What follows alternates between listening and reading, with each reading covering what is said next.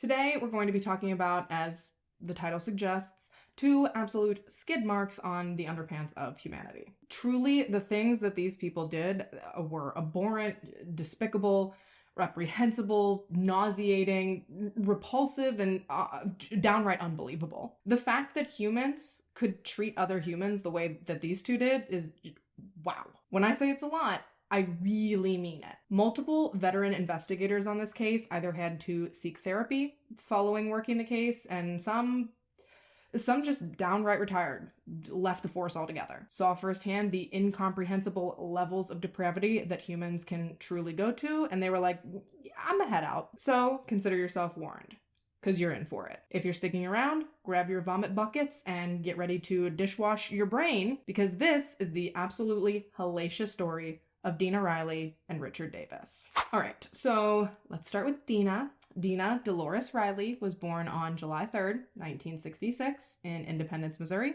and by her own admission, her childhood was great. Her parents were present and loving. They didn't drink, they didn't do drugs, and they treated Dena and her siblings really well. Her mom was a stay-at-home mom, and her dad worked full-time to support the family. There's really nothing about her childhood that would have given anyone any reason to believe that she was going to grow up to be an absolute monster. She was a relatively normal teenage girl. She grew up primarily in Kansas City, Missouri, where she attended Hickman Hills High School. And I mean, yeah, she partied and smoked a little weed, but like, how many of us didn't? Am I right? And again, I assume like most of us, her extracurriculars never really interfered with her studies. She graduated in 1983, no problem, and she really seemed to be on track to have a nice, quiet, normal life. A few weeks after her graduation, at just 17 years old, Dena married her high school sweetheart, Mark Riley, and over the next few years, the two of them started just churning out kids like there was no time to waste. Over a period of, I think, like 5 years, Dena gave birth to 3 daughters. And while everything seemed fine and dandy for a while, according to Mark, by the birth of their 3rd daughter, Dena seemed to just have grown really tired of being a mom. She just seemed to feel like she missed out on her youth by getting married so young and starting a family so young, and I guess she was really starting to regret it. So following the birth of she and Mark's 3rd daughter, Dena started frequently disappearing, sometimes for weeks at a time. And while she was gone, she was apparently out having a slew of affairs and doing just hella meth.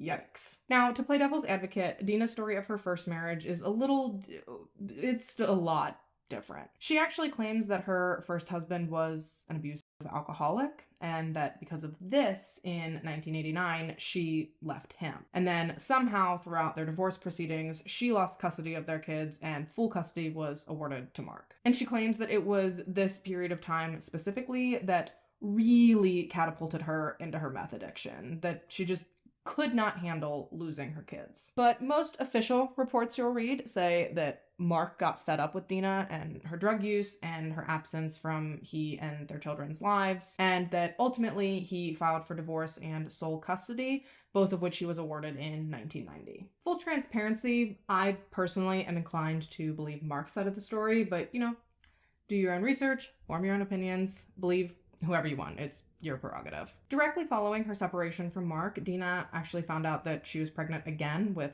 her 4th daughter. However, this baby did not turn out to be Mark's, and despite a brief period where she tried to hold down a job and make things work with this other man, eventually, after a lot of messy legal back and forth in 1996, Dena officially lost custody of her 4th daughter as well. And from there, Dena really spiraled. She ended up living in a pretty rough area of Missouri, right on the edge of Kansas City, and her life became a revolving door of short-lived jobs and crappy men. Dena didn't really seem to have any trouble obtaining a job. She worked at a toy store at one point, she worked at a donut shop, she worked at a dog grooming salon. From what I could tell, she could pick up a job fairly easily. The problem was that if Dena did not like any aspect of whatever job she had, she would just up and leave without a second thought. At one point, she even went through 14 different jobs over the course of just 1 year. And with her employment status being a gamble from one day to the next, it's no surprise that Dena had a few minor scrapes with the law and spent a couple of brief periods in jail as she turned to petty crime and sex work to fund her meth addiction. And this went on for like 15 years, basically from the time she and her first husband divorced to the time that the bulk of our story today takes place. Dena was strung out on meth, unemployed, homeless, and basically just on a downward spiral. However, in late 2005, Dena decided that she actually wanted to try to get her life together. She got a part-time job working as an assembler at a Kansas City metal fabrication factory, and what's even crazier is that she actually kept it for a while. Unfortunately, had she followed her typical pattern of quitting jobs almost as soon as she started them, chances are that Dena Riley's life might look a whole lot different today. Because had she not stayed at the metal fabrication factory, there's a good chance that she likely would have never met the man that would ultimately strip her of the one thing she had left to lose: her humanity. Allow me to introduce to you one of the biggest shit biscuits I've ever heard of, Mr. Richard Davis. Richard Dean Davis, or Ricky as he was more commonly known, was born on July 9th, 1964,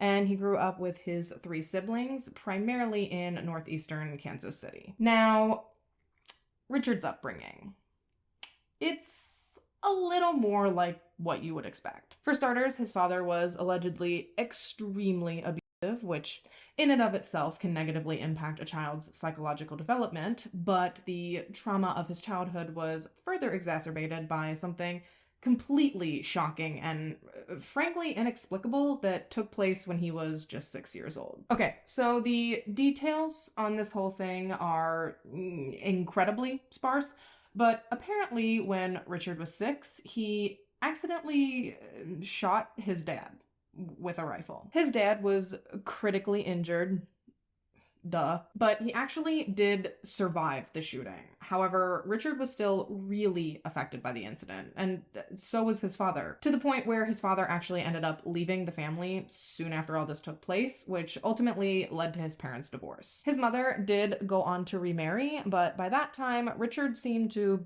already be heading full steam ahead down the road of self-destruction. He frequently skipped school and ran away, and he's described as running the streets, often committing petty crimes, and, just being a real angsty little shithead. He ended up dropping out of school and leaving home when he was in just 7th grade. From there, he couch surfed with some of his older friends for about a year until he was 13, when, because of his behavior and his ever-expanding juvenile rap sheet, the state actually just plucked Richard's ass right off the street and sent him to a reform school, where he remained until just before his 18th birthday. Unfortunately, though, throughout his almost 5 years at the reform school, Richard didn't really learn a lot, or at least retain a lot of information about functioning as an adult in the real world. So coming out of a controlled environment where everything you do is decided for you and then just being turned loose onto the streets to fend for yourself. I mean, this is something that adults struggle with coming out of prison, so I can only begin to imagine how difficult it would be for a 17-year-old kid, especially when you consider the fact that even when he was at home, he never really had like the most amazing role models to show him what a functioning adult actually looked like. So once he was free from the reform school, he just floundered around a lot. Much like Dena, he basically refused to hold down steady employment. Every job he ever got, he managed to find something wrong with. He didn't like the hours, he didn't like the commute, he didn't like his boss. Whatever the reason was, he quit almost every job he ever had within either a few weeks or months of starting. And then eventually he just gave up on the workforce altogether and decided that it would probably be easier and faster to make money being a rascal. Bummer for Richard though, because he sucked at this too. He got caught constantly, until finally in February of 1984, he was convicted of burglary, theft, and receiving stolen property. And for these charges, he was sentenced to 3 years in prison. He ended up serving 26 months of this sentence before he was released in April of 1986. But it seems like Richard kind of viewed freedom as another job, because he sure didn't keep it for long. Honestly, it's really not funny, because his next malfeasance was significantly more heinous than just some petty bullshit theft. In October 1987, Richard was actually accused of raping and sodomizing a woman at knife point at his mother's house in Lafayette County. Initially, he tried to claim that the sex was consensual, even though it was forced and at knife point. But eventually, when he realized that no one was buying what he was selling, he conceded and pled guilty to the charge, earning himself a big, fat, sloppy wet 25-year prison sentence. Now, Dick would only end up serving 17 years and 11 months of this sentence because he was able to convince the parole board that while incarcerated, he'd found Jesus, and now he was completely rehabilitated. Spoiler alert, he was not, but the parole board believed every word out of his slimy mouth and set him free in the spring of 2005. Well, he was on parole, but you get what I mean. And I guess to the parole board's credit, he did seem committed to his born again, I'm reformed, no longer a danger to society act at first. Once he was released, he got an apartment, he attended addiction counseling as well as sex offender counseling. He never missed a meeting with his parole officer, and he started going to church regularly. From the outside looking in, Richard really did seem to have come a long way. It seemed that he was dedicated to getting his life back on track. However, behind closed doors, Richard was quickly spiraling into a deep, dark, depraved addiction. An addiction whose grasp he would never come back from. And sadly, an addiction that would ultimately result in complete and total tragedy. It's been theorized that because Richard grew up surrounded by violence, that somehow that morphed together with his sexual desires, which then parlayed itself into an obsession with extremely violent sex. Before I go any further, let me say this. I'm not here to yuck anyone's yum. What you do in the comfort and the privacy of your own bedroom with other consenting adults, that is unequivocally none of my business. With that said, what we're talking about here with our old buddy Richard is not just S&M. First of all, S&M is consensual, and that was not what Richard was into. And second of all, while yes, S&M can involve one person inflicting pain on another, there are typically still mutually agreed upon boundaries and safeguards in place, which is very different from what Richard was fantasizing about. You see, Richard's deep, dark fantasies involved brutal, violent, abusive sex that, if he had his way, ended up with him strangling his partner to death. But that's not all. As Richard desperately tried to feed his nasty little desires, he began frequenting strangulation fetish websites and collecting videos that featured all these things he was into. And the more Richard was consuming this content, the more he started thinking that not only might he like to do these absolutely horrific things to his own sexual partners, but, he thought that he might also really like to film it so that he could have the memory of it forever, so he could relive it anytime his sick, twisted little heart desired. Which brings us full circle to where we left off with Miss Dena. Richard and Dena first met when she started working at the Kansas City metal fabrication factory. Like I said, she'd gotten a job as an assembler there in late 2005, and Richard had started working there shortly after his release from prison. Now, Dena has gone on record saying that initially she was so drawn to Richard because he just seemed stable. He didn't do drugs, he obviously had a job, he had an apartment, he had food in his refrigerator. I hope this doesn't sound mean, but given all of the truly horrendous relationships that Dena had had in the past, it kind of seemed like she was willing to accept the absolute bare minimum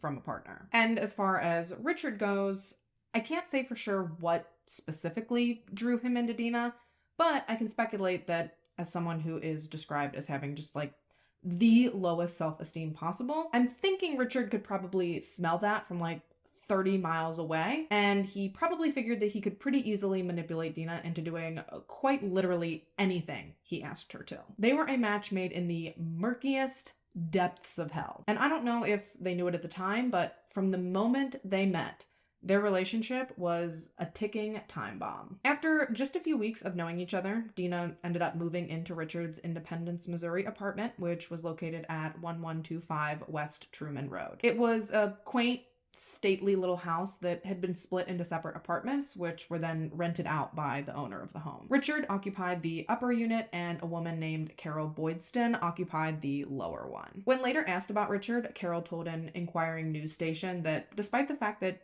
he was a little weird, Richard had always been really nice to her. Even living directly beneath him, Carol never saw any reason to believe that anything sinister was going on in the apartment just above her. Sure, she saw a lot of women coming and going, and she knew that Richard was a womanizer whom she clearly didn't want any kind of real relationship with, but she never could have imagined the true horror that was going on right above her home, right above the place where she felt the most safe in the whole world. So what exactly was going on up at Dick's place? I mean, he's dating Dena, right? So who the hell are all these women coming and going all the time? Well, from my understanding, and don't quote me on this, do your own research, but from my understanding, Dena was possibly posing as Richard's cousin. She would go out to her old stomping grounds, find desperate women that were strung out on meth, and she'd try and scrounge up phone numbers from any of these women who were willing to trade sexual favors to Richard for meth. See, Richard allegedly sent Dena out to do this because he knew that in the throes of addiction, a lot of times people will agree to do things for drugs that they wouldn't agree to do normally in a million years. Case in point, allegedly, when he promised Dena meth, she had no problem going out and rounding up other women for her boyfriend to sleep with. And again, when promised meth, these women would engage in horrible, awful, violent sex with Richard, strictly because they knew that it guaranteed them their next fix. It is just disgusting and vile that this man didn't even give a second thought to taking advantage of these struggling women for his own twisted and demented pleasure. And we're not even to like the really bad parts, but we are getting there. So brace yourself. Okay, so February 2006, Richard's been sending his cousin out to round out phone numbers for him for, I don't know, like a few weeks, I guess, when eventually the cousin obtains the phone number of a woman named Lorie Dunfield. And in true gentleman's fashion, Richard calls Lorie and invites her, a woman he's never met before, over for sex. You know, just super cash. However, what was not cash was pretty much everything else that happened from the moment Lorie stepped into Richard's apartment to the moment she managed to leave. It started out seemingly innocent enough. Richard picked Lorie up and took her to Wendy's, where they got some lunch, and then afterwards they went back to his apartment. It was about halfway through eating lunch when Richard decided to pop in a videotape. You know, a little mid-meal entertainment. But what was on the tape took Lorie completely by surprise. The tape that Richard had chose to play halfway through lunch with this woman he'd known for all of about 40 minutes was a sex tape he'd recorded of he and two other women having like scary violent sex. And Lorie, seeing this, is like, oh, cool, yeah, no doubt. Why? And that is when Richard, with zero hesitation, started explaining all of his deep, dark, disgusting fantasies to Lorie. He just began openly telling this woman, who, again, I must stress, he had just met. He started telling her about how he wanted her to join him on this, like, murderous sexual rampage. He told her that he wanted her to help him kill women during sex, and then also help him get rid of the bodies. And Lorie's like, excuse the fuck out of me? What did you just say? And Richard's like, yeah, it'll be great. We'll find a girl, we'll have a threesome, and then while she's, doing some stuff to you, you can just suffocate her. And obviously, we'll videotape all of this so that once she's dead and gone, then we can come back and we can rewatch it and relive it whenever we want. Now, Lorie at this point is absolutely fucking petrified. And I mean, I don't think that any of us can blame her for that. She said that in that moment, she could tell just by the way that Richard looked at her and by the darkness in his eyes that he was absolutely 100% serious. So, fearing what might happen to her if she told him that he was insane and that she most certainly would not be doing that, Lorie pretended to go along with it. She pretended that she was also totally into the idea. She even asked him, like, okay, so say we do this. How are you going to get rid of the body and make sure that we don't get caught? And Richard's like, that's a great question.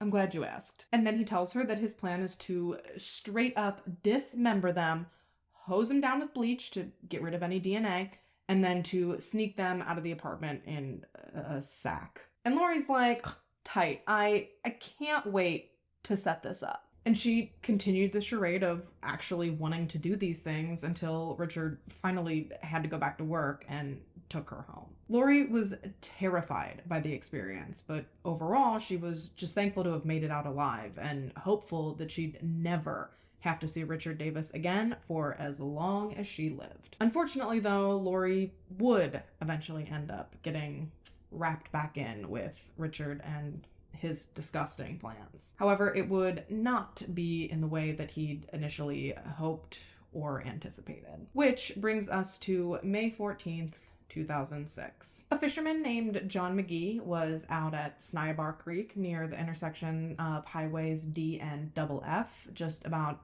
5.5 miles north of Bates City. He was kind of just wandering around looking for a good spot to set up for the day when up on an embankment of flat area in the woods, he stumbled across a 3-foot by 2-foot hole in the ground that still had a shovel sticking up out of it. For a split second, he thought about using the shovel to dig up some worms to use as bait, but he just felt like the whole thing was kind of weird, so he decided against it, put the shovel back, and went on his way. And a few hours later, when he'd finished fishing, he walked back past the hole on his way back to his truck, but nothing had changed. The hole looked exactly the same as it had earlier, and the shovel appeared to still be where he'd left it. So he tried to brush it off and forget about it once he got home, but for some reason, John could not stop thinking about how weird the hole was. He was so perturbed by it that he actually mentioned it to some of his coworkers the next day, and even they thought that it sounded weird. I guess it must have been really weird for this specific area, because if somebody had come up to me and was like, dude,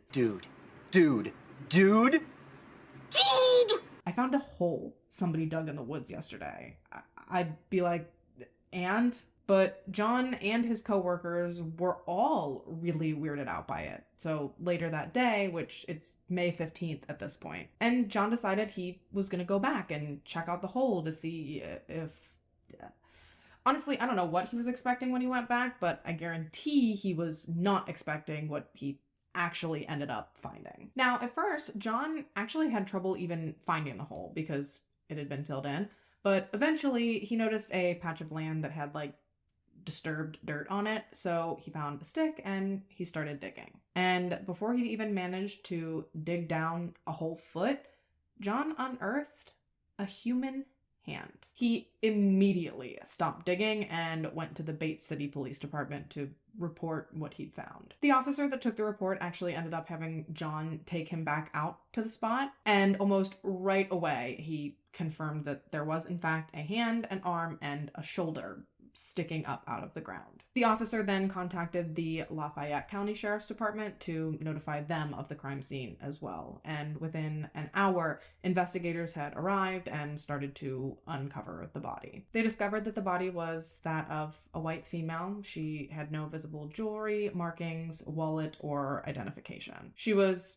completely nude and had obviously been beaten, raped, and choked prior to being forcefully contorted to fit into the tiny grave she'd been found in. Frustratingly, though, there was virtually no evidence left behind on this woman. The investigators noted that her body seemed fresh in the sense that decomposition hadn't really started yet, and there were no traces of blood or fibers or anything on her body. She was incredibly clean. It seemed like whoever had taken her life had made damn sure not to leave anything behind. Following the discovery of the woman's body, she was sent to the medical examiner for an autopsy where they determined a number of interesting things. For starters, they were able to determine that although strangulation had been initially assumed to be her cause of death due to the extensive bruising around her neck, the woman had actually passed away from suffocation. They were also able to determine that the observation of the woman being clean was incredibly accurate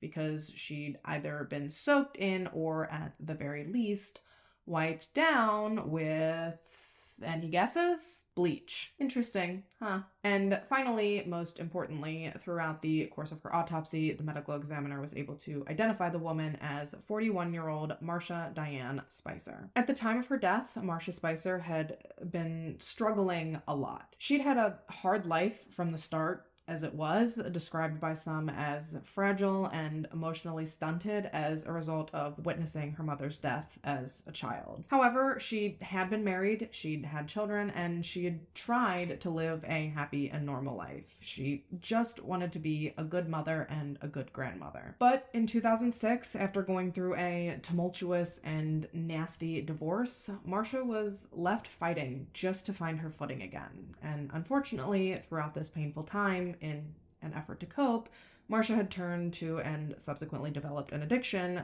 to meth. And she knew it was a problem, and she had every intention of addressing it. With the help of her daughter Betty, Marsha was trying to beat her addiction and trying to turn her life around, but obviously she would sadly never get the chance. Just before she was killed, Marsha was in the midst of making arrangements to move into her daughter's new apartment with her while she worked to get her life back on track. Her daughter moved into her apartment in March of 2006, and while she got it ready and in order for her mom to move in, Marsha was living with a man she'd been seeing named Willis Honeyut. Hearing that Marsha was romantically involved with someone, police wasted no time heading out to Willis's home on May 17th to question him in regards to Marsha's murder, because let's face it, we all know that it's almost always the husband, boyfriend, romantic partner, and bummer for Willis, at first, he didn't look so good. When asked by police when he'd last seen Marsha, Willis told them that it had been a few days, and that the last time he'd seen her, she'd left with a man and a woman he'd never seen before, and that after that, she'd never come back. Willis even told police he'd gotten a weird and kind of ominous feeling about it when she'd left, but police were not buying it. And to their credit, there was definitely some stuff about Willis that seemed off. For starters, upon arriving at the house, police realized that living with and dating Willis was not something that was exclusive to Marsha. Willis actually seemed to have sort of an open door policy to a lot of the community's struggling women, many of whom were present at the time that police had shown up to question Willis. So police took advantage of the situation and questioned as many of the women as they could, and I assume, inadvertently, some of these women actually further incriminated Willis when they told police that when they'd last spoken to Marsha, she and Willis had actually had plans to go fishing out at Snyabar Creek, the very same creek that Marsha's body had just been discovered at. Uh-oh, Willis. And as if Willis didn't look bad enough, while walking around his property, police also discovered a shovel leaning up against the house that appeared to have recently been used, given the presence of some fresh dirt on it. So at this point, I assume that police were like, oh, we fucking got him. I bet they were ready to nail him to the wall. But fortunately for Willis, that is when a guardian angel emerged and totally and completely saved his ass. And that guardian angel came in the form of Lorie Dunfield. But real quick, I'm going to take my break, throw on my lashes, and when we get back, Willis becomes forever indebted to Lorie. Don't go nowhere.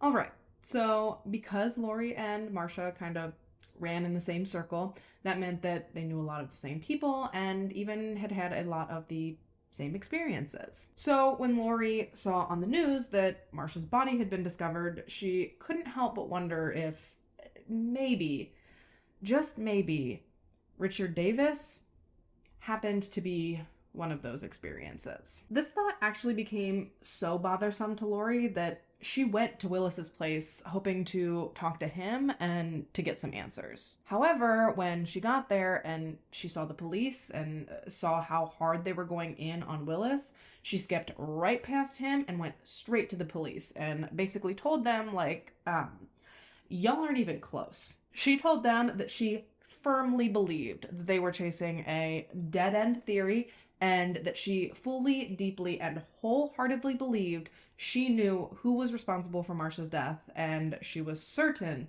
that it was not Willis. But remember, at this point, they're like almost tunnel vision status on Willis. They think that he is for sure their man. So they're like, why on earth should we believe you? And Lorie's like, I am telling you, I hooked up with this guy who told me that he wanted to make a tape of himself killing women during sex, and that afterwards he was going to get away with it by bleaching the body and dumping it in the woods somewhere. And as soon as they heard what Lorie had to say, specifically the whole washing the body down with bleach to destroy evidence thing, they were like, sorry, Willis, have a good day, my guy. Because there was just no way that anyone who wasn't involved in the investigation would have known that Marsha's body had been cleaned with bleach, and knowing that there was a man out there that had flat out told someone that that's how he would get away with murder, they really could not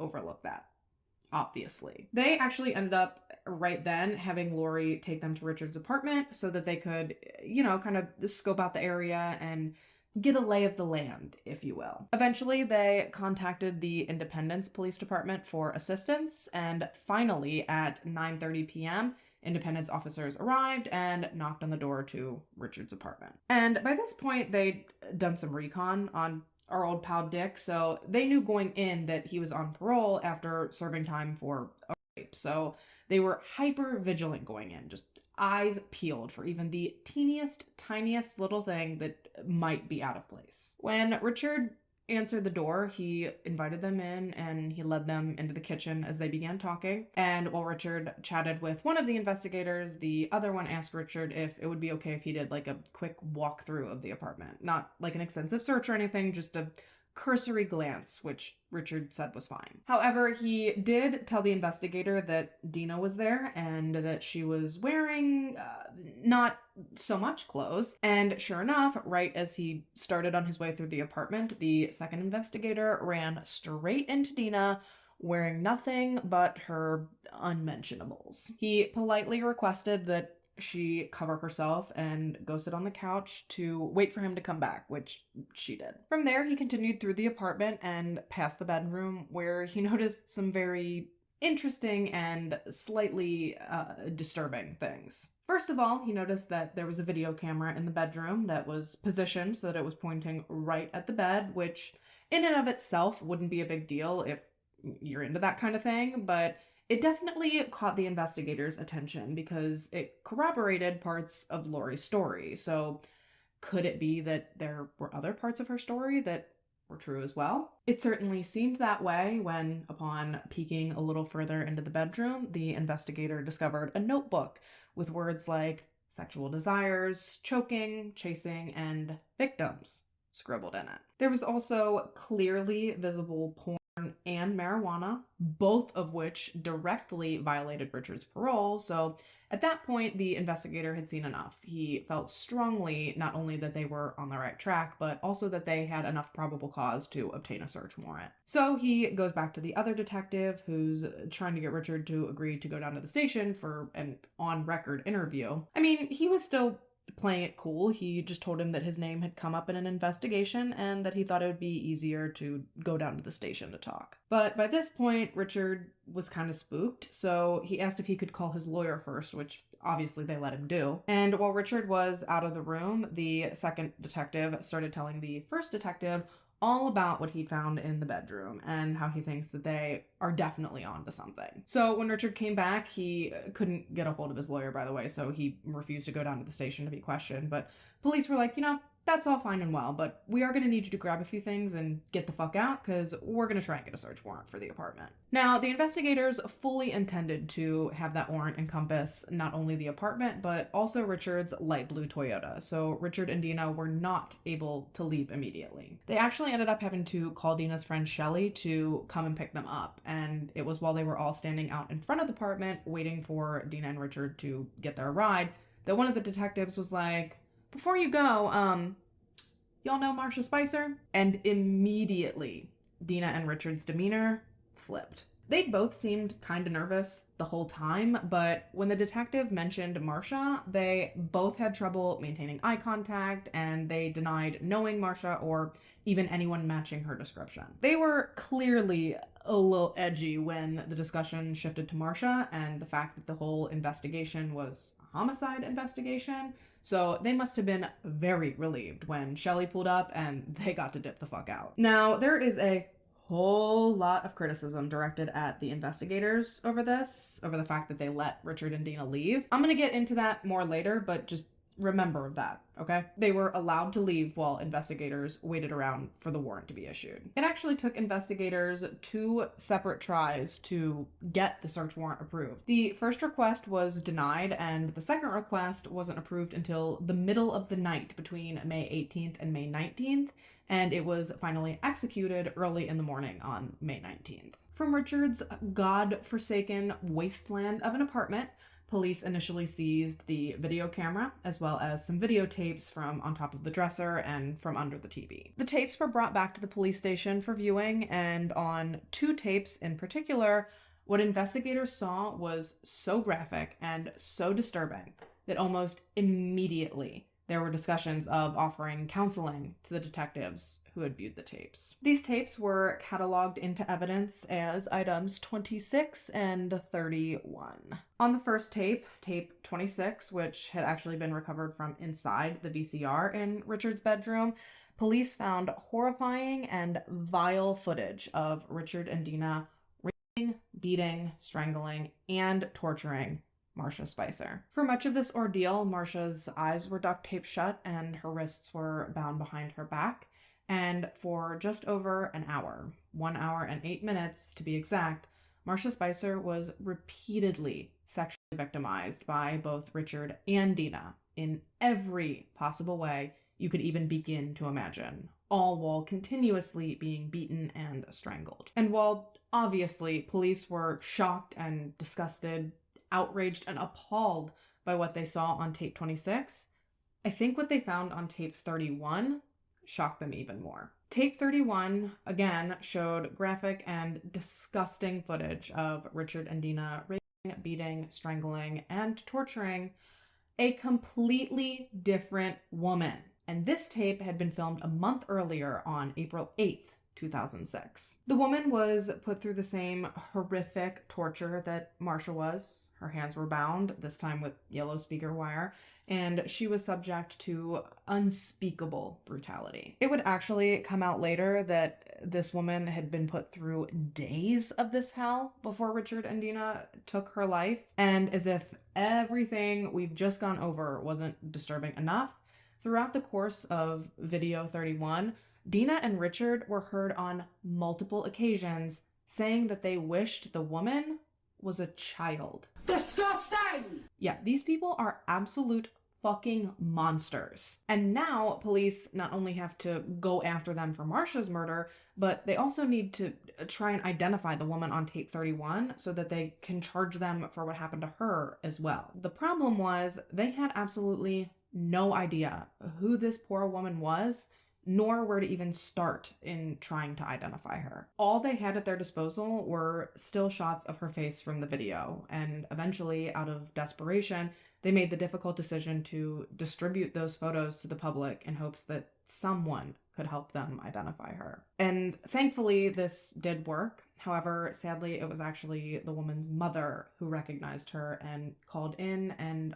ultimately identified her. After seeing the photo, Sherry Ballou contacted the investigators and identified the woman as her daughter, 36-year-old Michelle Huff Ricci. Sherry informed police that Michelle had actually been missing for several weeks and that no one knew where she was and no one really knew where to look for her, considering her habits had become a little erratic since she'd started struggling with a meth addiction. Following the identification of their second victim, well, actually, technically it's their first victim, but the second one they found out about. Following Michelle's identification, police returned to Richard's apartment to collect additional evidence from in and around the property. During this second search, they seized a roll of duct tape from the kitchen, various pieces of duct tape with some hair on them, several prescription pill bottles, numerous controlled substances, and a receipt with the name Marsha and a phone number written on it. Oh, and they also took skin lotion that was seen used as lubrication on the videos.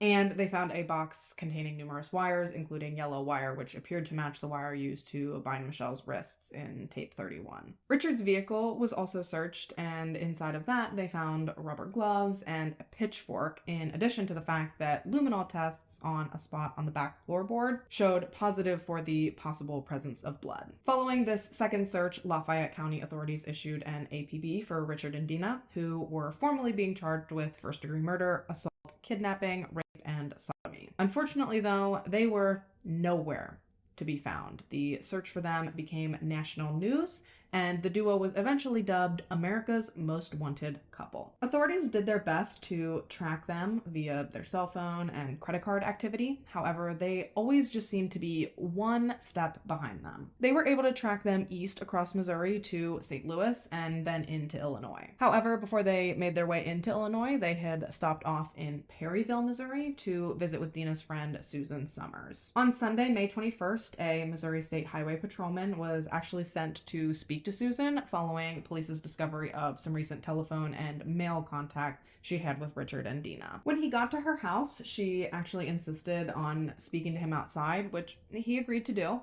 But after almost a half an hour, he asked her if he could go into her apartment, which she said was fine, but that she wanted to go in for just a minute first. That's suspicious. After a few minutes, she came back out and got him and escorted him inside the apartment, where he spoke to she and her boyfriend for a little while longer before he provided them with his contact information and left. And I don't think he was really expecting much else to come from her. However, shortly after he left, he actually got a voicemail from Susan letting him know that she did have additional information for him. So he turned around and went back to her building, and he found her waiting outside for him, seeming quite nervous and kind of frantic. Susan then gave the officer handwritten wills from Dena and Richard, as well as a small box of their personal items, and a letter that Dena had written to her mother that was dated for that very same day. You see, it turns out that those initial 20, almost 30 minutes that she stood outside talking to the cop, Richard and Dena were actually in her apartment. They were hiding in one of her back rooms when Susan agreed to let the officer come in. That's why she insisted on going in briefly first before she let him in. Once Richard and Dena had left, she had called him back to not only give him the items that I listed before, but also to let him know that they'd actually admitted to her what they'd done, and they told her that their plan was now to go off somewhere and kill themselves. Hearing this, the highway patrol officer alerted local law enforcement agencies to be on the lookout for these two. Sadly, though, authorities would not track them down fast enough to prevent them from completely destroying one more innocent life. Following their visit with Susan, Dena and Richard had actually backtracked west back into Kansas City, where they bought some meth before they headed down south to Arcadia, Kansas, where on May 24th, they showed up uninvited on the doorstep of Richard's sister, brother-in-law, and 5-year-old niece. Now, somehow, despite Richard and Dena's wanted photos being plastered all over the country, apparently, Richard's sister and her husband were completely unaware of the allegations against Dena and Richard. So after listening to an over-the-top and elaborate explanation of how he'd been reformed, and after hearing all about his newfound Christianity, Richard's sister and her husband had no reservations about letting him and his girlfriend, whom they'd never met, bunk up in their house for the night. The next day, around 11:30, the group decided that, you know what? they wanted to head to McDonald's for lunch. So they drove caravan style with Richard's sister and husband in one car and Dena and Richard and his 5-year-old niece in the other. Richard's sister and her husband thought the plans were pretty straightforward. They were going to make the 20-mile drive to McDonald's, eat, make the 20-mile drive back. Simple as that. However, somewhere along the way, Richard pulled over to let his sister and her husband know that their car had actually decided that they did not want McDonald's anymore. They wanted to go get something different. So instead of the 5 of them all together deciding on somewhere else to go eat, Richard's sister and her husband gave their daughter permission to go to lunch with Richard and Dena as long as they promised they would drop her off afterwards, which they agreed to do. And yes, I do know where all of your minds are headed, but just know it's worse than you're imagining. So Richard and Dena drive off with this little girl in the car, promising Richard's sister that they'll have her home at whatever time. And this poor little girl, she just thinks she's on her way to lunch with her uncle. She's about to have a fun day. No idea that in actuality, her life is about to be changed forever. Because instead of taking his niece to lunch, Richard and Dena took turns sexually assaulting this poor girl while the other drove. And they did this for hours as they drove along random back roads lining the Kansas-Missouri border. Horrific, I know. And it wouldn't be until they missed the drop-off time they'd agreed on with Richard's sister that the little girl's mother would start to realize that she had made an unimaginable mistake. When Richard and Dena didn't show up with her daughter at the time they'd promised, Richard's sister called the police and she explained the situation. And that was when the police informed her that not only were her brother and his girlfriend fugitives, but they also gave her the devastating news that she had unknowingly sent her daughter off with 2 sadistic, depraved sex killers. And I don't know about you, but I literally cannot imagine finding out anything worse. Meanwhile, Richard and Dena are driving around still with this little girl, only now they're swallowing handfuls of pills and doing boatloads of meth because, as it turned out, they still had every intention of offing themselves to avoid being arrested. Now, why they couldn't have done this the day before instead of heading down to Arcadia to ruin his sister and her daughter's lives forever, I don't know. But they did intend on extending Richard's niece a small act of mercy. Instead of taking her on their death trip with them, they actually decided that they wanted to drop her off at home first, and then they could drive somewhere remote where they could peacefully drift off to sleep in each other's arms before they both passed away from overdoses. You know, if it wasn't giving Carla and Paul, it would almost be giving Romeo and Juliet. Unfortunately, though, and please know that I say that with every bit of sarcasm that my misshapen body can muster, unfortunately, they hit a slight hiccup in their otherwise impeccably thought out plan. Basically, these two are fucking idiots and they got lost. They drove around these back roads out in the boonies for so long that they quite literally could not find their way back. So you know what they did? They called 911. Yes, the 2 most talked about and most wanted fugitives in America at that time voluntarily called 911 on themselves in hopes of getting directions. Y'all, I'm telling you, I cannot with these 2. In fact, I cannot so hard that I'm actually going to go ahead and take another quick break while I throw on my lip color. And when we get back, Dumb and Dumber finally get arrested. Don't go nowhere. 2 don't go nowheres in one video? Feels wrong.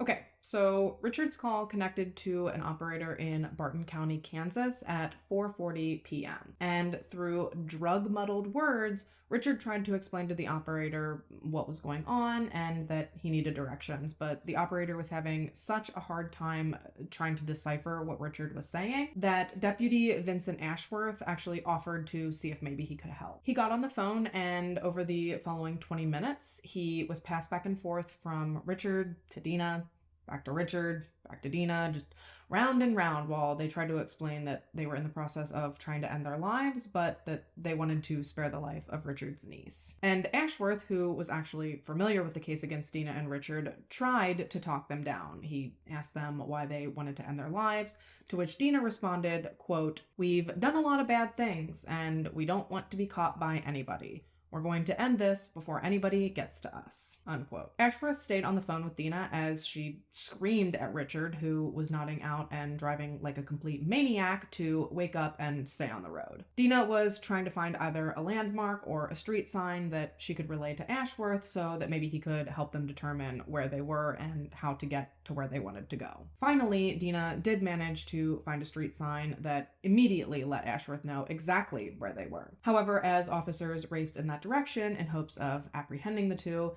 Deputy Ashworth, who was still on the phone with Dena, all of a sudden heard the unmistakable metallic crunch of a vehicle colliding with something. What had happened was that after nodding out at the wheel, Richard had wrecked the truck into a pretty substantial ditch. Shortly after the accident, Barton County Sheriff Shannon Higgins arrived to find Dena in the truck behind the wheel and Richard outside trying to push the truck out of the ditch. By the grace of God, Richard's niece was almost completely unharmed in the accident, and she was actually sitting way far away from Richard and Dena in the truck of a farmer who'd actually seen the wreck and pulled off just behind them and offered the help. Richard also hadn't been hurt in the wreck. However, he was so out of his mind high that he could barely stand up. And as for Dena, well, her face got pretty fucked up in the accident. She was covered in blood and her nose was broken and her lip was sliced in half.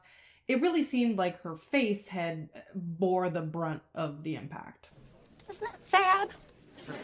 Obviously, Richard was arrested immediately, and Dena and Richard's niece were taken to the hospital. Dena to be treated for the injuries she'd sustained when her face smashed into the windshield, and Richard's niece was initially taken to be treated for a small nick she'd sustained above her eye during the crash. However, it was what was discovered during the comprehensive medical assessment that followed that would bring down a hellfire of scrutiny onto the Lafayette County Sheriff's Office, as well as the Independence Police Department. This poor little 5-year-old girl had experienced so much significant trauma from the sexual assault she'd suffered at the hands of Richard and Dena that she needed fucking surgery to repair what they'd done to her. Yeah, I'm not usually a violent person, but I would love a front row seat to watch these two disgusting pieces of literal human garbage get their asses beat down. Anyway, like I said, it was what happened to this poor innocent little girl that caused the law enforcement agencies to receive some serious backlash for their decision to let Dena and Richard go on their merry way while they waited for the search warrant for the apartment. The general consensus was that they should not have been able to leave the apartment freely that day, that they should have been either temporarily detained or just flat out arrested, and that if they had been, that the little girl would not have had her life completely and totally destroyed. In response to the public scrutiny, Lafayette County Sheriff Carrick Allenbaum went on the record to say, quote, "Hindsight is a wonderful thing. Either the public is going to understand it or they're not going to understand it. There's not a whole lot I can do about it at this point in time. We have to do our job right and not haphazardly," unquote. And Independence Police Chief Fred Mills responded to the public outrage with, quote, "You can spin the facts any way you want, but we had no probable cause to arrest them.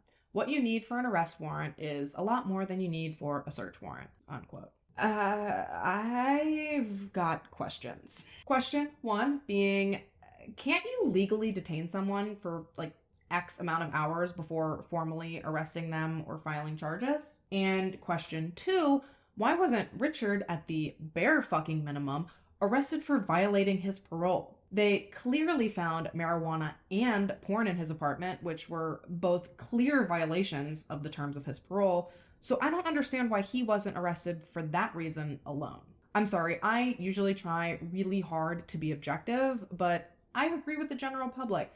I think the police really dropped the ball here, and in doing so, they really failed that little girl. Following their arrest, Dena and Richard led police to Michelle's body, which they'd discarded in a rural wooded area near Liberty, Missouri, before returning later to douse it in lighter fluid and set it on fire. Dena and Richard ultimately both ended up giving detailed confessions to Marsha and Michelle's murders. They were subsequently charged with first-degree murder, rape, assault, and sodomy, as well as the kidnapping and sexual assault of Richard's niece. And both of them were facing the death penalty if convicted. Richard went to trial in 2008, with his defense arguing that years of abuse as a child had warped his psyche and that he could not be held responsible for the things he'd done. Boy, shut up. Thankfully, the jury saw straight through that load of horse crap and found him guilty of 17 different charges in August of 2008, and he was sentenced to death. Following Richard's trial, Dena actually opted to take a plea deal. She claimed that she took the deal because she wanted to spare the victims' families, as well as her own family, the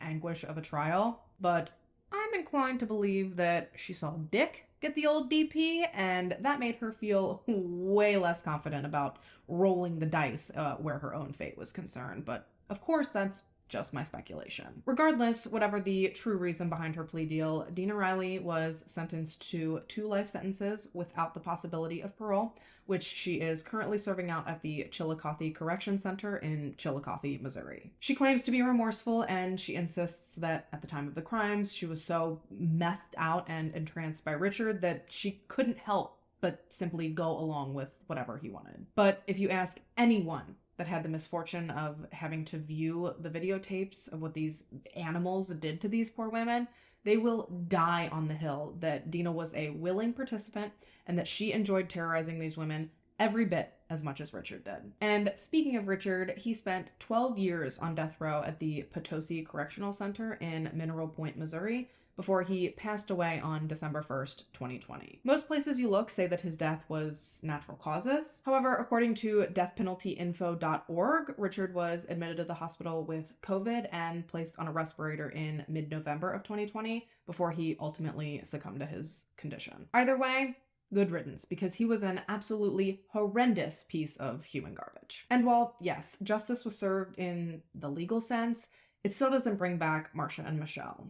Nor does it cleanse their families' minds of the absolute horror they have to now live with, knowing that their loved ones suffered through during their final moments. I don't know, like I said at the beginning, this case is a lot. It took me over 3 weeks to compile all this information and to put it into a video outline because it's just horrible. It makes you sick to your stomach. I spent hours combing through court documents, many of which went into explicit detail of exactly what they did to Marsha and Michelle, and it is just absolutely fucking horrific. So no matter how sympathetic Dena wants to try and appear, I personally cannot imagine anyone really giving a shit. Rest in peace to Marsha and Michelle. They were both incredibly loving mothers who just so happened to fall on hard times, and because of that, they were practically hunted by these 2 disgusting, idiot garbage trolls. You can tell by listening to their children in interviews that they were so important to their families and that they remain cherished and remembered by them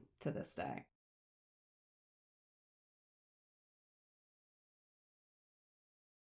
Y'all, I hate this story. I mean, obviously, I hate all of these stories, but I don't know, man. Something about the killers in today's case specifically, they give me the absolute fucking creeps. Today, we're going to be discussing the absolutely vile and horrific story of the Broken Arrow murders. This story came highly requested from a sweet subscriber named Jennifer, so if you could all join me in extending a big thank you out to Jennifer, I would certainly appreciate it. Thank you, Jennifer. But also, why, Jennifer?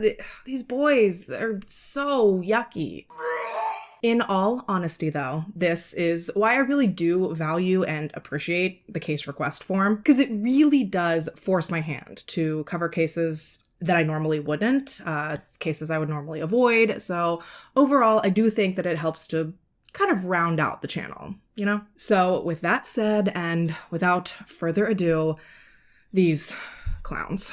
Oh, actually, one more thing. I would be remiss not to mention that the entire point of why these two stupid idiots did what they did was so that they could become famous. And while I do fear that I could be feeding into that just by making this video, please understand that that is not in any way, shape, or form my intention. No, my intention here today is to honor and to remember the victims in this story. You know, they shouldn't have their story lost or forgotten just in an effort to avoid speaking about the monsters who took their lives. This is actually a whole dialogue that I've gone through in my own head and why I've hesitated to cover stories like the Columbine shooting, despite the fact that I've received multiple requests to do so. I understand that people don't want to give today's perpetrators nor the Columbine shooters the notoriety that they wanted to gain by carrying out these horrific acts. But like I said, I also worry that in trying to avoid doing that, do we run the risk of allowing the victims and what they endured to also be forgotten? Because you could argue that you don't really have one without the other. Anyway, that is a whole different discussion for a whole other day. Perhaps it's a good talking point for my Columbine video, if and when I do ever decide to tackle that. But for now, let us unpack the massive story that is the Broken Arrow murders. All right, so we are headed to Oklahoma today. Specifically, we're hopping in our time machine and we're heading all the way back to Oklahoma circa the late 1900s. No, I'm just kidding. We're headed to the 90s, which I guess technically speaking, according to Gen Z, is the late 1900s. However, I also think that I can safely speak for all millennials in saying, please stop referring to it like that. Seriously. It's hurtful. Y'all out here running around TikTok disrespecting your elders. Respect your damn elders, you rascals. I'm old. Robert Davis Bever and Michael John Bever were born in September 1996 and November 1998, respectively. They were the first two children out of 7 total children born to their parents, David and April Bever. So altogether, it went Robert, Michael, Crystal, Daniel, Christopher, Victoria, and Autumn. 7 kids, in addition to David and April, thus completing Bever Party of 9. And of course, cliche as it sounds, from the outside looking in, as we frequently say at the beginning of all of these stories, everything about the Bever family seemed completely unremarkable, we'll say. I certainly can't say that they were totally normal, because they were definitely a little different, but there was certainly nothing about the family that would have led anyone to believe that they were in for everything we're about to discuss here today. David, the family's patriarch, worked as a computer analyst and a computer programmer for Samson Resources. He did that in order to support the family, while April, the family's matriarch, stayed home and she homeschooled the kids. All in all, the family kept a relatively low profile. They weren't really the type to spend much, if any, time socializing with their neighbors or out around their peers. Don't get me wrong, they didn't really cause problems. As a matter of fact, one of their neighbors later went on to say that they were actually the perfect neighbors because they were so quiet and they kept so much to themselves. But that wasn't the overall consensus, exactly. Because the family kept so tightly to themselves and almost seemingly went out of their way to avoid social interaction, this, in turn, led most of their neighbors to perceive them as antisocial and standoffish. They maybe even came across as a little arrogant. People barely even ever saw them, so forget ever actually getting to know them. Honestly, it wasn't until this whole story came out that a lot of people even actually learned all of the Bever family members' names. And while, sure, being private and keeping to themselves, that was their prerogative. But the fact of the matter was that in an attempt to keep a low profile, they actually sort of ended up sticking out like sore thumbs in their community. Their way of life was just not typical, specifically for the area in which they were living. The Bevers lived at 709 Magnolia Court, located in Broken Arrow, Oklahoma, a town that is known, in stark contrast to the Bevers, for being very open and very friendly. The quintessential everyone knows everyone, type of place. Located just outside of Tulsa, Oklahoma, Broken Arrow rests on roughly 60 square miles of land, hosting a population of just about 120,000 people. According to brokenarrow.gov, Broken Arrow, which by the way is the 4th largest city in the entire state, offers a high quality of life characterized by low crime, high-performing schools, affordable housing, and easy access to many parks and recreational facilities. And all of that sounds incredible, right? Low crime, good schools, affordable housing, tons of outdoor crap to do. I'd say sign me up, but well, for starters, I'm actually pretty indoorsy, so I'm not down for all the outside stuff. But putting that fact aside, it's also clearly not exactly all it's cracked up to be, considering, here we sit. And the Bever children, they weren't just cut off from the world due to the fact that they were homeschooled. Realistically, if you do it right, even being homeschooled, there are tons of opportunities for socialization among children. Actually, I'm fairly certain that I read that there was a homeschool co-op right within their own little community. So the problem wasn't so much the homeschooling as it was their parents, specifically April.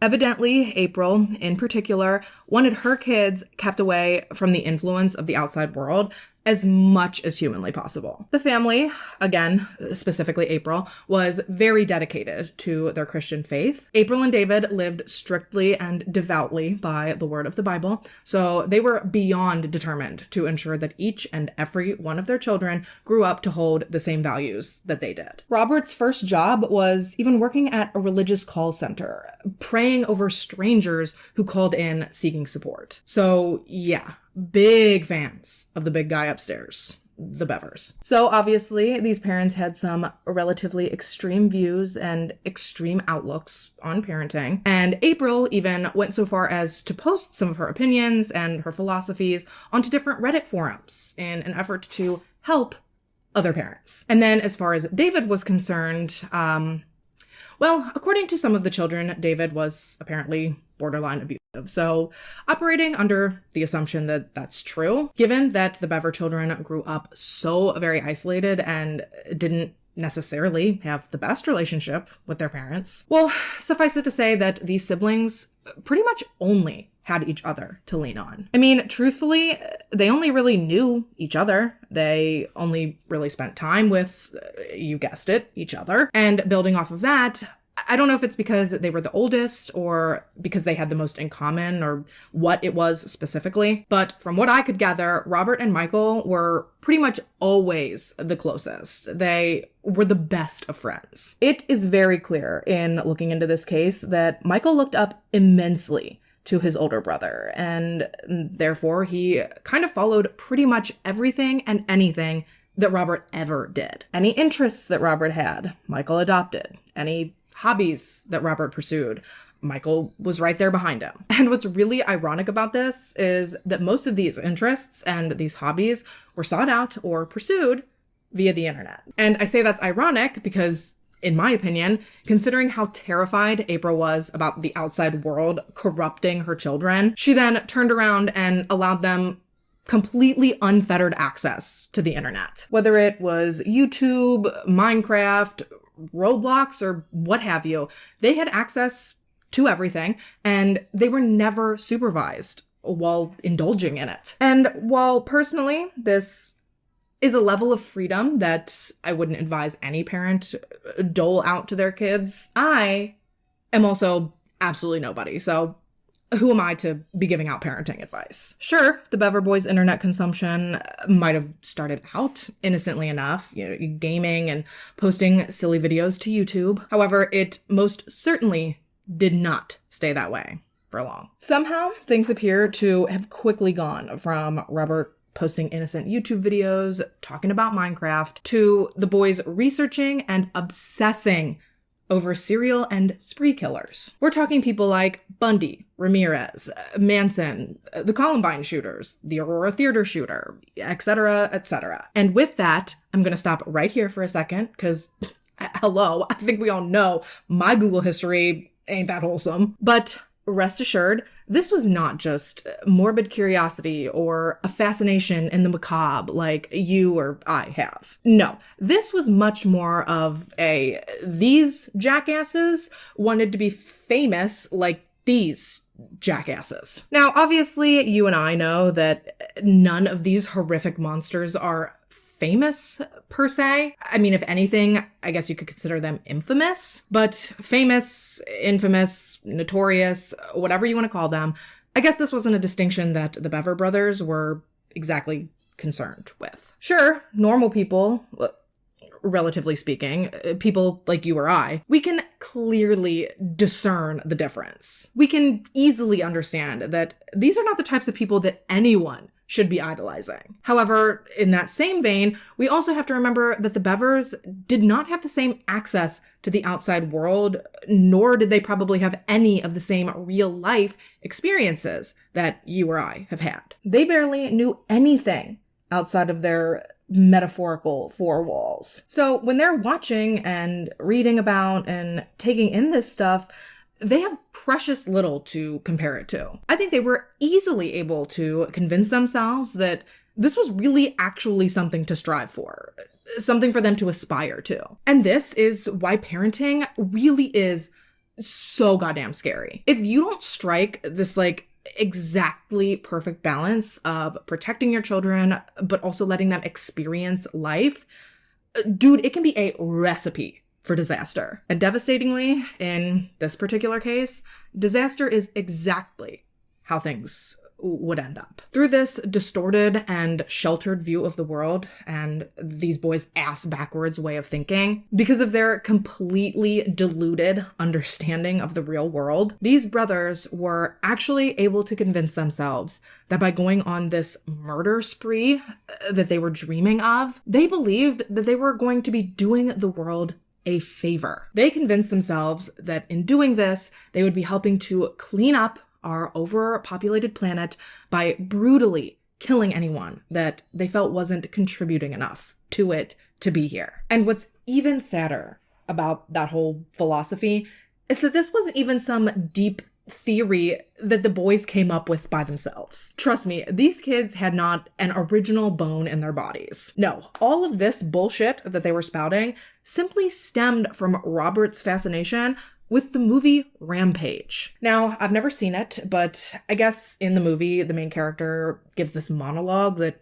essentially spoon-fed the boys their little misguided ideology. An ideology that then led the boys into their plans to become mass murderers. With the money that Robert pulled in from his job at the call center, he slowly began to stockpile weapons, knives specifically, as well as body armor. And while that alone is terrifying enough, what's even scarier is the fact that they were not planning on stopping at that. This kid, I mean, technically he's an adult because he's 18, but he's a kid as far as brain development goes. Nevertheless, though, he had this full-on list of different weapons and different ammo, different types of armor accessories. He had a notebook with this just ever-growing shopping list of all the things that he needed to buy and procure in order for he and his little brother to just start killing people. Or, rampaging, as Michael would later so eloquently describe it. Yeah, that was their plan. They wanted to kill their family, steal their parents' Yukon, and just head across the country, wiping people out. 500, to be exact. That was their goal. They wanted to kill 500 people. To think that your own children could be planning something like this behind your back, save for their little sister Crystal, who was just 13 at the time, all of this planning and this stockpiling up on weapons, every horrible thing that these brothers were working towards and planning for, every bit of it went completely unnoticed by April and David. Even when Crystal brought up to her parents that her creepy brothers were starting to freak her out, from the outside looking in, these boys seemed like they were decent kids. They were almost always home. They didn't get in trouble. They didn't outwardly discuss these dark, depraved, violent fantasies they had, outside of sitting and talking with each other. So as far as April and David were concerned, their sons were perfectly fine. Their rapidly expanding collection of knives, that was just normal boy stuff. Boys will be boys. Or whatever. Outside of Crystal, I don't think a single person in that house had any sort of, even a whiff of an inkling of what was truly coming down the pipeline towards them at the hands of Robert and Michael. And regretfully, that does bring us to the evening of July 22nd, 2015. The night that would change everything. That was the night that these two horrible boys put their god-awful plan into action. And what is almost incomprehensible about that fact is that these boys chose that night pretty much on a whim. I guess what happened was that Robert had been systematically ordering a bunch of guns and ammo and stuff, all of which was set to be delivered to the house. And so when they realized that thousands of rounds of ammunition were about to show up on their doorstep the following day, well, they were pretty sure that their parents weren't going to dismiss that as easily as they had dismissed their little knife collection. Something told Robert that a mobile armory showing up at their front door might set off a few alarm bells. So this meant that the only logical option left was for them to put their plan into action that very night. They figured that night, before their package arrived in the mail the following day, they would gear up and they would throw down. One by one, they were going to mercilessly slaughter their entire family. And horrifically, that is exactly what they went on to do. Well, it's what they went on to attempt to do. Based off of what they knew about each of their family members and each person's typical nighttime routine, the boys sat alone in their room, planning out the exact order of operations, so to speak, that they figured would most efficiently get the job done. And y'all, they really thought that they ate with this little plan, as the kids these days would say. What is it? They thought they ate and left nary a crumb. Their I's were dotted, their T's were crossed, and they were ready to spring into action. They had not a single ounce of fear or apprehension between the two of them. At least not that I'm aware of. Actually, I know they didn't, because Robert went on to write in his journal that his only fear going into the night was that he wouldn't be able to hold his knife steadily enough. So yeah, maybe that'll give you just a little more insight into the mind of a deranged 18-year-old boy. Now, their plan was for Crystal, their 13-year-old little sister. She was supposed to be their first victim. Almost every night, she and April would convene in the living room to watch TV together. And seeing as though that evening proved to be no different, the first step in their plan was for Michael to schmooze Crystal out of the living room and into he and Robert's room. I think he told her that he and Robert wanted to show her something on the computer, which was located in their room, and likely thinking absolutely nothing of this request, Crystal got up, she followed her brother into his room, and just as she walked in and took a look at the computer, Robert ambushed her. He brutally and viciously attacked his own little sister with one of the many knives that she had coincidentally been so worried about all this time. But seeing as though his only reference for murder was either movies or internet videos, Robert was under the impression that once he got a hold of Crystal, she would go down easily. And more importantly, he thought she would go down quietly, which she certainly did not. She yelled, she screamed, she fought back. She did exactly the opposite of everything that Robert and Michael had anticipated she would. And good for her, because fuck them kids. They had been planning this night forever. I think Robert said that he had been wanting and planning to kill his family for like 5 years at that point. But still, even with all of their planning and their scheming, somehow, right out of the gate, their little mission was proving to be a lot more difficult than either of the boys could have anticipated. Isn't that sad? No, what is actually sad is that from that point on, pretty much all hell broke loose within the Bever home. Upon hearing Crystal screaming and fighting for her life, April quickly sprinted out of the living room and into the boys' room, as one does when you hear absolute chaos and calamity coming from a room in your house. And likely before she could even really process the absolute horror she had just ran into, Robert turned, he squared up to his mother, and he began furiously and barbarically stabbing at her. Speaking as a mother, I literally, not even for 1 second, can I imagine the absolute terror, of course, but more than that, just the deep and primal sadness that someone would have to be feeling in a moment like that. Learning right there, when it's too late, that your own child not only wants you dead, but that they want to get rid of you so badly that they are willing to kill you by their very own hands. And with a knife, no less. Like, that is just such an up close and personal type of attack. God, it is hard to even try to process. Now, contrary to the yarn he would try to spin later, once Michael thought Crystal had been taken care of and that she was no longer of any interest to them, seeing Robert now working on their mother, of course, he wanted to join in. He too began stabbing her in this just horrific and frenzied blitz attack. I think it was later determined that he even at one point slit April's throat. So all in all, April Bever was stabbed upwards of 50 times that night, sustaining wounds to her head, her neck, her torso, her arms, and her hands. She also had pretty significant blunt force trauma to her head, and I'm honestly not even sure exactly where that came from. I don't know which boy caused it. I don't know with what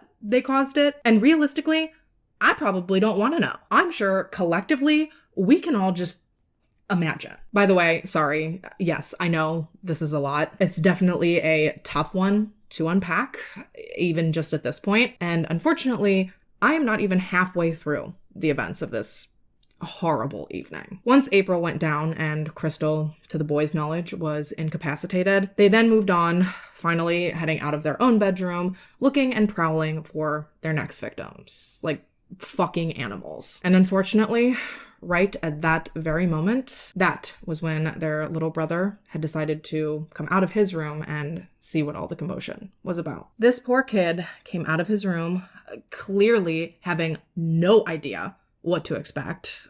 Just like his mother, he was just trying to see what was going on. He opens the door, he creeps out into the hall, and much to his shock and horror, he was immediately met with his older brother Robert, wielding a knife at him and clearly trying to kill him. Now, little Daniel actually did manage to get away from his unhinged, blade-wielding maniac of a brother momentarily. He ran into him in the hall, and Robert did get a good slice into his arm with the knife before he could get away completely unscathed. However, as he drew the blade back again in an attempt to stab again, Daniel did manage to turn, run back into his bedroom, and lock the door. And truly, I cannot even begin to stress to you just how important it is that Daniel made it back into his room. By the grace of sweet little baby Jeebus, one of the family's cell phones just so happened to be in his room at the time of Michael and Robert's attack. So after narrowly escaping Robert in the hall,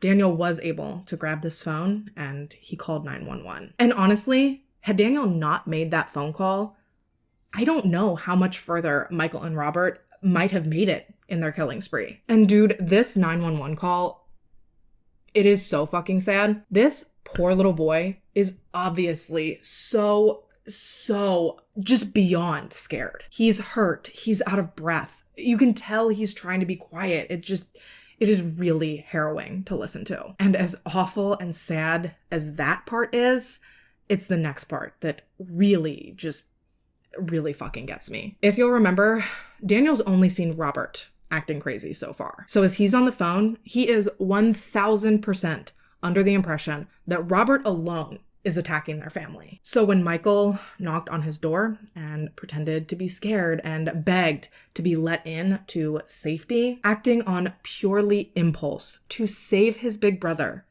Daniel opened his bedroom door. And of course, waiting on the other side of it were both Michael and Robert. They were both wielding knives, and they were just waiting to bum rush into the room as soon as Daniel unlatched that door. They busted in, they snatched the phone right out of their little brother's hand, and then together they proceeded to viciously attack him. In total, Daniel was stabbed 21 times, leaving him with wounds to the back, the shoulder, and the chest. And then, considering Michael's "help me, I'm scared" ruse had worked so well on Daniel, as the boys made their way to the bathroom where little Victoria and Christopher were hiding, they decided to also pull that same damn stunt. With Michael pretending to be scared of big, scaly Wobbot, these two once again tricked their little siblings, who, mind you, were just 10 and 5 at the time, manipulated and tricked them into letting them into the bathroom, where they viciously and barbarically attacked both of them. Christopher was stabbed at least 21 times, taking injuries to the back, the chest, the shoulder, and the leg, while Victoria was stabbed 23 times, with her wounds landing in her neck, her chest, her back, and her arm. And even with the absolute carnage and total and complete horror that these horrible boys had unleashed on their family thus far, they still weren't done. Pretty much right after they had concluded slaughtering Christopher and Victoria, that is when the commotion of everything that had been going on throughout this enormous house finally traveled upstairs and woke David up. And without even having the slightest clue as to what he was truly in for, David flew down the stairs to see what on earth could possibly be going on. And when he realized not only what was going on, but who was actually responsible, without even giving it a second thought, David charged at Robert like a bull. Sadly, though, as David did attack Robert, Robert stabbed him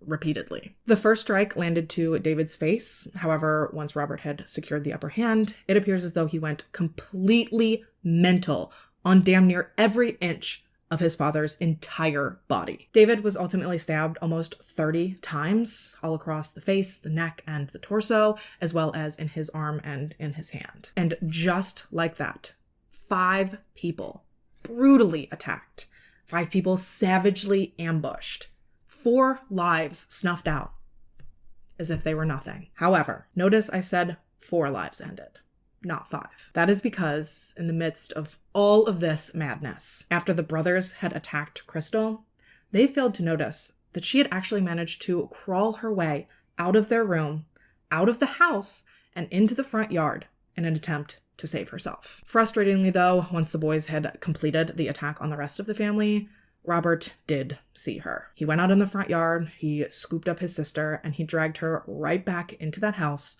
all while trying to suffocate her, this time, by covering her nose and her mouth. Thank God, though, that Crystal was much, much smarter than her big brother. In that moment, she thought that perhaps if she went completely limp and if she played dead, maybe, just maybe, he would believe it and he would leave her be. If she could convince him she was already dead, maybe then she could hold on long enough for someone to get there and hopefully to help her. Something that, completely unbeknownst to Crystal, was actually already in motion, thanks to her brother Daniel's 911 call. In response to said call, 2 uniformed officers were already en route to what they understood to be a domestic disturbance. Little did they know the reality of the actual nightmare they were about to walk into. Ooh, girl, it did not take them long, though, to figure out that things beyond the front door of 709 Magnolia Court were very, very bad. Immediately upon approaching the Bever home, police discovered blood on the walkway leading up to the house.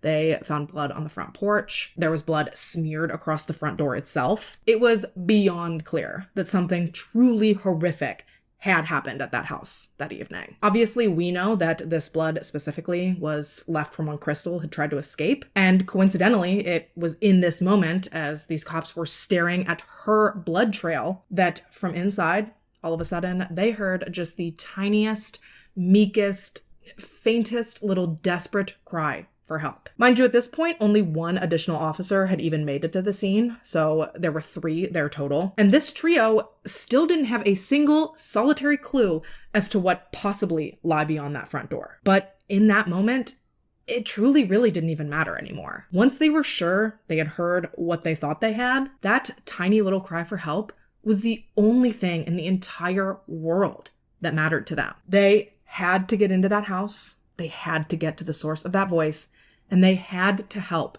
whomever was in there possibly fighting for their life. And so, without any additional backup, police kicked in the Bever family's front door. They rushed into the house, where they were immediately met with poor little Crystal lying in the entryway, begging for help and choking on her own blood. Dude, Crystal is such a little fighter. Even in the midst of actively fighting just to stay alive, she used every last ounce of strength that she could muster up in her brutalized little body. She pulled it all together, and she told police exactly who was responsible for what had happened to she and her family. Her own 2 older brothers, Michael and Robert Bever. Crystal was rushed to the hospital and into life-saving surgery basically as soon as police walked her out of that house. Thankfully, paramedics had shown up on the scene by that point, as had a ton of backup for those initial 3 officers. As I've alluded to ad nauseum at this point, this kind of thing just did not happen in Broken Arrow, Oklahoma. So as these officers were hearing this report come over their radio, it was immediately understood that this was a all hands on deck type sitch. But before we get into that, before police really start making their way through the house and discovering the true gravity of what had unfolded there that evening, I'm going to take my break and throw on my lashes. Don't go nowhere.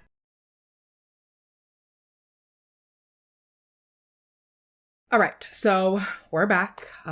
Lashes are on, and unfortunately, that means it is time to forge ahead in our story. Just before our break, police were about to make their way through the Bever household, and as they did, they systematically and methodically, room by room and one by one, discovered the savagely massacred bodies of April, Daniel, Christopher, Victoria, and David. It was one of the grisliest scenes, if not the grisliest scene, that most of these officers had ever encountered. This family had not just been murdered, they had been totally and completely brutalized. I mean, seeing what had been done to the other members of this family, police couldn't believe that Crystal had managed to cling to her life until they'd arrived. Given the extensive injuries she'd sustained, injuries not dissimilar to the ones that had completely wiped out the majority of the rest of her family, truly, the fact that she is still here today is nothing short of an absolute miracle. Altogether, the Bever family suffered a total of about 150 knife wounds, and like I said, this collectively made this hands down, without a doubt, one of the most horrific crime scenes in Broken Arrow's history. And they've already drawn this conclusion before ever even clearing the entire home. They still had a whole other floor of the house that needed to be searched. Police had discovered a body in damn near every single room of this house that they had been through so far. So as they made it to the top floor of the home, their hearts dropped when they noticed what appeared to be a baby's nursery. And y'all, I have seen interviews with a lot of the officers that actually responded to this scene, and I don't think a single one of them has been able to make it through recalling this portion of the story without breaking down into tears and needing a moment to gather themselves. The sheer horror that they must have felt, thinking that a sweet, innocent little baby could have potentially been wrapped up in this absolute nightmare, it is enough to make you physically ill. Thankfully, though, by the grace of whatever you yourself might believe in, sweet little baby Autumn had actually made it through her brother's insanity completely unscathed. And obviously, that's a relief no matter what, but when you take into consideration that the boys' plan was to take her out with the rest of the family via decapitation, something I could literally throw up over if I thought about it long enough. Like I said, it is by the grace of some sort of guardian angel that the boys were in such a hurry to get out of the house as they heard sirens approaching. Actually, I think they were just leaving the house out the back door when they heard police's initial knocks on the front door. But whatever the reason, these boys, they simply just plumb forgot to carry out the plans they had of killing and decapitating their 2-year-old baby sister. As I'm sure you can likely imagine, finding this completely unharmed, sleeping little baby, it was truly a joyous moment. It was a tiny glimmer of a silver lining that even if just for a moment. It helped to break up the distress and the outrage that these police officers were feeling through every step they had taken through that home that evening. That said, though, trust and believe that police were all too quickly fucking swamped right back into the reality of the situation. The fact that this little girl's almost entire family was dead. Everything she had known for her entire short life was just gone in the blink of an eye. And most importantly, at least in that specific moment, was the fact that the two people that were allegedly responsible, they were still in the wind. Thankfully, though, the search for the remaining Bever brothers would not last much longer. Just minutes after Autumn was rescued, canine officers actually managed to pick up the brothers' scent off the back door and heading back out through the woods behind the family's property. And this kicked off a widespread, full-scale search from the human as well as the goodest boy officers. Don't let me! Can you imagine anything more stressful than this? Police still don't exactly have a total grasp on what they're up against. I mean, they know it's not good, but they're coming across bloody and discarded body armor strewn throughout the woods. They know these boys weren't opposed to taking innocent lives. Seriously, what are they running towards? Were they about to be ambushed? Were they running towards booby traps? Were the boys already gone? They had absolutely no freaking clue. As luck would have it, though, the boys were apparently not prepared to take on basically the entirety of the Broken Arrow police force. I think it was honestly like 10 minutes or less before the dogs led police straight to them. Michael and Robert were ultimately found hiding in some bushes, and once they were surrounded and at gunpoint, Robert willingly and without incident surrendered. Michael, on the other hand, well, Michael was a little less compliant. At the start of their little standoff, he refused to come out of the bush, and once police had had enough, they ended up releasing the dogs, who then drug Michael out by his grubby little shoulder. That's why his shirt's all torn to shit, by the way, in the pictures from right after their arrest. For the most part, I'd have to say that their apprehension went a lot smoother than I think police were expecting it to. And on the subject of their apprehension, look, we all know I'm just your friendly neighborhood, inconsistent at best YouTuber, right? I am certified and trained in absolutely nothing. I have not a space in this world to be diagnosing anyone with anything. But listening to the officers that arrested these freaks recount their behavior following their apprehension for slaughtering almost their entire family, I have just one question. And that question, is what the fuck? It is giving psycho, as in psychopathy. It is definitely serving a shallow emotional response and a distinct lack of empathy. These boys were talking to these officers about killing their family as if it was just some regular schmegular, just everyday shit. Saying things like, wow, that wasn't like it is in the movies. Or, I thought it would only take one cut and they'd die. I beg your finest fucking pardon? Oh, and then one of them, I think it was Robert speaking to Michael, but honestly, I can't be fucking bothered to tell these two apart most of the time. Truly, if I accidentally flash up a picture of Michael, but it's actually Robert or vice versa, that's my business. If you happen to notice that, if you could just do me a favor, ignore it and keep on watching. But yeah, I think it was Robert talking to Michael saying that the evening had been a pleasure and that he was proud of what they had done. Okay. This is what I was talking about, by the way. At the beginning, when I said that these boys give me the fucking heebie-jeebies, this is that. They have no remorse. They have no empathy. They have absolutely no concern for any of what they had just done. They were cold and detached and just, it's freaky. I even sent my sister the mugshots of the boys with pretty much no context, and even she thought that they were like skeevy as hell. So it's not just me. And honestly, I don't think it's just she and I. I really can't imagine that thinking that these two are creepy is like a hot take or anything. You know, I'm not anticipating a lot of people taking up for these losers in the comments. All I'm saying is that these two boys just permeate this like creep factor that even someone who knows nothing about them can easily detect. Anyway, let me rein it back in.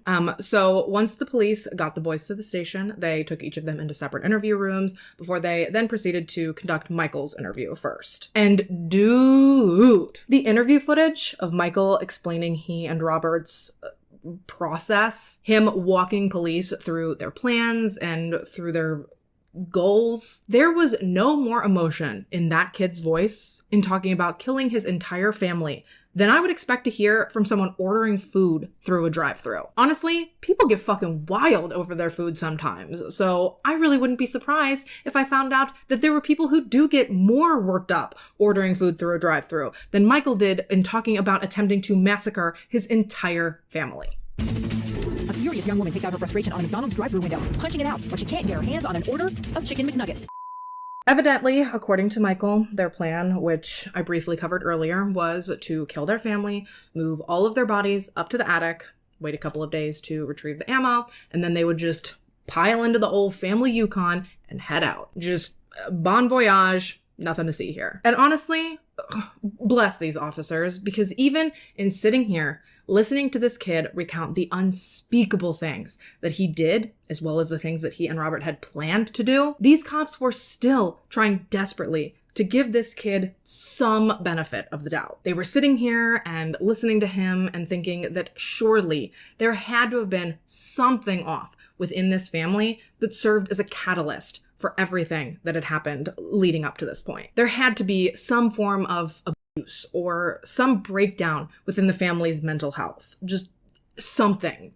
Anything. And I think that's just human nature. I think that's why the true crime genre exists to begin with. People have this desperate, primal need to try to understand these things and to try to explain what got things from point A to point B like this. It's almost as if finding some sort of understanding is going to help to prevent these things from ever happening to us. But scarily, at least within Michael's initial interview, the only motive detectives were able to pry out of him was that he and Robert wanted to become famous for killing people. They wanted notoriety, and their family just happened to be standing in the way of that, meaning that their deaths had to be where this whole thing started. With that said, Michael did actually try to backtrack a little in his initial interview. He tried to claim that he didn't actually kill any of his family. Rather, he asserted that Big Brother Robert had actually been the one to attack everyone that evening, obviously.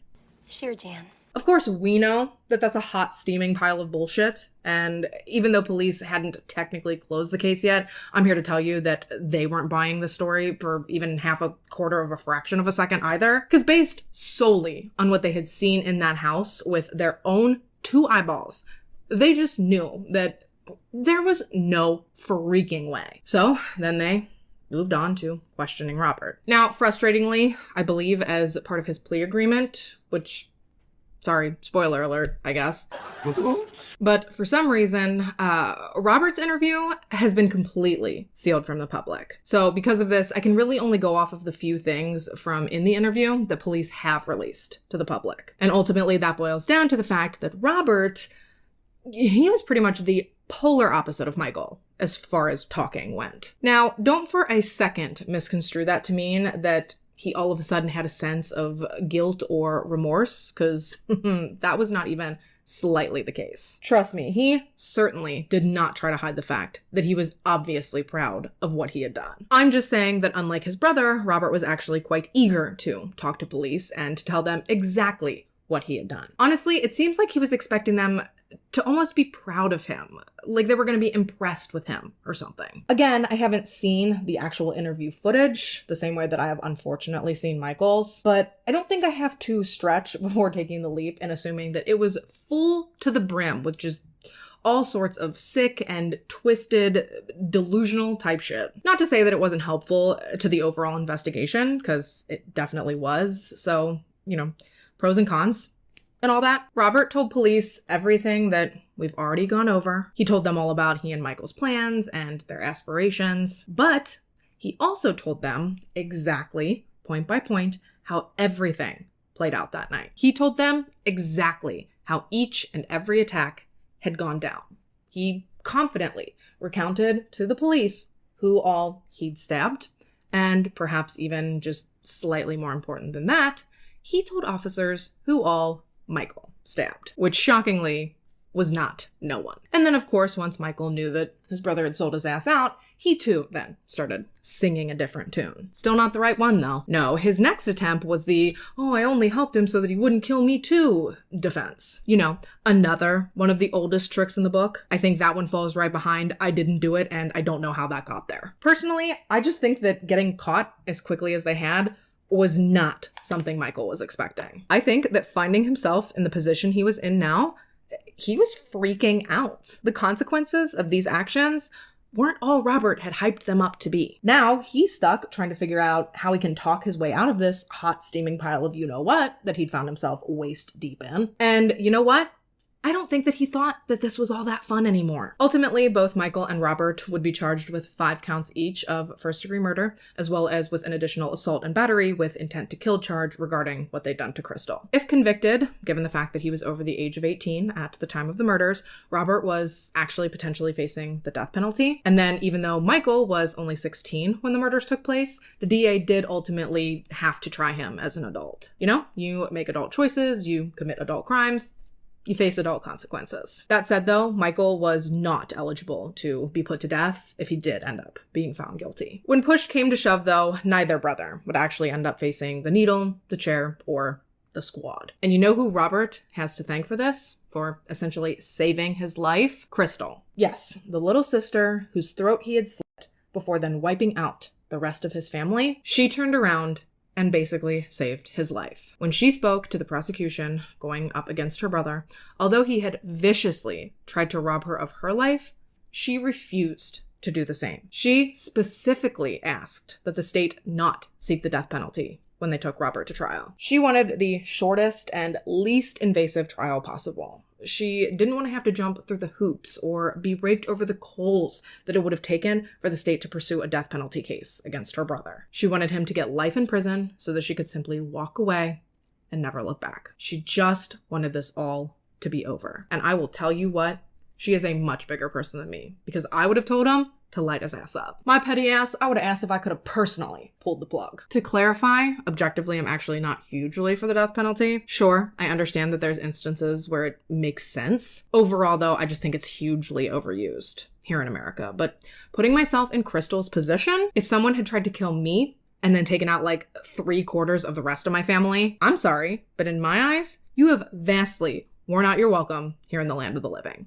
Okay? It's time for you to head on out. Bye-bye. Look, I talk a big game, but honestly, no one on earth could possibly know how they would react in a situation like this unless they have lived it themselves. And given the incredibly fragile state she was in conjunction with just how badly they needed her testimony to go well, the state did opt to concede to Crystal. They took the death penalty off of the table, and instead they knocked Robert's maximum potential sentence down to life in prison. Following this, the prosecution actually went on to extend an offer of 5 consecutive life sentences without the possibility of parole to Robert in lieu of a trial. And you know, after giving it a once-over, old boy happily accepted. Seriously, tell me he does not look tickled fucking pink in most of his mugshots. Michael, on the other hand, he wasn't planning on going down that easily. He still had a little fight in him. For the first time in his life, rather than just copying what Robert did, pleading guilty and sparing his remaining family the anguish of a long, drawn-out trial, Michael instead decided that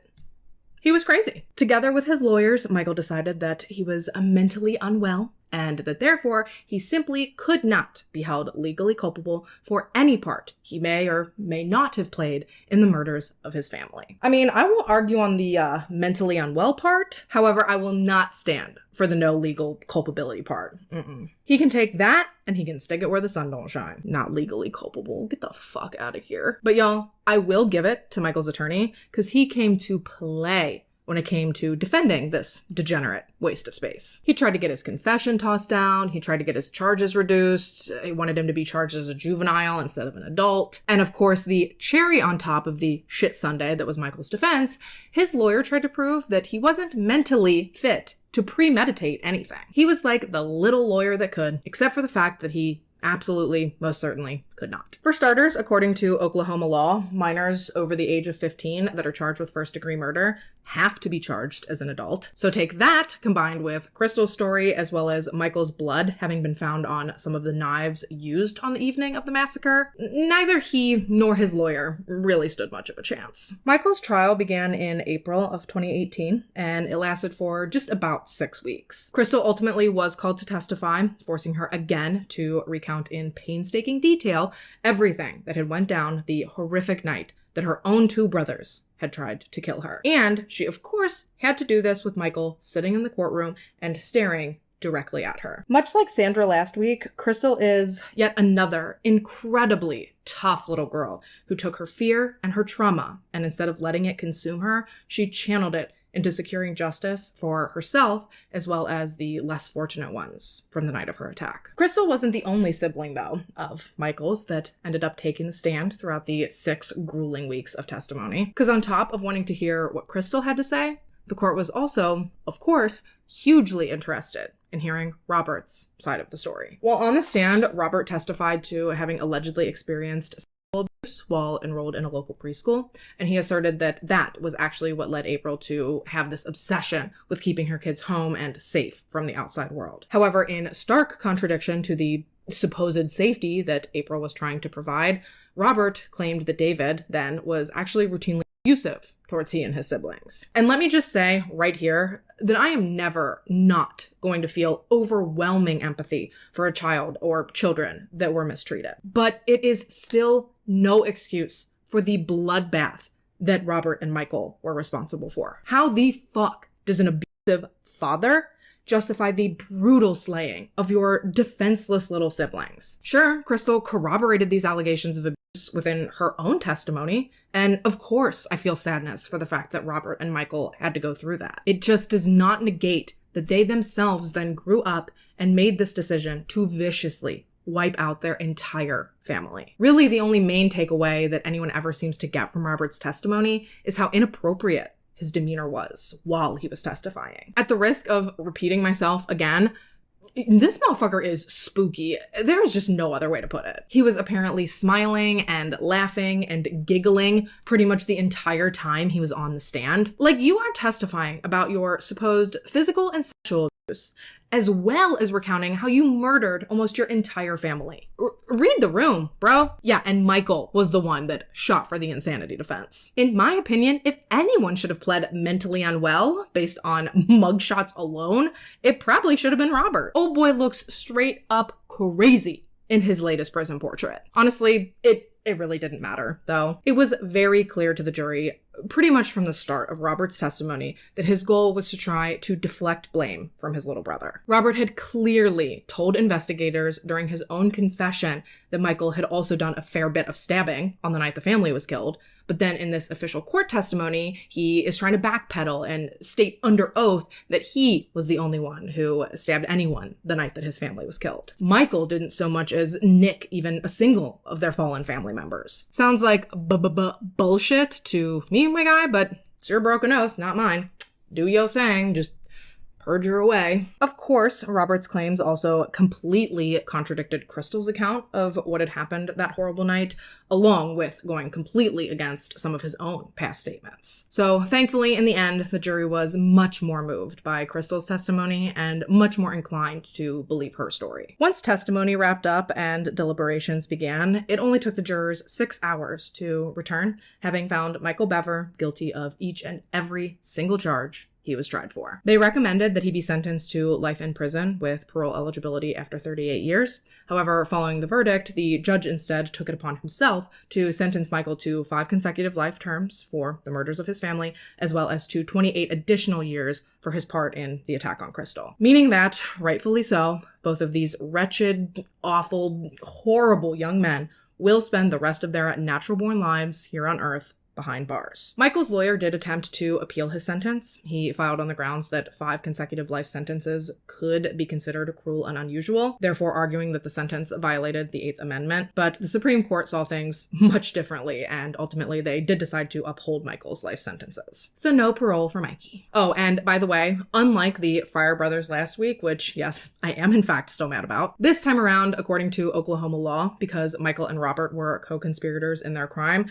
they're actually not allowed to be housed within the same facility. Robert is currently serving his sentence at Oklahoma State Penitentiary, while Michael is currently being housed at Lexington Correctional Center. And I doubt I'm alone in voicing my hopes that these 2 ingrates are having just the worst time possible. I don't know much about how Michael's handling lockup, but I do know that Robert, he's still running around acting like a complete fucking fool behind bars. Yeah, not too long after his incarceration, he attacked 2 prison staff members with a freaking 8-inch shank. So clearly, he ain't learned no damn lessons from lockup so far. If my memory serves me, I believe it was a prison psychologist as well as a social worker, I think. Whatever their titles though, Robert snuck up on them. He grabbed one of them from behind, and he tried to stab them. Thankfully, the other was quickly able to disarm him and to get him in a headlock before he was actually able to cause any real damage. But it very easily could have gone a different way. Subsequently, for this act of absolute tom-fucking-foolery, Robert ended up seeing himself seated with an additional 3 concurrent life sentences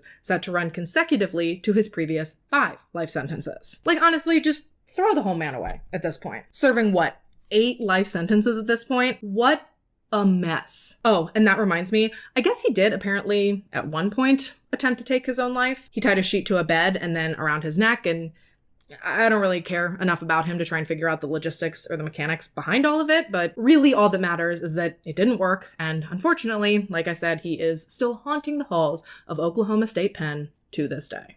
Following the absolute nightmare of the 2015 massacre, the Bever family home actually did sit vacant and unoccupied for quite a while. There was seemingly an attempt to burn the house down sometime, I believe in 2016, so like a year after the murders, and of course it's highly suspected that this was the product of arson. Just given the general feelings of animosity and like ick towards the home and towards what the boys had done, I definitely don't think it's far-fetched to believe that someone would have wanted that memory gone and out of the community for good. However, part of the house did still stand following this attempt, so ultimately the city chose to purchase the land, finally ordering for the official demolition by an actual hired crew sometime in 2017. Once the house was gone and the land was clear, the city actually drew up plans for a park that they hoped to erect in place of the home. The park was called Reflection Park. It was opened in 2019, and basically it's meant to serve as something positive and something beautiful that was able to come out of such a truly horrific and awful event. An event that, honestly, I think completely changed the city of Broken Arrow forever. And with that, you guys, we are about wrapped for today. Rest in peace to the members of the Bever family whose lives were coldly and callously taken from them by 2 people that they should have been able to trust and that they should have been able to rely on. David, April, Daniel, Christopher, and Victoria, they all should have had so much life left ahead of them, and the fact that they were killed in such a horrific and such a terrifying way, there really are no words. It is just so unthinkable, and it's so sad. This case really is just devastating and gut-wrenching. Wherever Crystal and Autumn are today, I hope that they're doing all right. I hope that they've been able to rebuild some semblance of a family. And with that, I also so desperately hope that they are getting the help and support that I'm sure they need. Once the dust had settled and the trials had ended and Crystal was fully recovered, she and Autumn were temporarily placed in the custody of the state before eventually being formally adopted by a family in Tulsa. Beyond that though, and rightfully so with everything they've been through, details regarding their exact whereabouts and what their lives look like presently, all of that is being kept private in order to protect the girls as well as their new family. So yeah, that is the story of the Bever brothers, and that is the case of the Broken Arrow murders.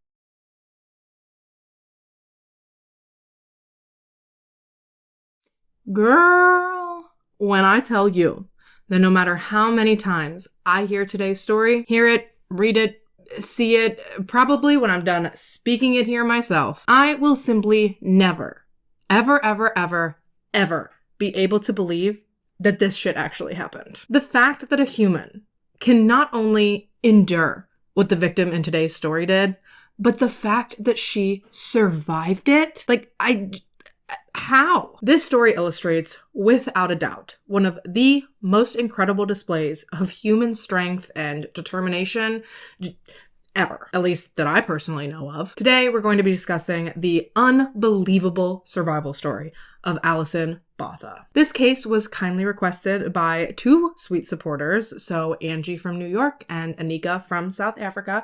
Both were kind enough to request this one, so thank you so much, ladies, for making this video possible. Even though this story has always been fascinating to me, I don't know that I ever would have covered it myself had it not been a request, just because it's definitely a much more widely covered story than a lot of the stories that I choose to present. But there's actually been a fairly recent update to this story that happened back at the end of 2024. So if ever, I suppose, there was a time for me to cover this one, I definitely think that it would be now. So without further ado, this is Alison's story.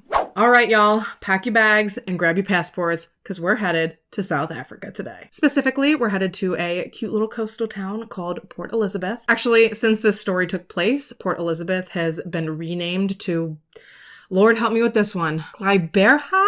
It is so bad, I want to give you a 0, but that's not possible. So I give you a 1. Yeah, I won't be touching that pronunciation again with a 10-foot pole, so we're going to be sticking with Port Elizabeth today. Resting on just under 97 square miles of land and hosting a population of just shy of 1 million people, Port Elizabeth is located on Algoa Bay in South Africa's Eastern Cape Province. Considering that Port Elizabeth is a port town, duh, obviously it's most well known for its beaches and its close proximity to the Indian Ocean. Beyond that, though, it is also known for its wildlife, its museums, its parks, and its beautiful local art. Truly, some of the photos that I saw of this place, stunning. Unfortunately, though, despite its beauty and its seemingly peaceful appearance, Port Elizabeth sadly does serve as the backdrop for the horrific story that gathers us here today. Alison Jane Collier was born on September 22nd, 1967 in Port Elizabeth, South Africa, to her parents Brian and Claire. Alison was the second born of the couple's 2 children. She was preceded in birth by her older brother Neil, and from what I was able to gather from my research as well as straight from Alison's book, it seems as though she had quite a happy and loving and well-rounded upbringing. Even following her parents' divorce in 1977, when she was just 10 years old, Alison has stated that still, even through such a difficult time, she never felt anything other than completely and totally loved and supported by both her parents, but particularly by her mother. Following Claire and Brian's separation, Alison and Neil both primarily lived with Claire, and in Alison's book, she makes special mention of the fact that her mother always, without fail, made a point to pull her children aside and to tell them just how truly special they were. Claire didn't care what her kids wanted to be when they grew up. She didn't have strict goals or paths lined up for them in her head. All she cared about was that they were happy and loved and that they knew just how truly valued they were. She could tell from a very early age with both of her children that they were going to grow up to be just such wonderful people. So she never let a moment go by without letting them know how proud she was of them and how much she loved them. She genuinely sounds like just the best mom. And with such a loving and supportive home life, it's no wonder that Alison grew up to be an incredibly well-adjusted and incredibly well-rounded individual. Not only was she super confident with a very strong sense of self-worth, but she was also friendly and kind. She was smart. She was funny. She excelled both socially and academically, even being named head girl at her high school in 1985 because she showed so much promise and so much potential. Like I said, all in all, Alison appears to have had an incredible upbringing. She had a wonderful support system, and by the time she graduated high school, it looked as though she would be setting out to have just a really happy and successful life. Following graduation, Allison studied at the Port Elizabeth Technikon School for about a year before she then decided to take a break from academics altogether to try her hand in the workforce. She dabbled around at a few different temporary jobs in her hometown before she ultimately decided to take a few years to travel abroad and to work and just to try to take in what the world had to offer. Ultimately, Allison ended up living in London for a couple of years before eventually returning to and settling back down in Port Elizabeth sometime in the early 90s. She got herself an apartment, she got a great job working as an insurance broker, she was close with her family, she had a great group of friends, she loved where she lived, and she enjoyed her job. From the outside looking in, it seemed as though nothing could bring Allison down. She truly was just out there living her absolute best life. No one could have possibly imagined that this beautiful life that Allison had built for herself, well, when she was just 27 years old, it would be completely flipped upside down. And it would all take place at the hands of two just rotten, miserable pieces of shit. And that, my friends, actually brings us to December 17th, 1994, which sadly was the last normal day that Allison would ever live. Now, although it was December, given that South Africa is located in the southern hemisphere,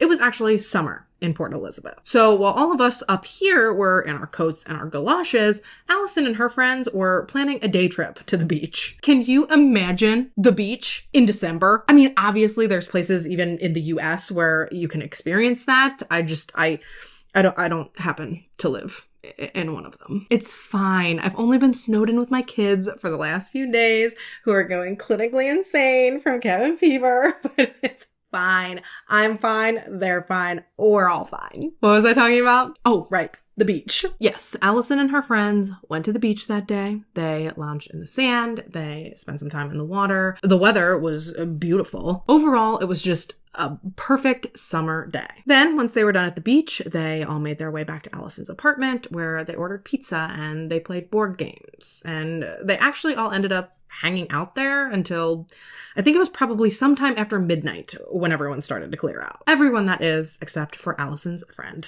Kim. You see, Kim hadn't driven herself to the beach that day, but that wasn't a problem. Allison had still wanted her to come back to the apartment with everyone for the night, so she just promised Kim that later on, when everyone left, she would take her home. So, as Allison's other friends cleared out, she and Kim headed out to her little yellow Renault 5.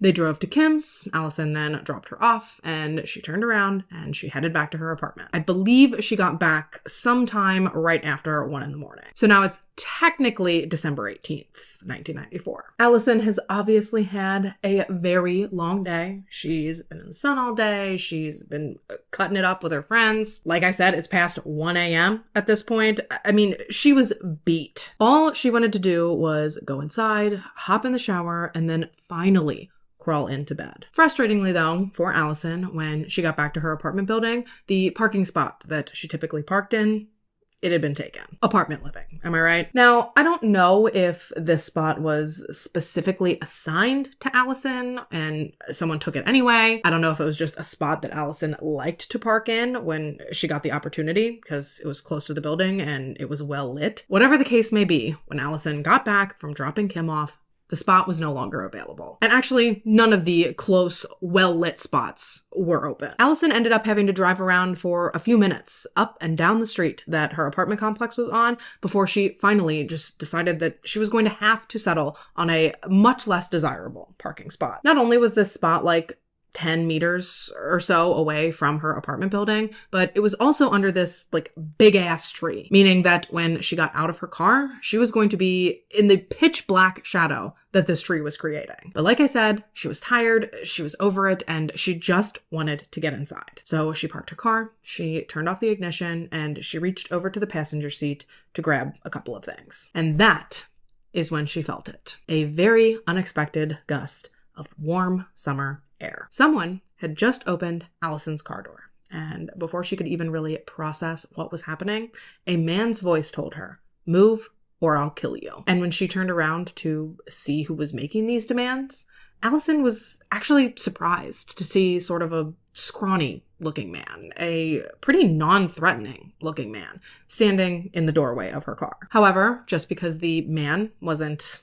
necessarily all that threatening looking. The knife that he was brandishing, that sure was. So obviously, not wanting to anger this man instinctively, Allison simply did as she was told. She shifted herself over into the passenger seat and she left room for this strange man to take his place behind the wheel. And as this man started the car and took off from in front of Allison's apartment, she suddenly realized that she was paralyzed with fear. Who was this man? What did he want with her? Surely it couldn't be anything good, right? Allison was so scared that for a moment, she actually contemplated just tucking and rolling right about the car. She thought that maybe she could jump out and she could get herself to safety before this man would be able to manage to turn around and get back to her. However, before she could really make a decision, this man started speaking to her. He introduced himself. He told her that his name was Clint, and he assured her that he didn't have any plans to hurt her. He told her that he simply needed to use her car for a few hours and that as long as she cooperated with him, that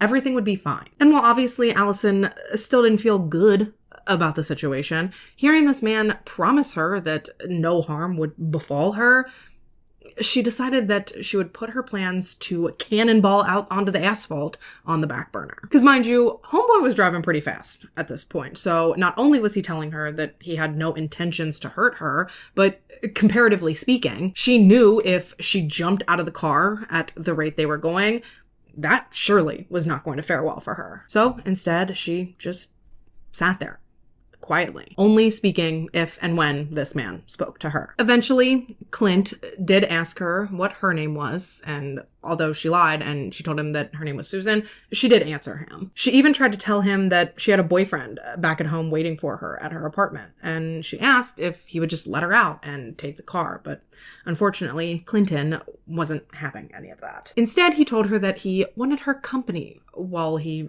drove around doing God knows what. But who really was this man? Because just like Allison ain't Susan, homeboy wasn't Clinton. Rather, Clinton was actually a man named Franz Dutoit. And sadly for Allison, Franz Dutoit was not the kind of person that you ever wanted to find yourself alone and captive with. Franz Dutoit was born on July 6th, 1968 in Malitswai, South Africa, formerly known as Alawal North. As far as I'm aware, he was the only child born to his very conservative Christian parents. And sadly, despite his parents' best efforts to raise their son with their same holy, God-fearing values, they failed.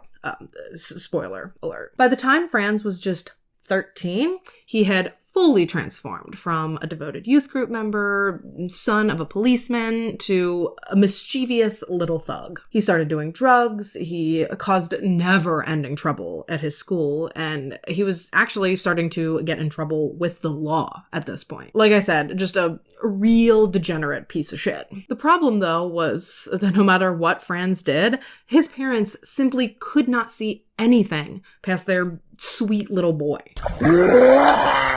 And so this meant that every time Franz found himself in trouble, before he even had a chance to feel the wrath of the consequences of his actions, along would come his parents to bail him right out. For whatever reason, these two wholeheartedly believed that Franz could not possibly be to blame for his own behavior. Rather, they believed that he was simply at the mercy of the crowd of ruffians that he had chosen to surround himself with as he made his way into his teen years. And because Franz's father was, as previously mentioned, a police officer, each and every time his precious little boy found himself on the wrong side of the rules or even the wrong side of the actual law, along came Daddy, badge in hand, ready to bail this shitbag right back out of trouble. Even when Franz lit his literal school on fire, his parents still attributed this and all of his previous wrongdoings right back to the fact that he just happened to fall in with the wrong crowd. You know, he wasn't bad. He was just a victim of his circumstances. Franz, on the other hand, I guess desperate to keep his friends, he instead tried to blame his shitty behavior on the fact that he listened to heavy metal music. Give me a fucking break. We've heard this countless times before, right? This is nothing new. Of course, they tried to blame Columbine on Marilyn Manson, which was also stupid, because literally millions of people listen to these alternative genres of music, myself included. And I think it's safe to say that the overwhelming majority do not go on to commit these kinds of heinous atrocities. So even if, statistically speaking, people who do commit crimes like this tend to listen to those types of music more than other genres, correlation most certainly does not imply causation. Rather, I think that it is much more likely and much more realistic that Fran's terrible behavior began to escalate the way that it did because his parents never allowed him to be held accountable for his actions. He never experienced any real-world consequences during his formative years. He was all but conditioned to believe that he could get away with whatever he wanted to. So why would he feel like there was any reason to turn his life around? Like I said, even when he tried to burn down his school, rather than allowing him to experience whatever might have been coming down the pipeline at him, his parents instead whisked him away from Allowal North, 300 miles south to Port Elizabeth, in hopes that a new city and a new school might provide him with a fresh start. It sure didn't though. I know, right?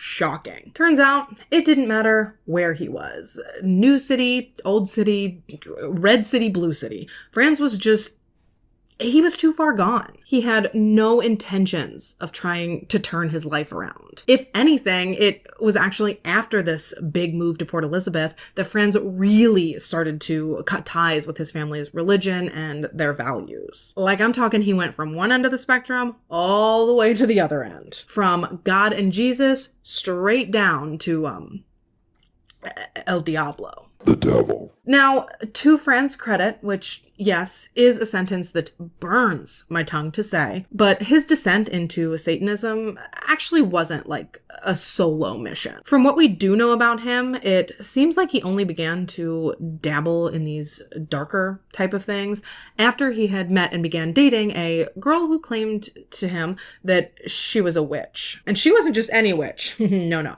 She was the head witch, apparently, of her coven. She told Franz that she had all sorts of dark powers, and that in turn, if she wanted to, she could totally use said powers to either curse people, or to summon demons, or even just to outright possess people. And I guess, hearing this, Franz was like, hot. And then over the course of their relationship, Franz too became enthralled with Satan and dark magic, and he began trying to learn anything and everything that he possibly could from this girl. He's even gone on to claim that he experienced his own demonic possessions on numerous occasions throughout this time frame. Mind you, he's still in his early teens at this point, as in like 14, maybe 15. So while he should have been at school studying math and literature, Franz was instead skipping school and letting his grades plummet so that he could instead study witchcraft and Satanism. And this caused his academics to fall so far to the wayside that within just a couple years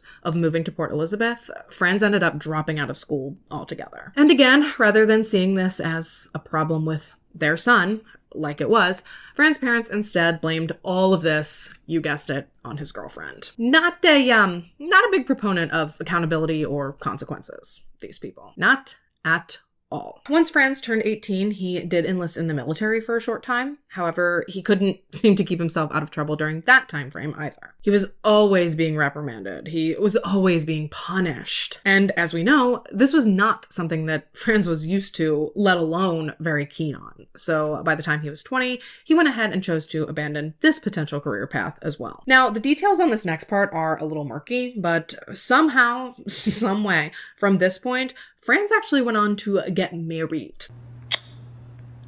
What? And not only that, he and his wife also went on to have a little baby girl. However, pretty much as soon as the umbilical cord was cut, Franz he dipped out. Yep, he's a deadbeat dad too. So just the total package. Am I right? Honestly though, while I'm sure it was difficult for his wife in the moment, later down the line, I have to assume that she was very relieved when she realized just how big of a bullet she'd managed to dodge. Not that that excuses him from being a huge piece of shit, because it certainly doesn't. But that said, once this video is over, I bet we will all be in agreement that this woman and her daughter, They had to have fared much better off without this loser dragging them down. I mean, this man left his wife when she was newly postpartum because she wasn't satisfying him sexually anymore. Yeah, grow the fuck up. This woman just gave birth. Be a man, shut up, and rub one out like every other normal man does after his wife gives birth. Every man other than Franz, though, because he's a very special breed. He instead abandoned his family to go out and to get himself a whole-ass new wife and have a whole-ass other kid. This time, a son. However, don't get me wrong, because I don't think that he cared any more about this child than he cared about his daughter. As far as I can tell, he didn't value his son as anything other than a way to potentially prove to people how magical and powerful he was. And what I mean by that is the whole time that his second wife was pregnant, Franz did spells and incantations and black magic over her pregnant belly daily, all in an effort just to ensure that his son would be born on his birthday. Why? Couldn't tell you, but to hear Franz tell it, shit totally worked. He put the order out into the universe, then July 6th, 1993 rolled around, and supposedly out popped baby Franz. Now, personally, I call bullshit on this, as do a lot of people, because I don't think that it's public knowledge what Franz's son's birthday really is, nor should it be. However, most people still seem to think that he's lying about his son's birthday in order to bolster his claims that he's magical and powerful and can make stuff happen. Again, I stand firmly in the camp that believes that homie's spouting off some hot, steaming bullshit, but of course, you're entitled to believe whatever you truly think happened. Oh, and another claim that Franz has made that I personally find outrageous and almost laughable is that one of his powers is that he was born as a gift to women. Yeah, this guy. A self-proclaimed gift to women. The audacity of him to say that with this haircut. It's hideous! Anyway, yes, this is who had abducted Allison at knife point that fateful evening. This Satan-worshipping, high school dropout, military reject, deadbeat father, degenerate thug. This absolute piece of work is who Allison now finds herself at the mercy of. Franz de Troyes. Like I said, not the type of person that one wants to find themselves alone and captive with. And even without knowing all of these details, Allison was still desperate to try to get away from this man. Like when she noticed a yellow police van about 15 meters up the street from her car, she wanted nothing more than to flag them down and to have them whisk her away from this man. But before they got even anywhere close enough for Allison to try to signal to these officers for help, the police van turned down a side road and it disappeared. Her hopes for rescue faded right away with their bright red brake lights as they rounded that corner. And not only was her glimmer of hope now gone, but being in such close proximity to that police van had clearly rattled her abductor. He went from driving calmly and with a level head to speeding round and driving increasingly more erratically. And understandably, Allison was becoming more and more anxious as Clint repeatedly looped these streets surrounding a local nightclub called Club Tonight. He was cursing under his breath and clearly becoming more and more agitated, and as every moment passed, his overall calm demeanor was really starting to slip. And there were so many people out on the street surrounding this club, so many potential witnesses to Allison's abduction.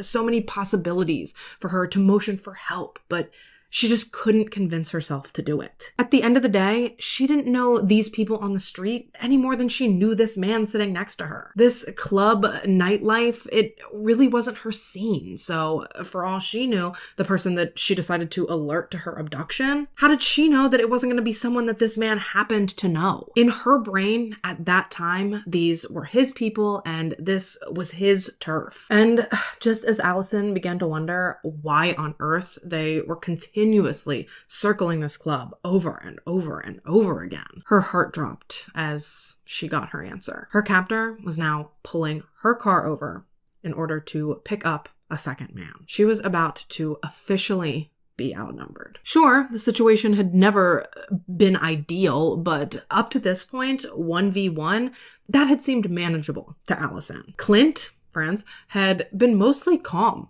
up to this point, and in turn, this had helped Allison stay mostly calm. He'd done at least a halfway decent job of convincing her that as long as she cooperated with him, ultimately, she would walk away from this. But as this short, stocky young man, dressed in all black, climbed into the back seat of Allison's car, and she got a look at his eyes in her rearview mirror, that was the precise moment that Allison realized just how much trouble she truly might be in. This man, this bonus passenger, he had no life in his eyes. He looked like he had no soul. And even looking into his eyes through the rearview mirror, Allison felt like it was synonymous with looking into the eyes of the actual devil. So who exactly is this man? Theuns Kruger was born sometime in 1975. So he was actually quite a bit younger than both Frans and Allison. Like Allison, Theuns did grow up primarily in Port Elizabeth. However, unlike Allison, Theuns' family was shit. His father walked out on he and his mother before he was even born, which then led his mother to parade a revolving door of different men through his life, none of which sound exemplary. Basically, he didn't even have a fraction of love or support or stability growing up. And to add insult to injury, he was also mercilessly bullied when he was at school as well. Yeah, evidently, Theuns had a bit of a third nipple situation, and apparently when the other kids at school found out about it, they let him have it, and then some. Hey Chandler, would you fill me up here? Oh, I see, because of the third nipple thing.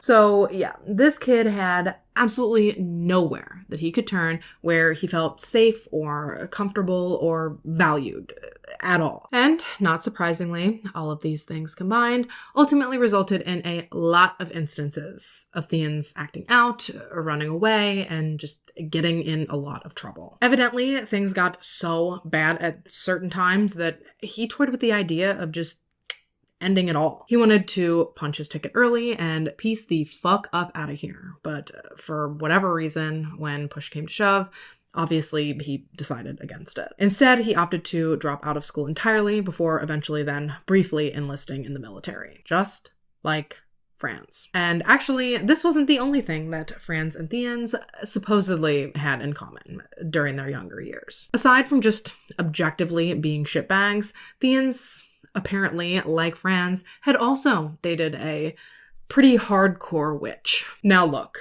I am certainly not fully versed on the witchcraft culture throughout South Africa. According to Google, evidently it's pretty prevalent, so perhaps it's ignorant of me to speculate on the validity of this, but I'm sorry. I call bullshit. When Frans and Theuns met, he was 19, I believe, and Frans was like 25, 26-ish. I think that Theuns looked up to Frans, that he was desperate for a connection and desperate for a friend, so I think he would have said anything to try to find common ground with him. Because what are the chances that both of these guys' first serious girlfriends were like full-on witches? I think that Frans mentioned that he dated a witch, and that I think Theuns was just like, no way. You dated a witch? Bro, I dated a witch. And then I think they just like broed out and bonded from there. That's what I think happened. I wasn't there, obviously, so I don't know for sure, but that's what my spidey senses be screaming at me. Shoot your web. Oh, no, I'm not Spider-Man.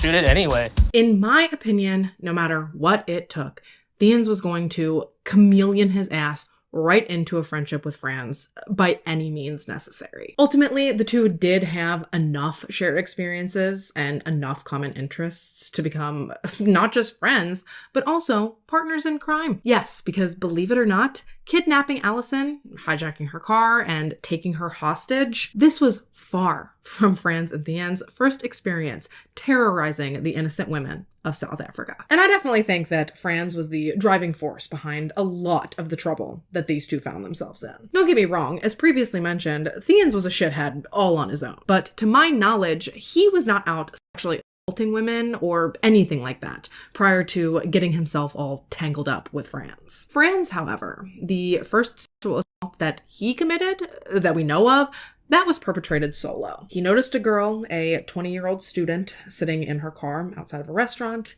and rather than just walking past like a regular person, Franz instead forced his way into her car at gunpoint and then forced her to drive them to a secluded location where Franz went on to brutally rape this girl. And then, as if that wasn't abhorrent enough, this absolute pig then forced this girl to go to dinner with him. This poor girl was so completely terrified of this disgusting, sorry excuse of a man that she sat silently through a full meal with him after he had kidnapped and raped her. And y'all, this is like a thing with Franz. Like, he clearly lacks any regard or respect for women, yet he still has this demented way of trying to act as if he's genuinely a nice guy. And I'm assuming that this is how Franz has garnered himself the title of gentleman rapist. He still wants to portray himself as God's gift to women and a good guy,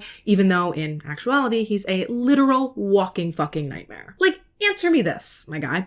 If you are God's gift to women, as you so claim to be, shouldn't women actually, I don't know, want you? If you were such a gift to women, I feel like you wouldn't have to force them to be with you. Am I wrong? Am I missing something? Because I don't know about you, but for me, that math ain't mathin', bro. Sidebar, once Franz was done with this psychotic little dinner date, he forced this girl to have sex with him yet again while telling him that she loved him, gross, before he did ultimately finally let her go. However, because he threatened her life if she were to report what happened to her, it took this poor girl almost a full week to get up the courage to actually go to the police. And then, of course, by that time, any actual potential evidence, it was long gone. And sadly, with no evidence to back up what she was saying, regretfully, the police really couldn't view her allegations as anything more than a he said, she said situation. Meaning that Franz completely skirted justice, yet again, for being just the worst, most miserable sack of garbage one man could possibly be. Mind you, we're not even to the worst of it. Because believe it or not, these two troglodytes actually viciously attacked a completely separate woman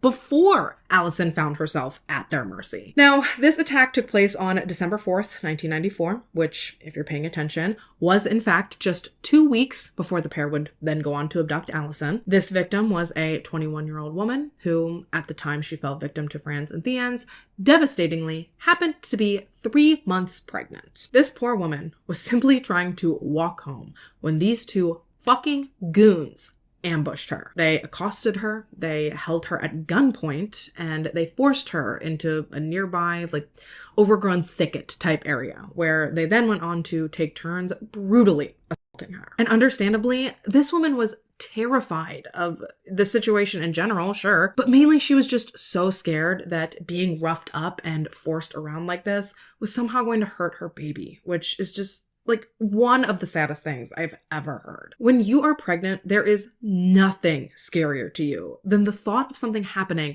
to that sweet little baby that you are tasked with protecting. And this woman, she begged and she pleaded Franz and Theans to just let her go. But do you think either of them felt even an ounce of mercy for this poor woman? Because, of course, they did not. They are lunatics. And so sadly, this woman's pleas for compassion for her unborn child, they fell completely on deaf ears. And then, to make matters worse, as if what she'd already been through wasn't traumatizing enough for a lifetime, these two jackasses then stood there in front of this poor woman whom they've already put through absolute hell, and they debated super casually whether or not they should kill her or let her go. Because why not psychologically torment her now too? The fact that they had no qualms in talking about this woman as if her life and her unborn baby's life were just less than insignificant to them. Absolutely vile. Thankfully, Thing 1 and Thing 2 did ultimately decide to let this woman go. As far as I'm aware, she and her baby did physically go on to be fine, although I'm sure she had a lot of mental trauma to deal with, likely for years following this nightmare. Props to her though, because regardless of how terrified she'd been in the presence of Franz and Tienz, she certainly was not afraid to try to hold them accountable for what they had done to her, which in and of itself had to be just so scary. But even so, she marched straight into the police station immediately after the attack, and she reported exactly what had happened to her. And surprisingly, both Franz and Tienz were arrested and brought into custody on these charges immediately. And that sounds fine and dandy until you realize, like, hey, wait a minute. If they were arrested following this attack, then how is it possible that they were out running amok through Port Elizabeth just 2 weeks later when they abducted Allison? And to that, my friends, I say, judicial failures.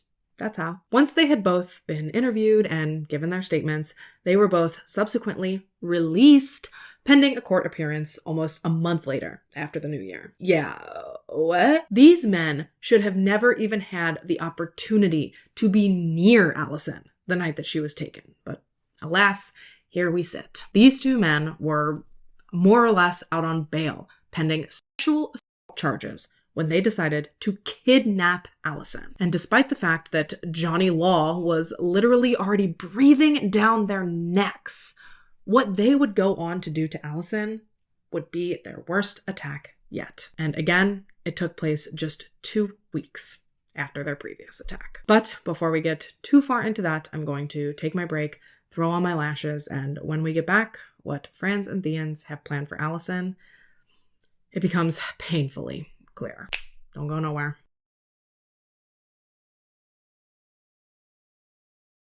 All right, so unfortunately, we're back. Not that I don't want to be back with you, I really don't want to go any further into this story because it's about to get so unbelievably horrific that I hate it. Right before we'd broke for lash time, we rejoined Franz and Tienz and Allison in Allison's car, driving aimlessly around Port Elizabeth. Of course, Allison had no idea where they were driving or what they were planning to do with her. All she knew was that they appeared to be gradually driving out of the city and more out into like the suburban area. Still an area that Allison was familiar with. In fact, she kind of hoped that they'd drop her off somewhere within this vicinity. Because for a while, she was in walking distance to both her mother's house and a good friend of hers house. So all she could think about was that if they pulled over and they let her out there, she could run to one of their places, whichever was closest, and she would finally be safe. Unfortunately, though, that simply was not what Franz and Tienz had planned for her. Gradually, they drove out of the city. They drove out of the suburbs, and they drove far past her mother's house and her friend's house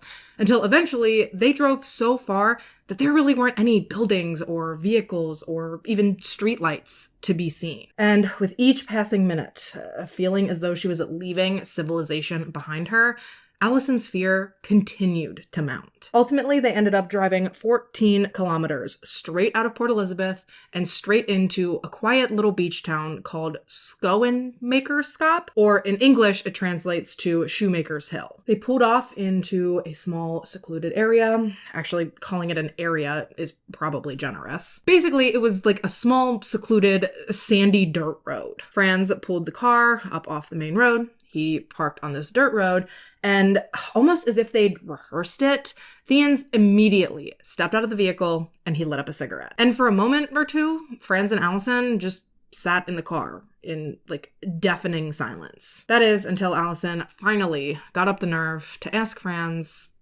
what the plan was for her from there. And y'all, his response, it chilled Allison to the bone. This man, this complete stranger, turned to her and he looked at her and told her, well, I thought you would have realized by now that we're here to have sex. Obviously, when Allison was kidnapped by a man, she knew this was a possibility. But I really don't imagine that your brain lets you believe that that is going to happen to you until you're like truly confronted with it. And while sitting there trying desperately to come to terms with what was apparently about to be done to her, Franz then had the nerve to ask her so calmly, like it was just a regular conversation.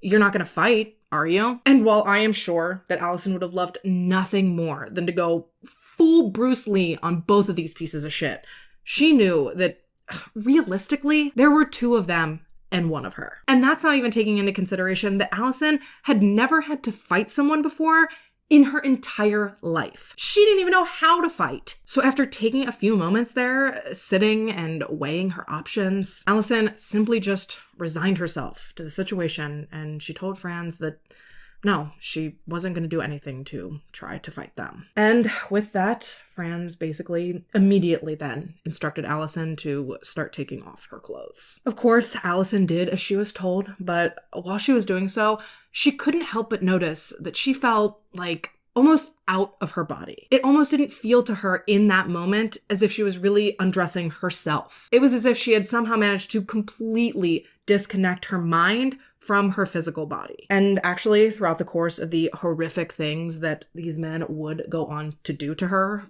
following her undressing, that was the one thing that she tried to constantly remind herself of. She told herself over and over and over again that sure, they may be doing these vile and unspeakable things to her body, but her body was just that. It was just a body. They could do whatever they wanted to her body, but there was absolutely nothing that she believed that they could do to touch or to violate her mind. That was the one thing that she had complete control over, even though she had been completely robbed of control of her physical being. Once Franz had Allison completely naked and completely vulnerable, he then forced her head into his crotch and he demanded that she perform oral sex on him. Again, Allison knew that there really wasn't anything she could do to resist. She was completely at the mercy of these men. So once again, she just did as she was told, constantly repeating in her head, "Please don't throw up." Inevitably, she gagged a few times, which pissed Franz off enough, so she knew that if she threw up, fucking forget it. That surely would have sent him into a blind rage. And once Franz was done with this portion, he then flipped the script and he forced Allison to allow him to perform oral sex on her, which this whole thing is a nightmare, obviously. But that in particular, for some reason to me, just sounds so unbelievably violating that it actually physically turns my stomach. And to make matters worse, mind you, Theans is just watching all of this through the car window from outside, smoking his cigarette like a creep. He stood there the whole time. He watched from start to finish, all the way through Franz actually raping Allison. And one thing that really sticks with me in listening to Allison recount this portion of her attack was when she detailed the fact that she felt so incredibly ashamed and embarrassed and betrayed by her own body when it responded, if you will, to the rape. Like, it responded in a way that you might not necessarily expect a person's body to respond in this particular situation. It responded in a way that you would probably typically only associate with an experience that someone found enjoyable. And listen, I'm not naive, okay? Obviously, that is, for the most part, in a normal and consensual encounter, an enjoyable experience. However, in this situation, that's not at all what it is. Honestly, at first, I hesitated to even talk about this, but then I kind of felt like if I left it out, I would be perpetuating the idea that it was something to be ashamed of. And objectively, that's just not true. Because that happened doesn't mean that Allison was enjoying what was going on or that somehow that negated the fact that she hadn't given consent. The fact that that happened is nothing more than an uncontrollable physiological response. Think kind of like getting goosebumps. Sure, I've gotten goosebumps before when my husband, who I love, comes up behind me and like rubs my back while I'm doing the dishes or something. Sure, those goosebumps are in response to positive stimuli. However, I've also gotten goosebumps before because I'm cold, which for me is a fucking nightmare. I hate being cold. So same bodily reaction to outside stimuli, but not the same experience, even slightly. Regardless of a person's circumstances, whether they're good or bad, you can't shut off your nervous system, especially in situations where a person is in like a heightened state of awareness. Now, that's not to say that, objectively speaking, I can't understand why Allison would have felt that way in the moment. Because if you've only ever experienced that in a positive setting, to then experience it under circumstances like this, God, I can't imagine how jarring that would be. Thankfully, eventually, Franz was finished, which I'm sure was momentarily relieving for Allison to have that disgusting sack of filth off of her. However, her relief was certainly fleeting, because pretty much as soon as Franz was finished, he immediately then beckoned for Theans and offered Allison up to him, stating, quote, "Do you want to have sex with this lovely lady?" Once again, playing right into this nice guy persona that Franz, for some reason, seems to think that he embodies. And then conversely, playing into the heartless prick persona that Theans clearly embodied, he responded to Franz by stating, quote, "No, I want to fuck the fucking bitch." Electric chair. Yeah, just vile. Even Franz acted like he was clutching his pearls at this. He went on to scold Theans and told him that he shouldn't talk like that in front of a lady, as if he has any real, true respect in his DNA for members of the opposite sex. Even Allison, smack dab in the middle of this horrendous ordeal, didn't miss the irony in that. Even she was sitting there like, are you stupid? Which, short answer, yeah, they are. But at any rate, grotesquely, Theans then climbed into the car. He got on top of Allison and he attempted to rape her. However, according to Allison's book, he couldn't keep a boner long enough to actually do it. Instead, I guess he just kind of like violently flopped around on top of her before he then got pissed and slammed out of the car. So while Allison has now at least made it through the sexual component of her attack, it was made very clear to her very quickly that she most certainly was not home free now. If anything, there was apparently now every chance in the world that things were going to get substantially worse for her, because, deja vu alert, immediately after Franz and Theans finished having or attempting to have sex with Allison, right there, right in front of her, just as they had done to their previous victim, they started discussing and pondering and weighing the pros and cons of leaving Allison alive versus murdering her, right there on that dark and desolate road. Now, I think it's important to clarify that as these two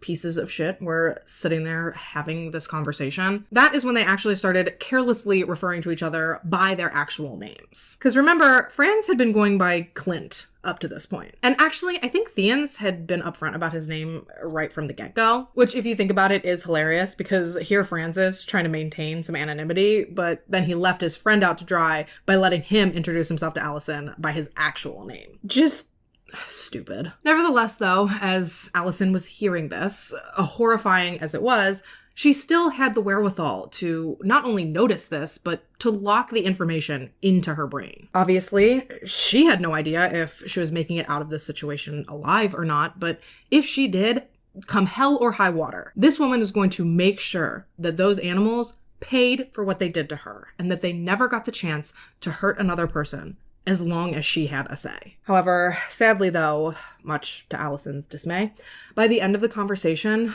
given that letting women live after their attacks before had come back around to bite them in the ass, Franz and Theans ultimately landed on the decision that Allison, she had to die there that night. And I can't even begin to try to comprehend just how terrifying that would have had to have been to hear. Of course, she desperately tried to reason with them. She promised them that she wasn't going to go to the police. She told them that they could trust her. She didn't want to tell anyone what happened because she didn't want her parents to find out what she'd gone through. Obviously, this was a lie. Allison had the most supportive parents ever, but right there in that moment, they didn't need to know that. Not that it ended up mattering one way or another, because even after Allison had tried desperately to plead her case, Franz, he didn't believe that she wasn't going to go to the police. And then, before she could even really process what that truly meant for her, Franz, once again, was back on top of her. However, rather than doing so to violate her,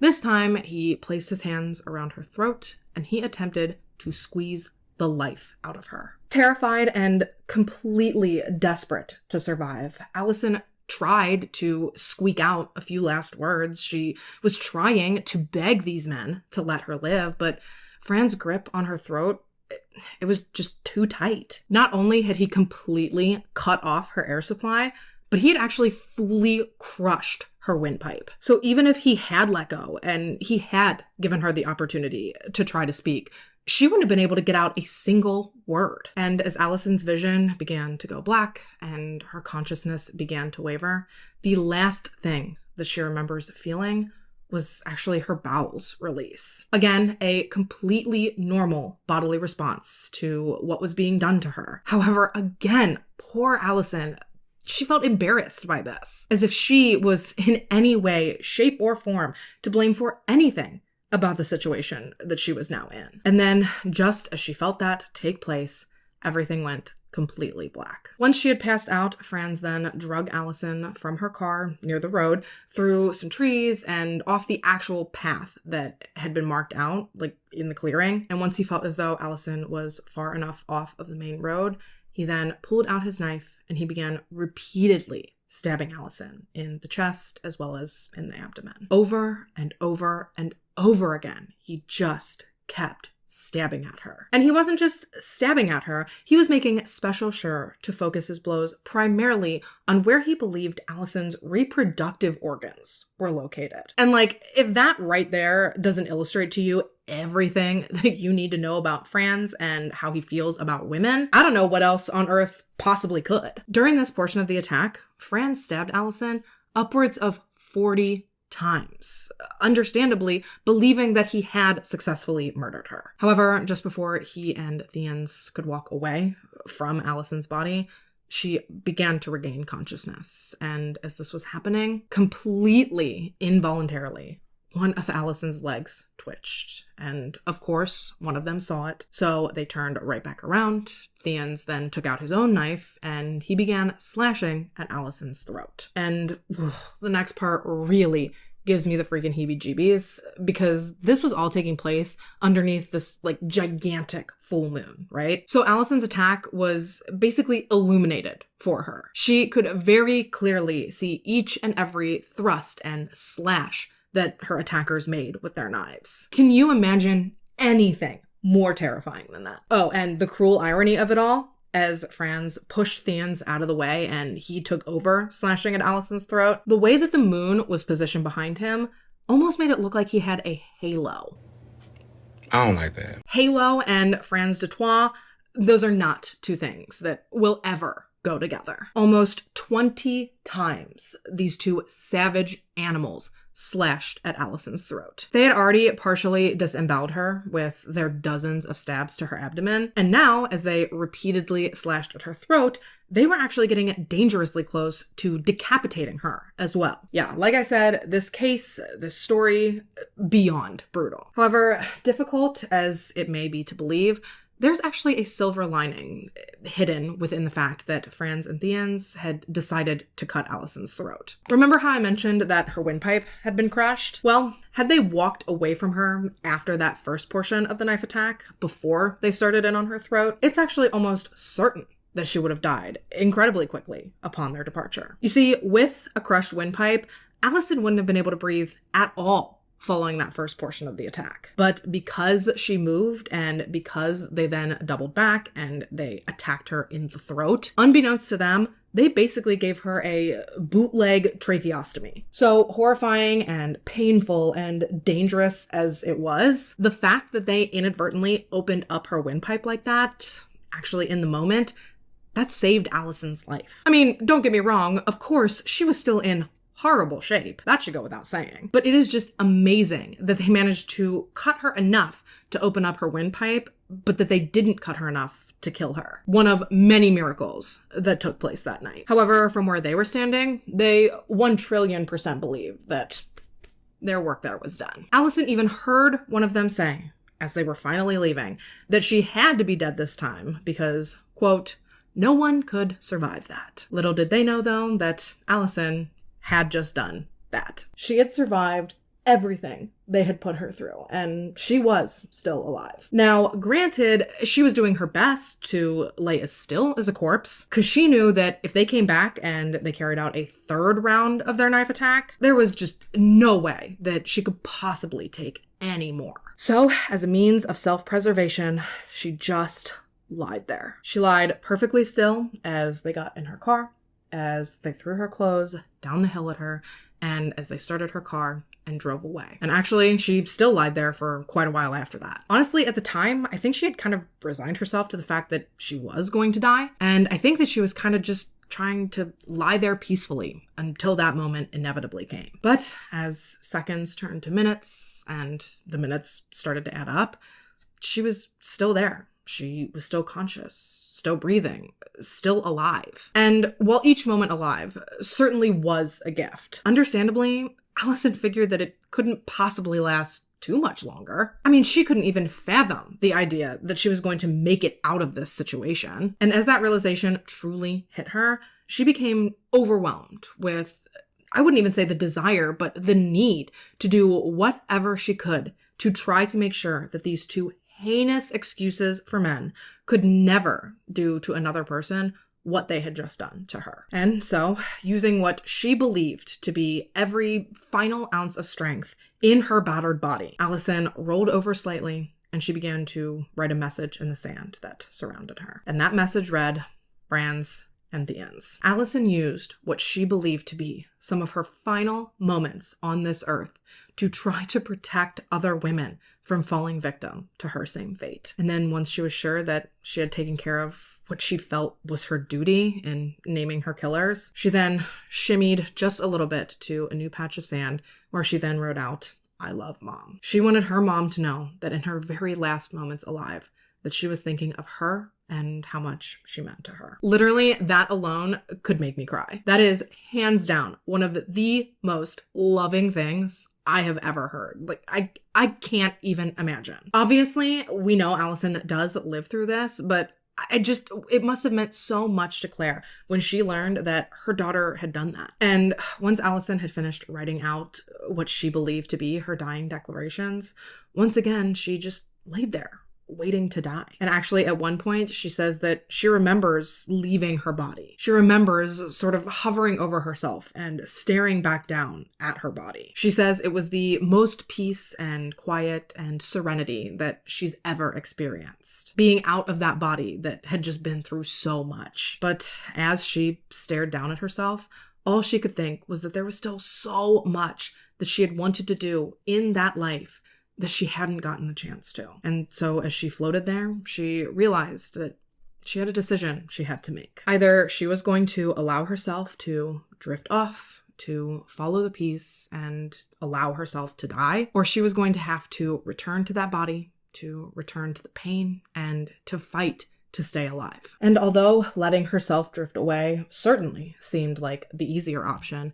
she just knew that she wasn't ready yet. And almost immediately upon coming to that realization, Allison felt as though she slammed back down into her body. And she said that she knew she was back because not only was she no longer staring down at herself, but she also was no longer just experiencing peace and quiet. Rather, now all she could hear was the god-awful, raspy, gasping sound that was coming from her sliced open throat. But even still, somehow, despite all that she had been through and despite the horrible shape she knew she was in, she still felt as though she had to at least try to fight her way out of this situation and to fight her way to survival. And so, knowing that what she was about to do was going to be the hardest thing she had ever done, slowly but surely, Allison began to roll herself over before then attempting to get up onto her hands and knees. And although she was successful in getting herself rolled over and propping herself up, I think this was when she truly started to realize the actual gravity of her situation. Like, obviously, she knew it was bad, but I don't think it was until she felt something wet and slimy touch her legs that she realized just how truly bad it was. Remember how I said she'd been partially disemboweled after Franz had gone completely insane, stabbing at her abdomen? Yeah, well, the wet and slimy sensation that she was feeling on her legs, That was her dangling intestines. Can you imagine?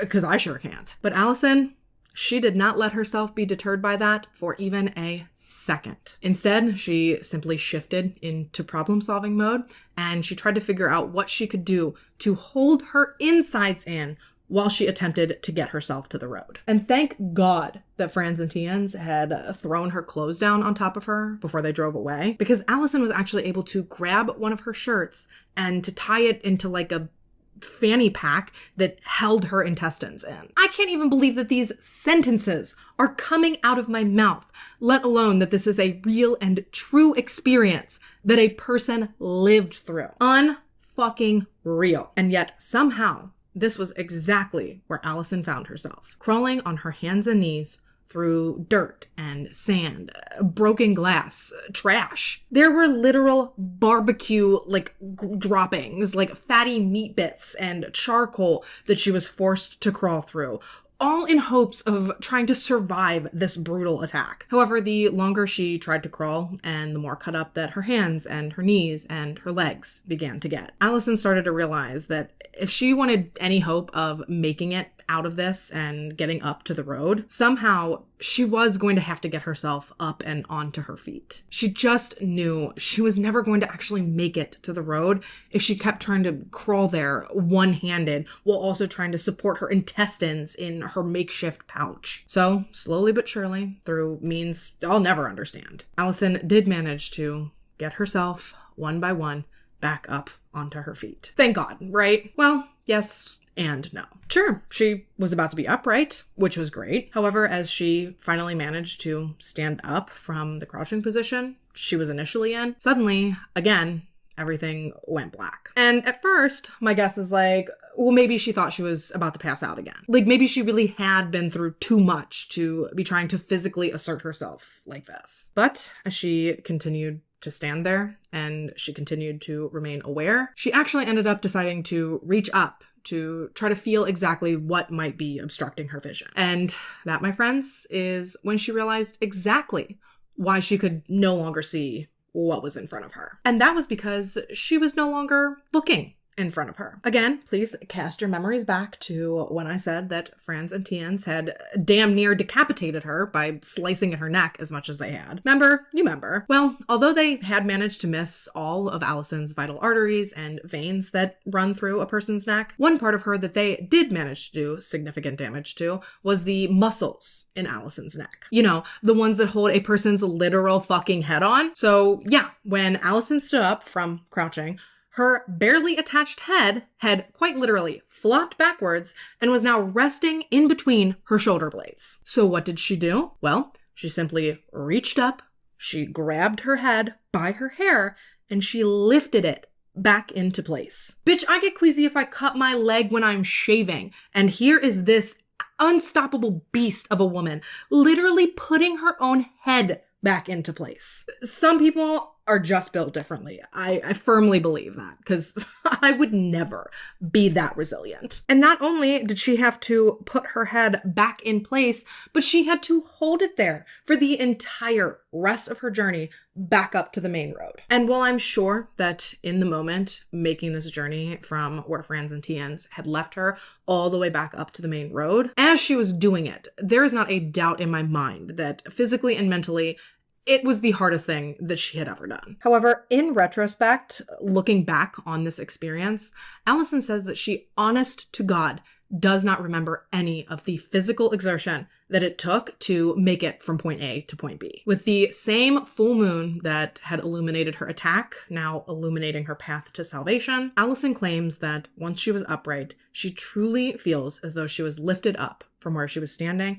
and that she was brought up to the road by some sort of guardian angel. She said that she doesn't remember even a single step, really, from when she put her head back in place to when she then felt herself crash down onto the pavement of the road. Now, was it ideal to be lying smack dab in the middle of a dark road at night? Probably not, but what's the worst that's gonna happen, honestly? Was somebody gonna hit her? Let's not act like she hasn't survived far worse than that already leading up to this. If anything, Allison felt as though maybe her positioning was ideal because this probably was the best place for her to be in order to be found. Because let's say she collapsed on the side of the road. Well, then there would have been every chance in the world that a passing car might have missed her. However, laying here in the middle of the road, ain't nobody gonna miss her there. So now, really, all she had to do was to wait and to hope and to pray that someone would soon be driving through that area. And actually, lo and behold, pretty quickly after she managed to make it up to the road, a car did begin to approach her. She couldn't believe it. It felt pretty fast, but that was good, right? She was saved. Or was she? Because as that car grew closer and closer, Allison actually started to feel incredibly anxious because what if it was Franz and Tien's? What if they happened to be driving back through the area? And what if they were the ones that found her? What if they saw that she was still alive and that she'd managed to make it up to the road? I mean, surely they wouldn't be so careless as to leave her alive again. But as terrifying a thought as that was for Allison, there was really nothing that she could do about it now. The car was coming right up on her. So whether it was Franz and Tien's or whether it was someone else, whomever was behind the wheel of that car was about to see her. And as they got closer and closer, Allison could tell that they were slowing down, so whomever it was had definitely seen her. But then, much to Allison's dismay, after cruising up and taking a good hard look at her, the driver of that vehicle simply sped off. Allison, she could not believe it. Just as quickly as she had been filled with hope that she was about to be saved, that same hope had been completely obliterated by this driver leaving her there, dying in the middle of the road. So once again, Allison found herself alone, lying there and desperately hoping that that wasn't the only chance she had at being found. She was praying that her only chance at survival hadn't just driven away with that one singular vehicle. And surprisingly, given just how desolate that road really was, coupled with how late it was, it actually did not take long for Allison to see yet another set of headlights coming around the bend and heading straight for her. And thankfully, this car would stop to help her. And honestly, as much as I hate to say it, these are the instances that truly make me believe that everything really does happen for a reason. Because there's no telling what schmuck was driving the first car that ended up passing Allison, right? However, in this second car, the car that actually stopped, this car was filled with students from over 1,000 kilometers away in Johannesburg. And that night, they just so happened to be passing through Port Elizabeth on vacation. And as if it wasn't enough of a long shot that would have happened at all, even more kismet, I guess you could say, was that among those students was 20-year-old veterinarian student Tien Ellard. Angel. Not to be confused with Tien's Kruger. Crap bag. If you need an easy way to remember it, just think of a bag of crap. Absolutely anyone could have been in that car. There are thousands and thousands of different possible vocations that the students in that car could have been studying and working towards. And you mean to tell me that a car with a medical student just happens to be the one to pull up? Sure, he wasn't studying to be a human doctor at the time, but he certainly had more medical knowledge and more medical training than someone studying to be a welder would have had. And on top of that, it's 1994, remember? And one of the other students in that car also happened to have a cell phone, something that was absolutely not the norm in that time period. So not only was Tien there to stabilize her and to help keep her alive until emergency services got there, but Tien's friend happened to have a cell phone so that they could actually call emergency services in the first place. Meant to be. You will never convince me otherwise. Tien jumped out of the car and he immediately, without hesitation,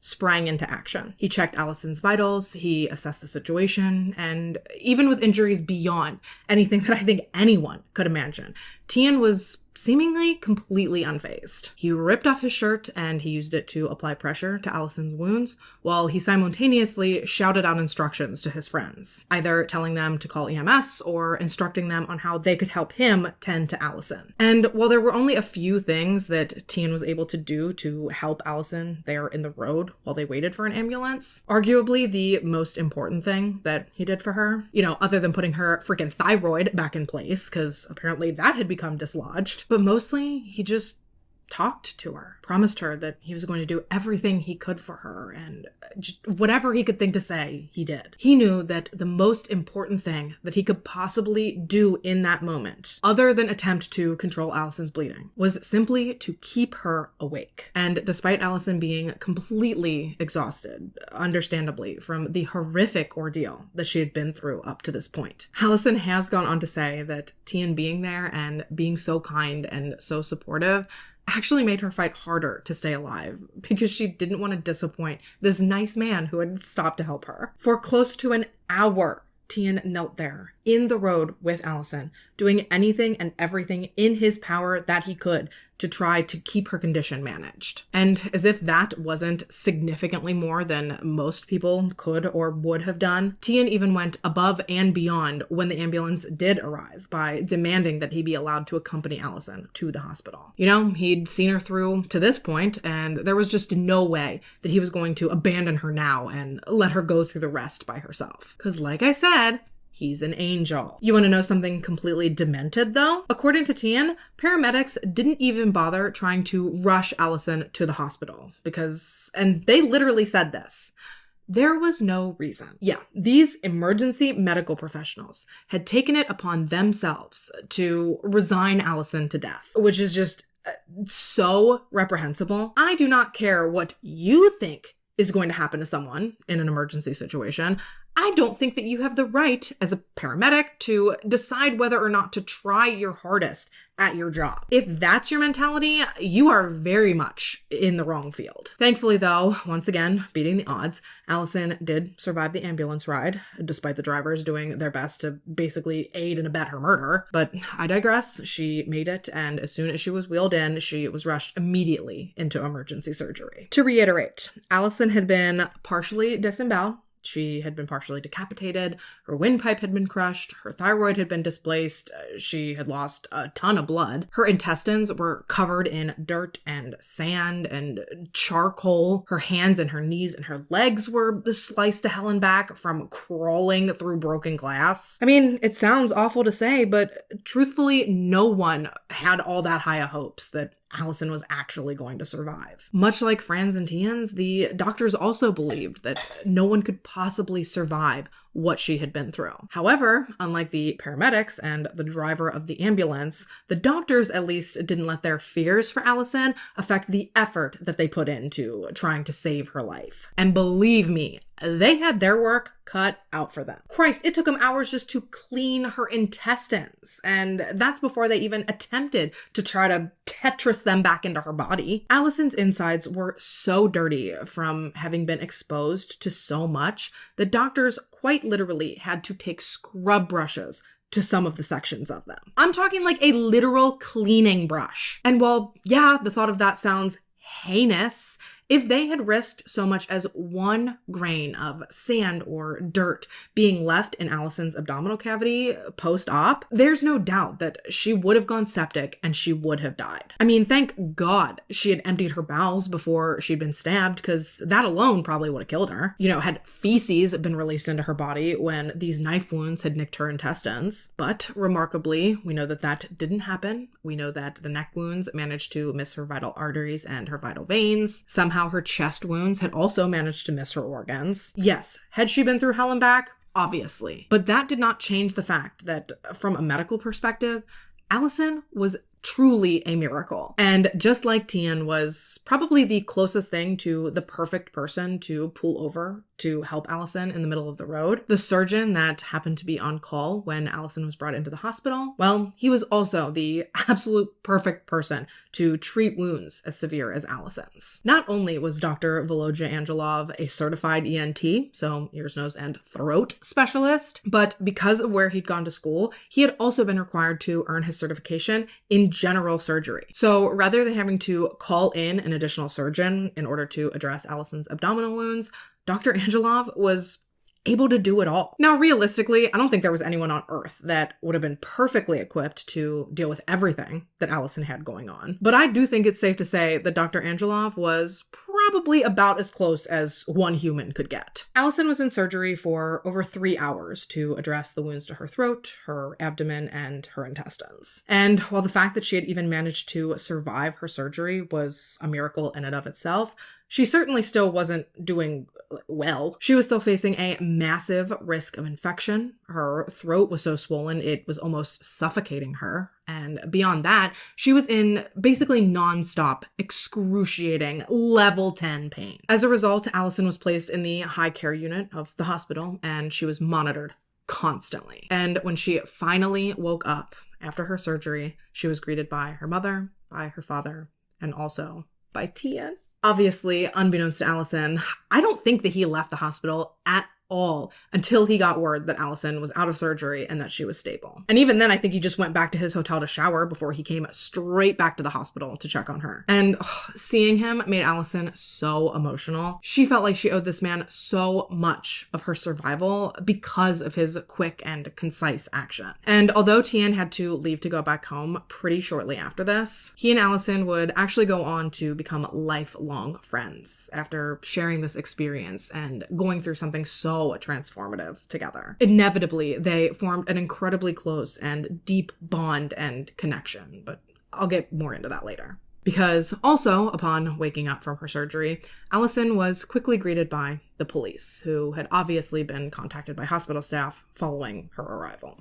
And while it was great that police were responding so quickly to a crime that historically up to that point might not have been taken all that seriously, the problem here though was that Allison, she couldn't really give him a statement because she couldn't talk. She had a freaking intubation tube down her throat, connecting her to a ventilator, helping deliver oxygen to her lungs. I mean, police tried to work around Allison's condition. They had her manually select photos out of a mugshot book in order to identify her attackers. However, while Allison was able to quickly pick both Fran's and Tian's photos out of this book, on top of writing out a full account of what these monsters had done to her, ultimately, police ended up telling her that her account of her experiences would be more reliable and be more likely to be taken seriously if she gave it to them verbally. And without even giving Allison a chance to respond, doctors were like, absolutely not. This woman just had life-saving surgery on her throat. They were terrified that if they then went ahead and whipped out this intubation tube,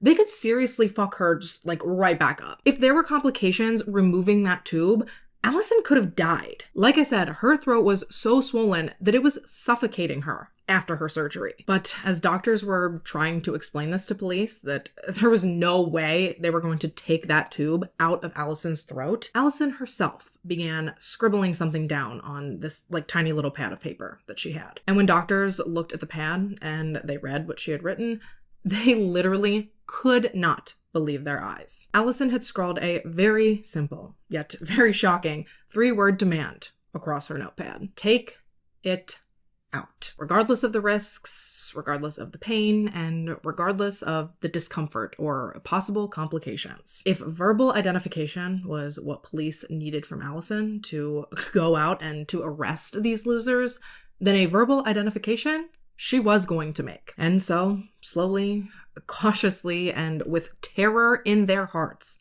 doctors did ultimately, very carefully, remove the tube from Allison's throat. And just before she gave her verbal identification of her attackers, she first made a point to mention, while smiling, just how nice it felt to have that tube out of her throat. Then, of course, she told police that Fran's and Tian's were, without a doubt, the ones who had attacked her. And girl, if Allison was not determined to see these men jailed for the rest of their lives strictly for what they had done to her, best believe she was hell-bent on seeing them rot behind bars once she found out that she was not their first victim. What a gut punch that must have been, to find out that these men had been cut loose following a previous sexual allegation, only for them to then turn around and do what they had done to her 2 weeks later. I would be so pissed. Honestly, I commend Allison for holding her composure and her couth after she found that out. Could never be me. I'm way too temperamental. Now, thankfully, given just how familiar police were with Franz and Tien's and their tomfoolery, they were relatively easily tracked down and brought in following Allison's official spoken identification. And dude, when they told them that they were being questioned about rape and attempted murder, it was like they had been doused in ice water. They were so sure that they had taken care of Allison before leaving her stranded there in the dirt that night, that when police informed them she was still alive, well, according to one of the detectives on the case, you could have knocked them over with a feather. And given that Allison was alive, awake, coherent, and talking, both Franz and Tien's pretty quickly came to the realization that there was really no reason to lie. They both ended up giving full confessions to what they had done, and they were finally carted off to jail where they would remain until their trials. If only police had done that the first time. Now, remarkably, just 13 days after Franz and Tien's had tried to murder Allison, she was discharged from the hospital before moving back in with her mom to recover. Sure, she was lucky to even be alive, and things were going significantly better for her regarding her recovery than anyone could have hoped for. But that is certainly not to say that things were going to be easy for Allison once she got home. Not only would she struggle with depression following her attack, which would be expected, but on top of that, for weeks following her hospital stay, Allison was forced to return to the hospital so that doctors could scrape at her abdominal wound until it bled in order to stimulate new cell growth. As if she hasn't been through enough. Now she has to go and do this on top of the already unrelenting pain that she was in from her initial injuries. And that's not even taking into consideration the mental turmoil that the investigation forced her to go through. Yeah, apparently as part of the investigation, Allison was also forced to report to the police station on multiple occasions so that police could document her injuries as well as how well they were healing. Meaning that Allison would have to drop trow in some random detective's office so that her abdomen and her pelvis could be photographed. Yeah, if you've ever wondered why such a huge percentage of rape survivors don't come forward, this is it, at least part of it. The things that these victims have to go through to hopefully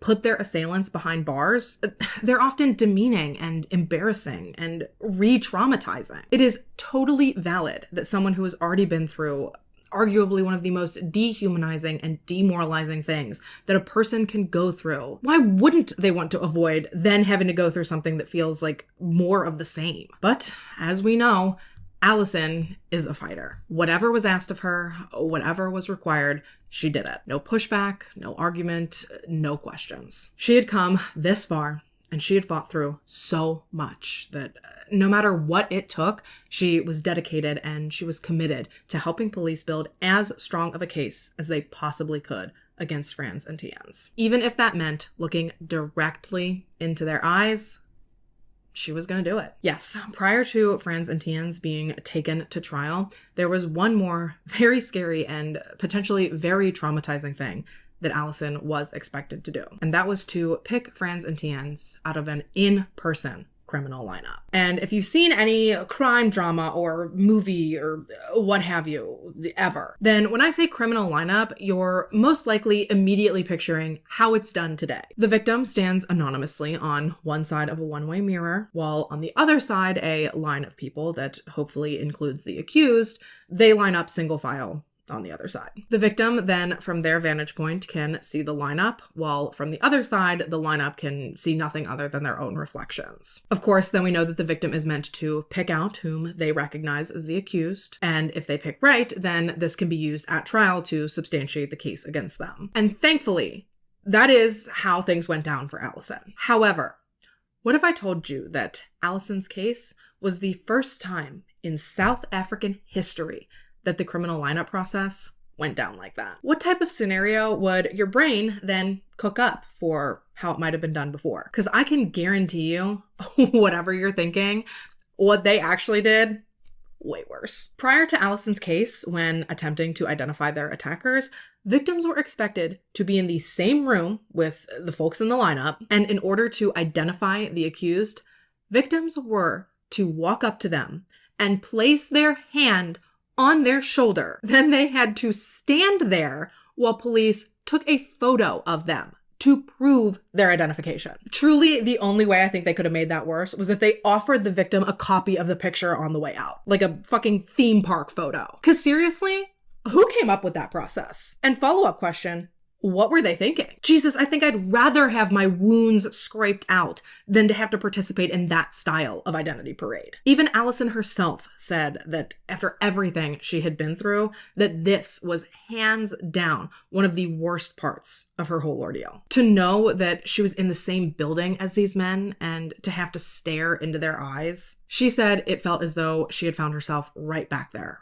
on the night of her attack. The fear and the emotion that being anywhere near these men evoked in Allison, it was unbearable. But if we know anything about Allison by this point in the story, it is that she is strong and resilient, and she is going to do what needs to be done. And that is exactly what she did. Franz and Tien's trial began in June of 1995, so roughly about 6 months, give or take, after their attack on Allison. Oof. And to say that people were shocked and appalled to see Franz and Tien's walking in and out of court free from shackles and free of handcuffs. I mean, after what these guys did, you'd think police would have given them the full Hannibal Lecter.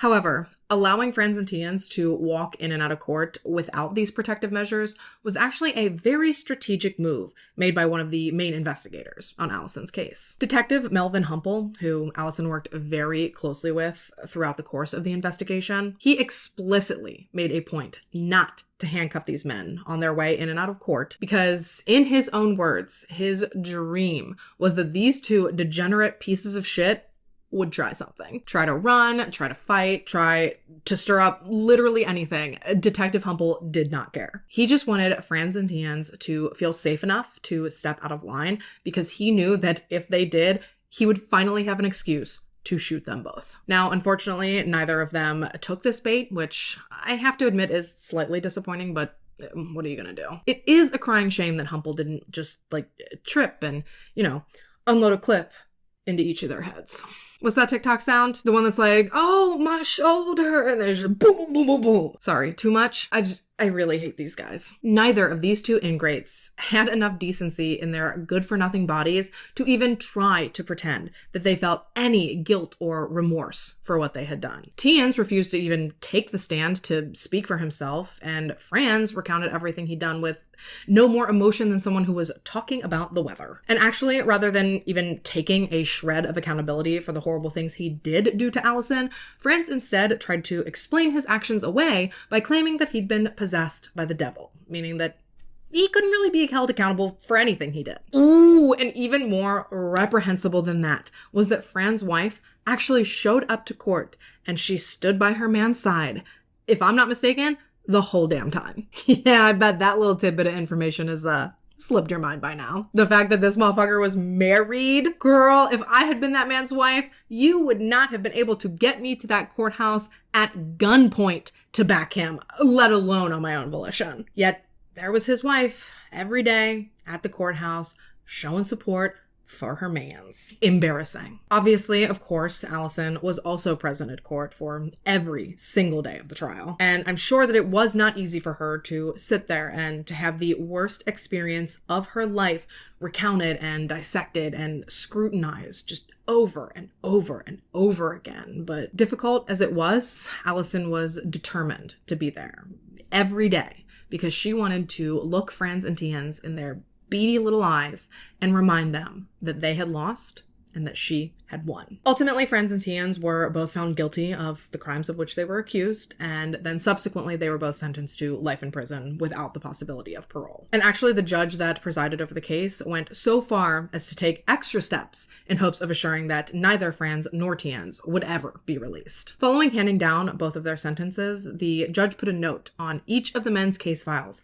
explicitly stating that neither man should ever be considered for release. The note stated that they were simply too dangerous to ever be rehabilitated and that they should never be granted parole of any kind, let alone ever be released back into society. Now, personally, I think that they asses should have been under the prison. However, frustratingly, the death penalty had been abolished in South Africa by the time that the trial rolled around. So this meant that, regretfully, life without parole really was the best that this judge could do. And while, sure, Allison was satisfied with their sentences, I guess, it certainly didn't fix her. It didn't undo everything that had happened. She wasn't just magically better. Following the trial and the gradual reduction in media coverage, sure, justice had been served, but ultimately Allison was left alone to attempt to pick up the pieces of what was left of her life. Like I said, she was incredibly depressed and she struggled a lot with having the worst moments of her life plastered across every newspaper and every magazine that was available to the public. Allison even later explicitly stated that the publicity and the notoriety that had come from her situation, that was all harder for her to actually deal with than it was for her to show up in court each day. And once court was over and the investigation was over and everything was just done, I think that was when Allison realized that her life was never going to go back to how it was prior to the attack. And again, this is something that she struggled with a lot at first. That is, until she realized that if she let what happened to her completely destroy her, then whether Franz and Tiens were in jail or not, they were still winning. They were still holding a part of her. And if she let what happened to her consume her, then what was the point of having fought so hard to stay alive? Why was she going to let them take more from her than they already had? And so, difficult as I'm sure that it was, Allison pulled herself up by her bootstraps and she decided that she was going to take her story and she was going to use it to make a difference. And as Allison began to travel and to share her story, despite the fact that up to this point in South Africa, rape had very much been like a we don't talk about that type of crime, a crime that victims were sort of conditioned to feel immense shame over. Allison's story of determination and of courage,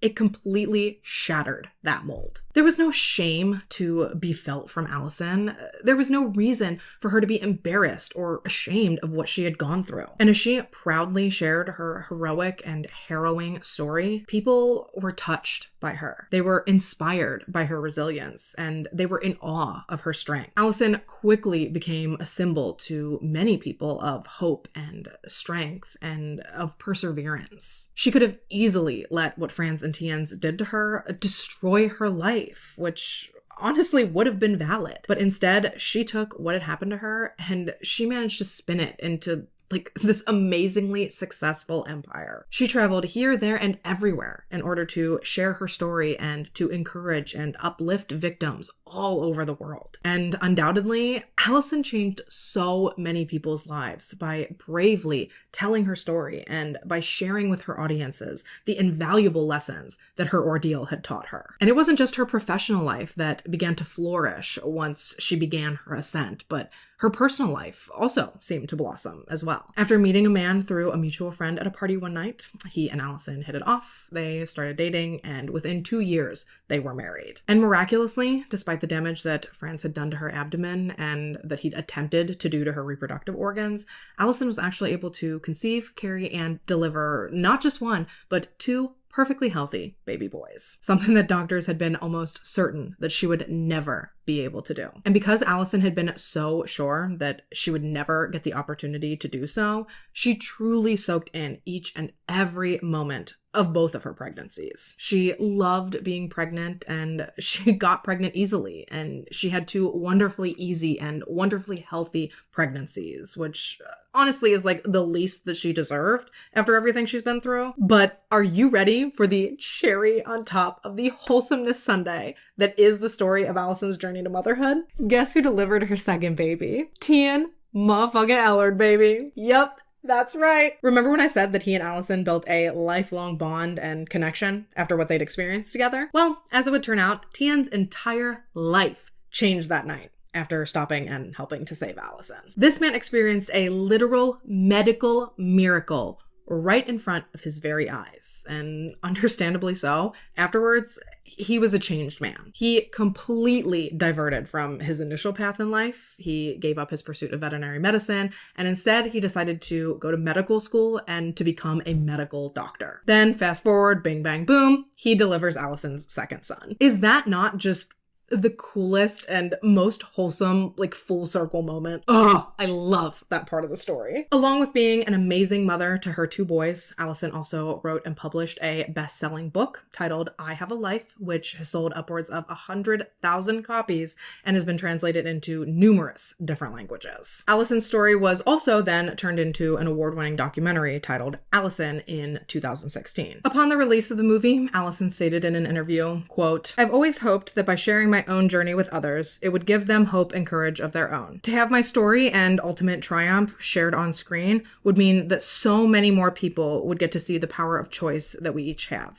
And they then might also choose to triumph over life's hardships." I have both read Allison's book as well as watched the documentary, and I would highly recommend them both. They are both beautifully done and definitely both worth the watch/read. What is appalling, though, about the documentary production process was a big surprise. Franz. Yeah, when he got wind that Allison was in the process of collaborating on a documentary about that night, this motherfucker genuinely heard this, and he thought, I deserve a part of that. No, I am not kidding. Not only did he want to be involved, but this man wrote a letter demanding to be involved, but only under his outlined circumstances. 1, he wanted a written and signed letter of forgiveness from Allison. 2, he wanted a share of the proceeds generated by the documentary. And 3, because yeah, there's more, he wanted a share of all of Allison's profits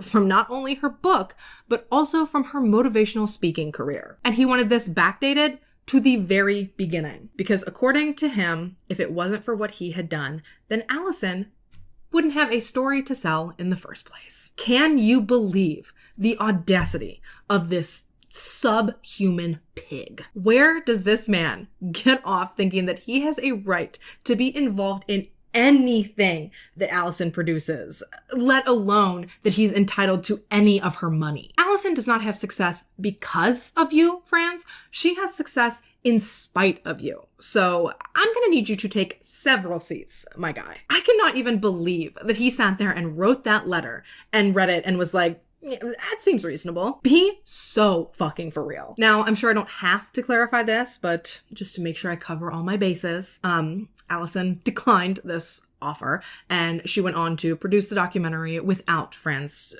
undoubtedly useless input. And guess what? It was still wildly successful without him.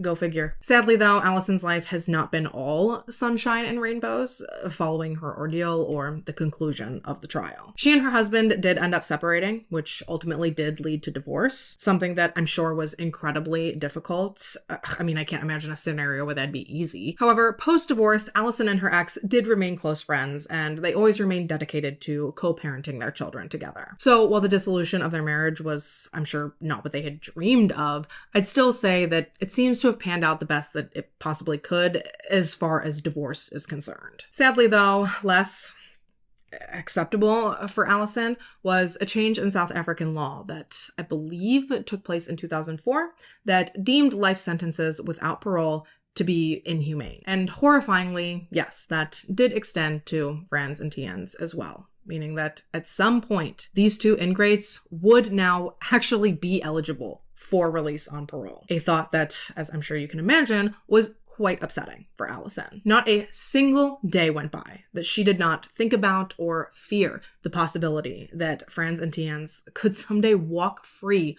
among society again. But unfortunately, beyond protesting at their parole hearings, whenever they came up, there really wasn't anything that Allison could do besides push through and hope that it never happened. And, you know, for almost 30 years, her desperate pleas against their release had panned out in her favor. That is until 2023, when both Franz and Tien's, this time completely unbeknownst to Allison, once again came up for parole. And without her there to share her story and to advocate for herself and for their continued incarceration, Franz and Theans were granted parole and subsequently released just 28 years into their life sentences. And Allison, she wasn't made aware of this until the decision had already been made. Now, I did read that the decision is currently under review, so I suppose it's possible that their parole could be rescinded and that they could be re-imprisoned, depending on how said review goes. But for now, they're out. They're free and they're just walking around out there among society. And sadly, I fear that the longer they're out without incident, the less realistic it is that the justice system would decide to maneuver all the red tape it would take to actually get them back behind bars. And that's despite a Change.org petition that is currently sitting at 16,000 signatures opposing their parole. And poor Allison, this is quite literally her worst nightmare come to life. These men are only in their, 40s, 50s? So in my opinion, they've nowhere near aged out of crime. Not to mention that they were essentially out on bail the night that they attacked Allison. So is parole really going to keep them from committing more crimes?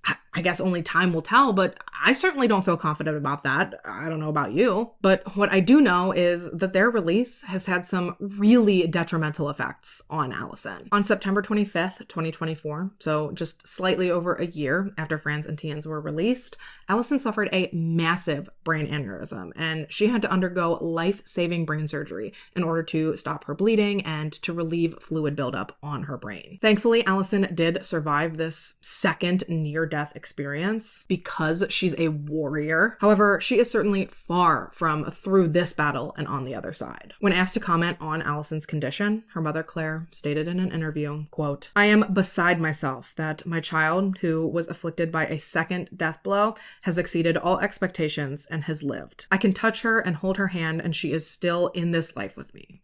What would I do without her?" Like, this woman has been through enough for multiple lifetimes, yet here she is still just fighting and kicking ass and taking names. The aneurysm affected movement in Allison's extremities, it affected her ability to walk, and it also affected her vision. However, she does seem to be improving bit by bit, day by day. Now, personally, I believe that she will come through this. She will come out on the other side, and she will be stronger even than she was before. I think she's going to handle this just like she did her first brush with death. But you cannot tell me that it is not incredibly coincidental that a year after these two were released, she had this health episode. I know stress can't cause a brain aneurysm, but the increased adrenaline and blood pressure of stress, that can contribute to the rupture of one. So personally, I think that Franz and Theans are just as much to blame for this incident as they were for the first one. And with that, you guys, we are about wrapped for today. Sadly, Allison is currently unable to work given the state of her health and the extensive treatments and round-the-clock therapies that she's in need of, meaning that she is very quickly racking up some incredibly overwhelming medical debts. There is a trust that's been set up for Allison in order for people to make donations towards helping her manage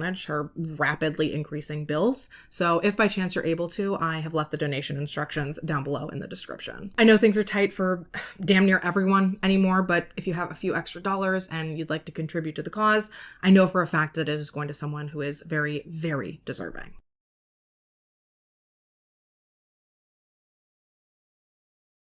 September 1978 in Modesto, California, 15-year-old Mary Vincent was desperate for a fresh start. Exhausted from weeks of traveling, she found herself thumbing a ride along a quiet stretch of California highway when a stranger pulled over and offered her said ride. Now, this man seemed harmless. He seemed like your regular old run-of-the-mill older gentleman just looking to help this young girl out. So Mary accepted this ride. And at first, things seemed fine. Everything truly was fine until it wasn't. Before she knew it, Mary found herself fighting for her life in a way that I don't think anyone could prepare themselves for. But even bloodied, beaten, and left for dead, Mary still managed to summon a strength that stunned investigators and transfixed the nation. Against impossible odds, Mary drug herself from the edge of not just a ravine, but she drug herself to safety from the brink of death. And while her survival has become a symbol of resilience, her case would also expose deep flaws in the American justice system. How could the monster who had done this to Mary manage to slip through the cracks and go on to do the unthinkable yet again? This is the story of Mary Vincent and Lawrence Singleton, a story of survival and injustice that exposes the terrifying truth of what happens when the system drops the ball. All right, so as mentioned in the intro, today's story brings us all the way to the sunny West Coast to Modesto, California. Resting on 45 square miles of land and located in the heart of California's Central Valley, Modesto, California currently hosts a population of just shy of 220,000 people. Surrounded by some of the most fertile farmlands in the state, Modesto is certainly well known for its agricultural roots. It's also well known as the birthplace of George Lucas. So if you're a Star Wars fan, you have Modesto to thank for that. However, if you're not into the Star Wars of it all, visitors can also catch a show at the historic State Theater, stroll through McHenry Mansion, or unwind at Grace Ada Park. Basically, given its blend of old school Americana paired with newer and more modern touches, Modesto appears to offer a unique snapshot of California's small city spirit. Bear in mind, though, that is modern day Modesto. At the time our story takes place, Modesto's population was actually about half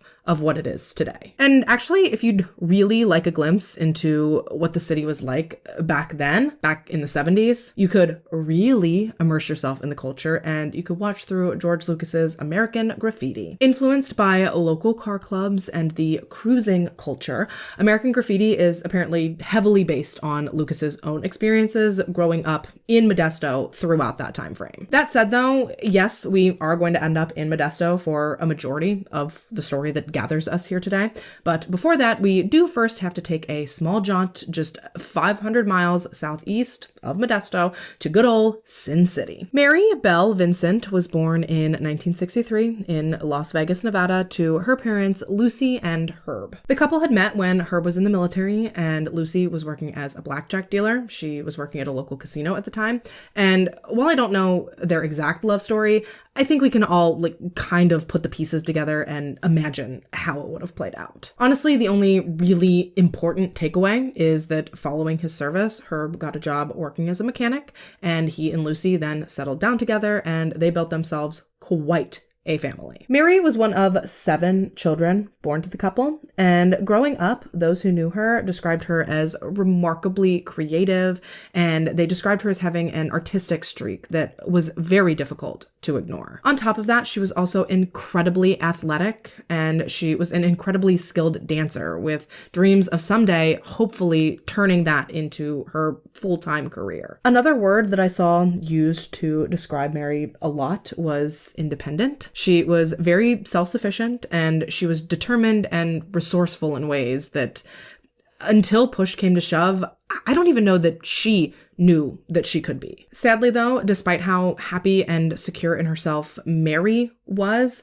her home life was less than desirable. Eventually, for Herb and Lucy, the pressures of marriage and supporting this family and juggling their jobs, it just all really started to get to them, and it really began to take a toll on their marriage. They began fighting constantly, which, speaking from my own lived experiences, that is so unbelievably stressful for the children that are forced to witness these fights and to live through this chaos. And so, feeling every bit of this at just 15 years old, tired of living with so much turmoil at home, Mary decided that she couldn't do it anymore. In 1978, she officially ran away from home with plans to hitchhike her way from Las Vegas to her uncle's house near Santa Cruz, and ultimately then to her grandfather's house in Los Angeles. And while today, hitchhiking at best seems bold and reckless, and at worst, just stupid and downright dangerous, back then, especially in California, it was super common. And so for Mary, too young to drive herself, but eager to escape her family's tumultuous life and determined to find some sense of her own belonging, it seemed like as good an option as any. I mean, it wasn't an easy or seamless journey, let me tell you. While she did stay with family during some stints along the way, almost just as frequently as she had a roof over her head, Mary found herself sleeping outside, either tucked behind trash cans, or even sometimes she would seek shelter in some random person's unlocked car. Again, it sounds horrifying to us nowadays, but back then, things really were just so different. Now, Mary did eventually make it to her grandpa's house in LA. I believe she was with him for maybe a couple of weeks. I couldn't really find clarification on exactly how long she stayed with him, but regardless of how long it actually was, what I know for sure is that it was just long enough for Mary to really start to feel like extremely homesick. You know, the grass had seemed like it would be so much greener in California without all the stress and the chaos that her family was currently going through. But when push came to shove, Mary was still just a 15-year-old girl. After taking her breather and seeing what the real world had to offer her, at the end of the day, she really just wanted to go back home. She missed her parents, she missed her friends, she missed her siblings. You know, she had had her adventure and now it was time to head home. And so, just like she had done to get to California, of course, Mary was planning on hitchhiking her way all the way back to Vegas. However, sadly though, this time around, things would not play out even sort of smoothly. And that is because it was, while making her way back home, that Mary would cross paths with one of just the most evil men that this world has ever had the misfortune of churning out. And regretfully, my friends, that does indeed bring us to the evening of September 29th, 1978. All in all, Mary had about a cool 300 miles, give or take, that she had to try to make it in order to hitchhike from LA all the way back to Vegas. Mind you though, that's if you're taking the fastest possible route. The problem with hitchhiking though, among many other things, but as far as the time it's going to take is that you're probably not going to end up with any sort of straight shot to your destination. You're at the mercy of where or how far whomever you end up hitching a ride with is willing to take you. And at this point, Mary's made it from LA all the way back up north to Berkeley. And so far, this particular leg of her journey was going relatively smoothly. Honestly, I think you could almost say that it had been fun. She had made some acquaintances along the way. She had scored a few different rides with a few different really nice people. Like I said, so far, so good. However, on this evening in particular, all of that would change. In an effort to make it out of Berkeley and to proceed further on her journey, Mary ultimately found herself standing and thumbing a ride at a spot in California known as Hitchhiker's Corner. Hitchhiker's Corner was a specific spot on the campus of the University of California at Berkeley, where, as I'm sure you could ascertain, young people tended to gather in hopes of hitching a ride. So at the time, it's important to note that Mary was both in a densely populated area and she was surrounded by multiple other young people who were all doing the exact same thing that she was. All these kids were just looking for a ride. And while Mary and these other kids were waiting there and waiting for a ride, they all eventually got to talking, likely just to kill time. And it didn't take them long to realize that coincidentally, they all happened to be heading in the same direction. And at first, this seemed great because eventually a large van pulled up and the driver offered to take Mary where she needed to go. And so because the rest of them were all heading in the same direction, initially, they kind of just assumed that they could all pile in this van as well. I mean, it's a van, right? Surely they could all fit because from where they were standing, the driver seemed to be alone. There didn't seem to be anything taking up the back seats. So Mary slung open the door and she climbed in. However, as the other hitchhikers made a motion as if they were going to climb in as well, the driver of the van immediately rejected the rest of them. He told them that Mary was fine, but that he didn't want any more than just one person coming along in his van because he claimed that he didn't have enough room, which was definitely weird because, as I previously mentioned, it was a van, a large, empty van. So right away, the other people that Mary had been standing and talking to, they looked at her like, girl, do not get in that van. They didn't know what this guy's deal was. They didn't know what was going on, but they could definitely feel that like the vibes were off. But Mary, doing like her own vibe check, she didn't really see a problem taking this ride and proceeding along her route with this man alone. Nothing about him really stood out to her. Like, he didn't seem dangerous or scary or anything like that. Honestly, more than anything, to her, he seemed like your friendly old grandpa type. And maybe that's why he didn't want a bunch of people in his van. Maybe because he's old and frail. Maybe he was apprehensive to be alone and at the mercy of this group of young strangers. That's definitely something to take into account, is that hitchhiking can potentially be every bit as dangerous for the driver as it can be for the rider. Just like you as the rider, you have no idea whose car you're climbing into. Conversely, the driver also has no idea whom they're letting climb into their car. So yeah, alarm bells are blaring in our ears right now, hearing this. But Mary, in that moment, it really didn't seem like that big of a deal to her. So she smiled at her fellow hitchhikers. She gave them like a wave, and just like that, she and this man, they were off. But who exactly was this man? Well, Lawrence Bernard Singleton was born on July 28th, 1927 in Tampa, Florida. Growing up, he was one of, I believe, 9 children that were born to his parents, Albert and Lena Mae Singleton. From what I was able to gather, it looks like he lived in Florida for a majority of his upbringing, but beyond that, I really couldn't find much information regarding like what his family dynamic was or what his relationship to his parents was. I really couldn't find anything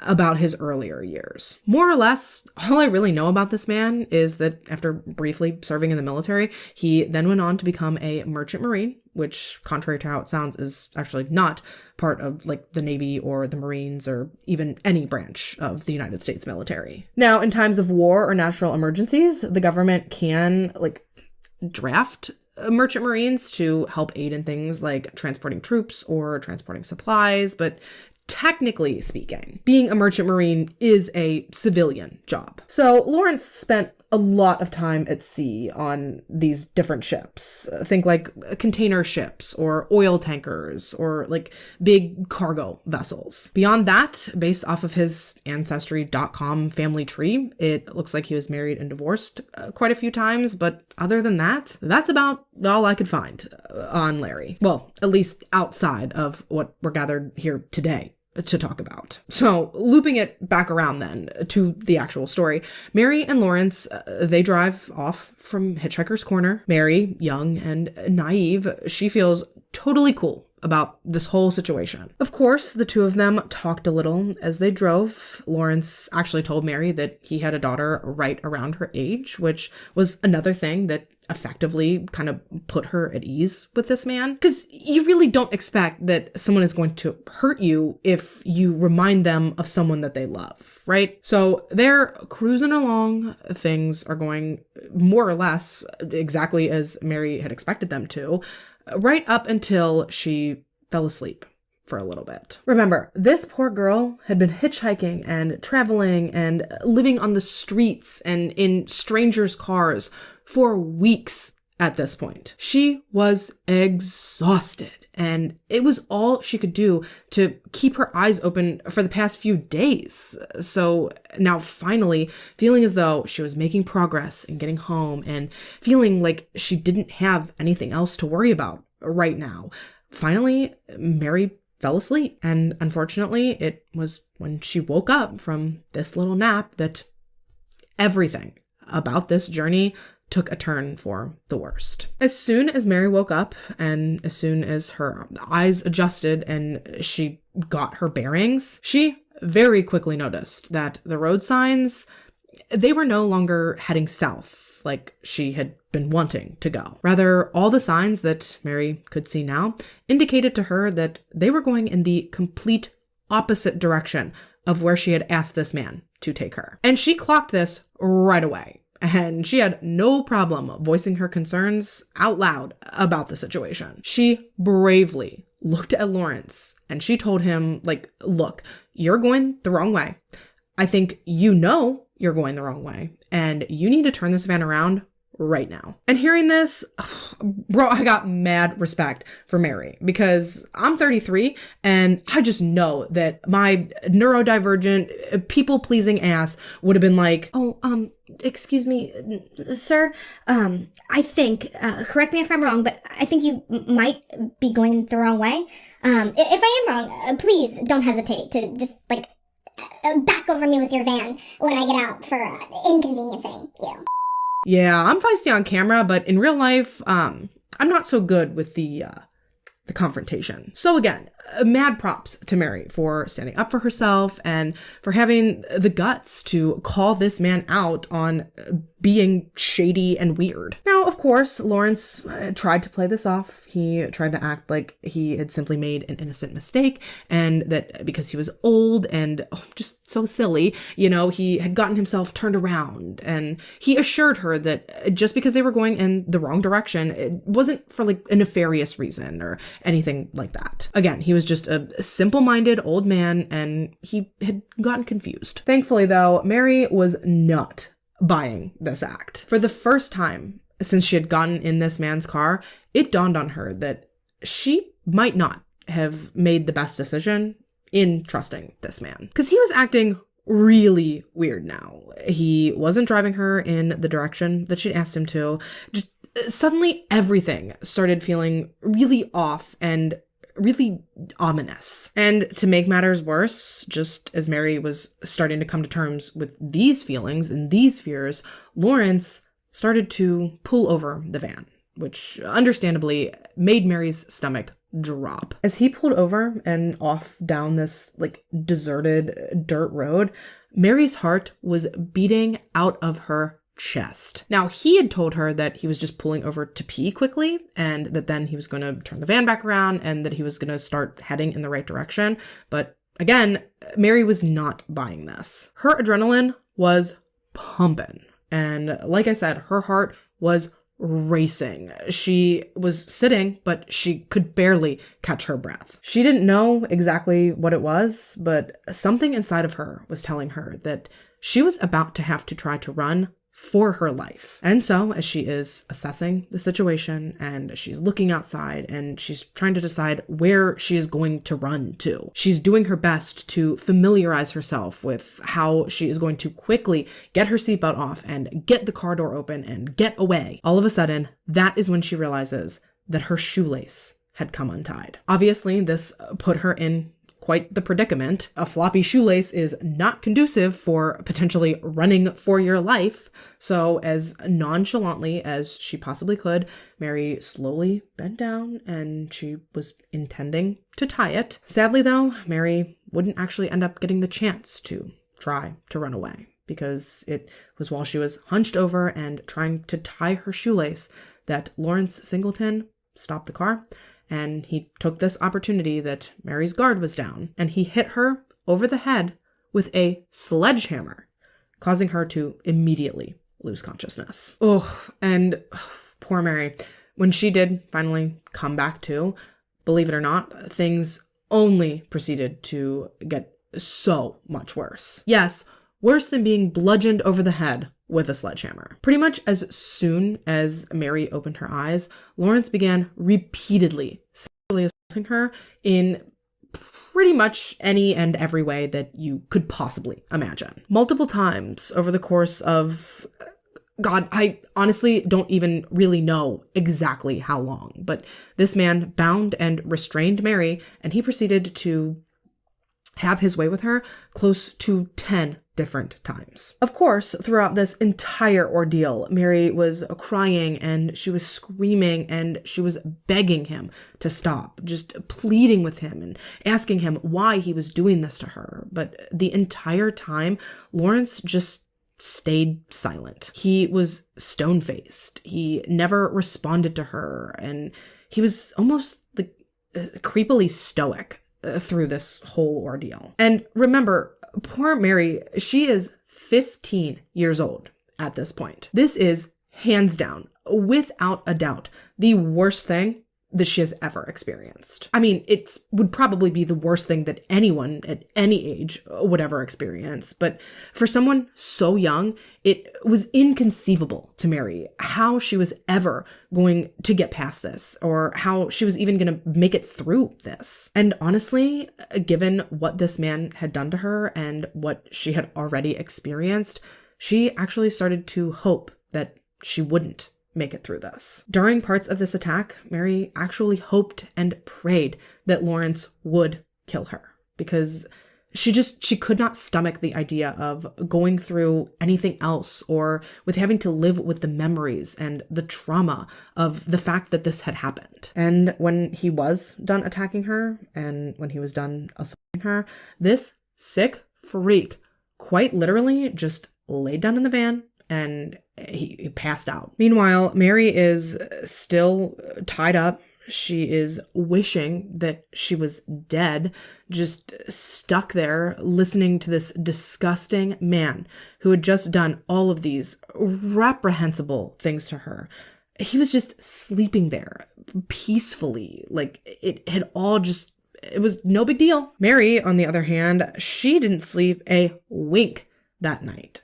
She just laid there, broken and quietly sobbing and begging for Lawrence to let her go, for him to set her free. When he finally woke up, again, Mary promised him that she wouldn't tell anyone what he had done, and she just begged him that she wanted him to, quote, set her free. And remember that wording, because it becomes very important here in a minute. But no matter what Mary did or what she said, unsurprisingly, Lawrence was less than moved. Instead, as the sun started to peek in through the van windows, he grabbed Mary and he pulled her out of the van. Remember, they're in the middle of nowhere, isolated back on this dirt road, surrounded by pretty much nothing. But still, being there with this man out in the open, naked and battered and bleeding, it was the most vulnerable and exposed and unprotected that Mary had ever felt. And once he had her, I guess, what he deemed far enough away from his van and from the road, that is when Lawrence looked at Mary ominously and he said to her, "Okay, you want me to set you free? I'll set you free." And then he pulled out a hatchet, and this lunatic then proceeded to swing it down onto Mary's left arm. And this happened so fast. Please understand that. I know it's easy to follow and to process here, rehashing it, but when this happened to Mary, she very much did not process what was happening until she began falling backwards away from Lawrence. This man had cut Mary's left arm clean off, and this just so happened to be the arm that he was dragging her by. So when he took it off, like I said, she started to fall backwards. And instinctively, as she's falling, she reached out and she tried to catch herself, and she ended up grabbing onto Lawrence's arm, trying to brace herself. However, pretty much exactly at the moment that she got her hand wrapped around his arm, that is when he took another swing of his hatchet. And again, Mary then found herself falling backwards. And this time, she honestly could not understand how she was falling, because she had grabbed his arm. She had felt it when she had grabbed it. She had grabbed on tight, so she should not be falling. So she looks down, and that is when she realized that her right arm was now also no longer attached to her body. And grotesquely, as Mary hit the ground, she looked up and she saw Lawrence like violently shaking his arm around. And At first, she couldn't figure out what he was doing, but then all of a sudden, it all made sense to her. When he had cut off her right arm, her hand had somehow managed to stay contracted around his arm. So when Mary looked up and she saw Lawrence just shaking his arm around, it was because he was literally trying to get her severed arm to release from his arm. These are truly the cases that make me thankful that I have aphantasia, because the thought of being able to vividly picture something like this, that would make me physically ill. I can't imagine what it was like for Mary having to live it, for her to be lying there in excruciating pain, feeling her blood coursing out of her body through these two massive wounds. And all the while, here this sick freak is shaking off one of her body parts like he had just stepped in mud or something. Genuinely, the man is deranged. Just how someone could have this kind of disregard for human life or for the human body in general is just nauseating to me. And as if everything that he has done up to this point wasn't abhorrent enough, this man was still not done desecrating and disrespecting Mary and her body as if she was subhuman. As Mary was lying there, naked in the middle of the dirt, screaming and crying and writhing in pain from having just had her arms hacked off, Lawrence then grabbed her and he dragged her to the edge of a nearby ravine, and then he threw her off the side of this 30-foot cliff, more or less. And I think at this point, we can all agree, he's done enough. Just let the girl be. My God. But even with all that he had already done, he still was not quite finished yet. Instead, once he had thrown Mary over this cliff, he then carefully made his own way down the cliff to her, just so that he could then ensure that she was covered and that no one would be able to find her or see her or help her. Actually, what he ended up doing was shoving her into this nearby culvert sort of thing.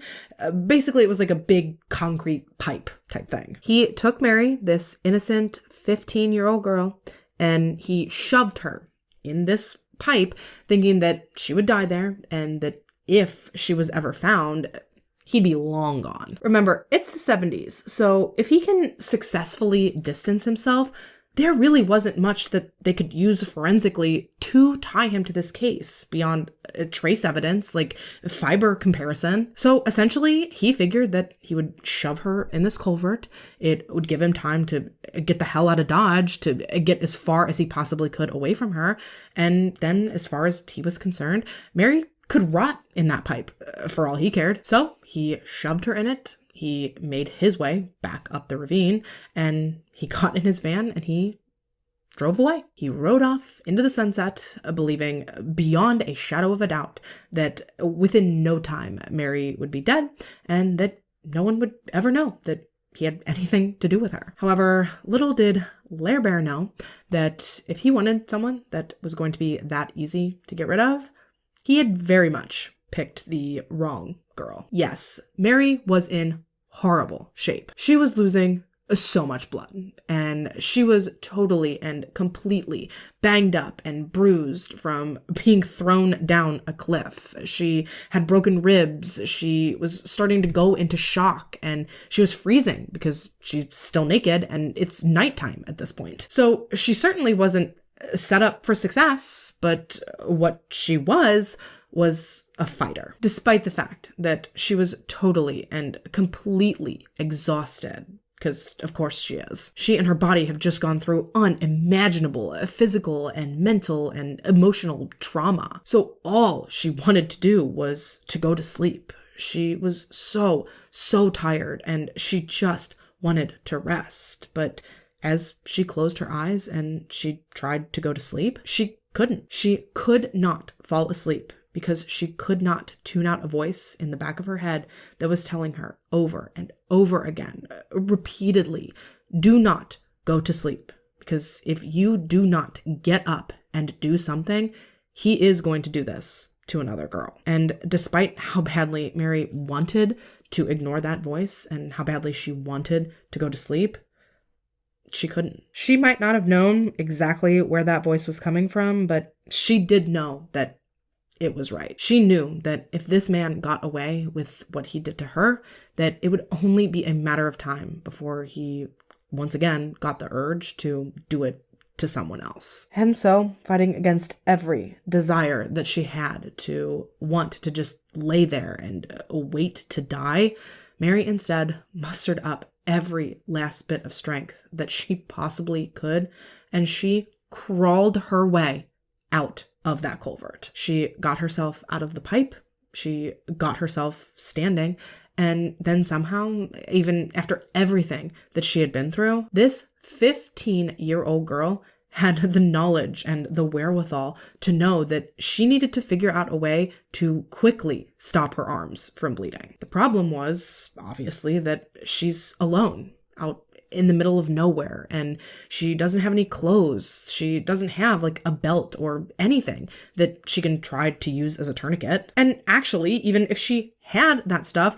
she didn't have arms anymore. So how would she have even managed to fasten a makeshift tourniquet around her wounds if she did have like a belt or a shirt or something? So she's looking around and she's thinking and she's trying to figure out what she can do when all of a sudden it dawns on her that she's surrounded by dirt and mud. And while not ideal in the cleanliness realm, Mary realized that her best option was to just start shoving her arms down into this dirt and into this mud, effectively packing her wounds to the best of her ability until ultimately her bleeding did slow down and eventually it did stop. And again, this is just absolutely incredible. I cannot put into words how impressive this story is, how quickly Mary was able to think on her feet and to problem solve like that at just 15. I genuinely don't think that most adults could muster up as much strength or handle what Mary was going through with half as level of a head as she did. That said, though, stopping her bleeding, that was just step one, because now somehow with no arms and having lost like half of her blood, now Mary has to figure out how the hell she is going to manage to make it all the way back up this 30-foot like steep ass cliff. Now personally, I'm weak, so from where I'm sitting, that sounds impossible. Mary though, dude, I don't know how, but she did manage to drag herself all the way back from what seemed, I'm sure, like a bottomless pit all the way back to the top of this cliff. It wasn't a fast process, not by any means. I'm pretty sure it took her hours to do so. But regardless of how long it took her, the important thing is that she didn't give up, and ultimately that she was able to do it. Now, once Mary had gotten to the top of the cliff and she took a moment to sort of steady herself, and once she had taken a bit of a breather from this climb, she looked around and she realized that it was pitch blackout. She could barely see even like a few feet in front of her. In later interviews, she's even gone on to say that if it hadn't been for the light from the moon and from the stars, she would have basically been blind. So of course, she stood there for a second, waiting and hoping that her eyes would adjust, when all of a sudden she heard traffic and cars whizzing by on what sounded like a nearby road. She wasn't exactly sure how close or far she was from this road, but she knew that if she could hear the cars, that at the very least she could follow the noise, and eventually, hopefully, she would find her way to the road and to safety. So she walked and she walked and she walked and she walked and she walked and she walked, actually walking so long that the sun started to come up again before she finally saw the road that she had heard. And as she got closer and closer, she could actually hear that cars were approaching. So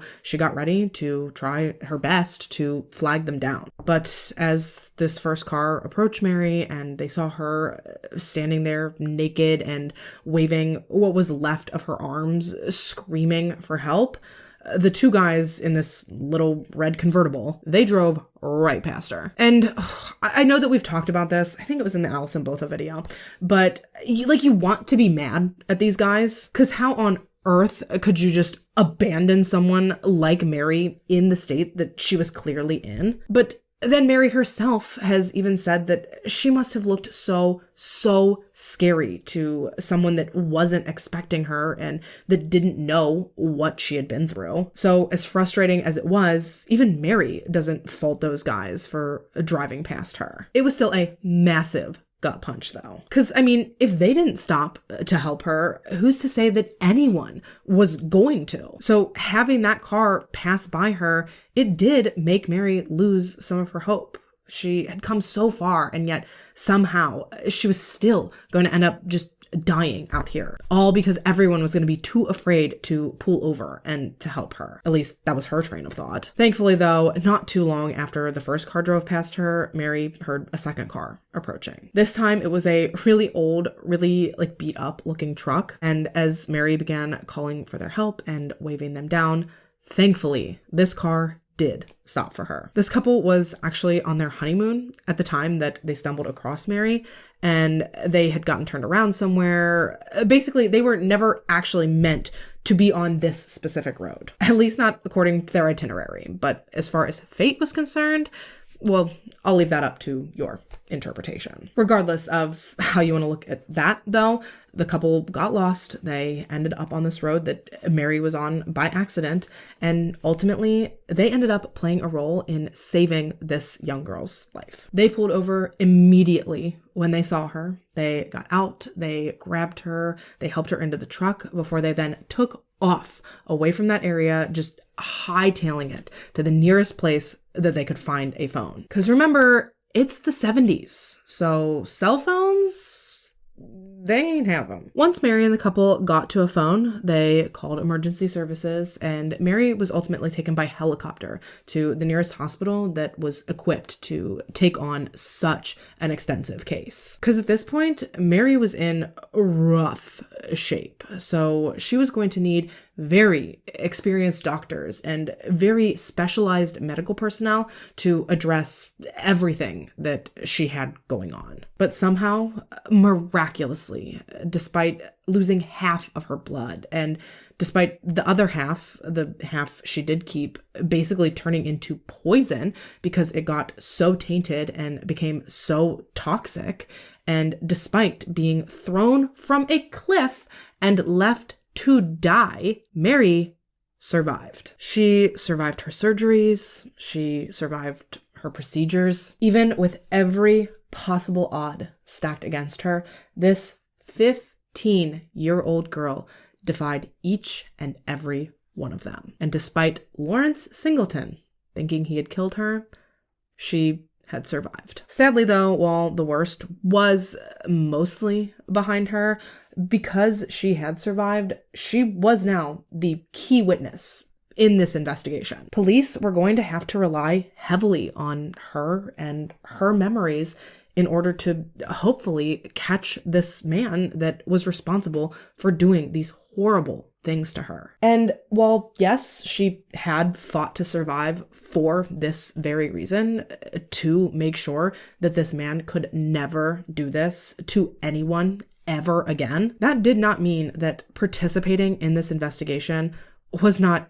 incredibly difficult for Mary. She had been through so much trauma at the hands of this man. So initially, when police bombarded her and started trying to ask her questions, she couldn't even answer them. Even the slightest tap back into the memories of what she had gone through, it sent Mary completely just spiraling. But again, this was exactly why she had fought so hard to live. So despite how difficult it was for her to relive what she had been through just over and over and over again, eventually it did prove very beneficial, because ultimately she was able to provide police with enough of a physical description for them to get a very detailed and almost chillingly accurate composite sketch of Lawrence drawn up. And within just shy of 2 weeks, Lawrence was identified by his neighbor, of all people, and on October 9th, 1978, he was officially arrested. He was brought into custody, and he was charged with the atrocities that he had carried out on poor Mary. Of course, he tried to deny having anything to do with everything that had happened to her, because don't they always? According to Lawrence, he had picked up Mary as well as 2 other male hitchhikers. He claimed that these guys' names were Pedro and Larry, which is hilarious because, like, you couldn't think of a single name other than Pedro and your own. I mean, it's really neither here nor there in the grand scheme of things, but, like, come on. Nevertheless, though, this idiot tells police that he picked up these 3 hitchhikers. He claims that they all stopped at a bar together to drink and do some drugs before, one by one, they then paid Mary for sex. So while, yes, he did admit to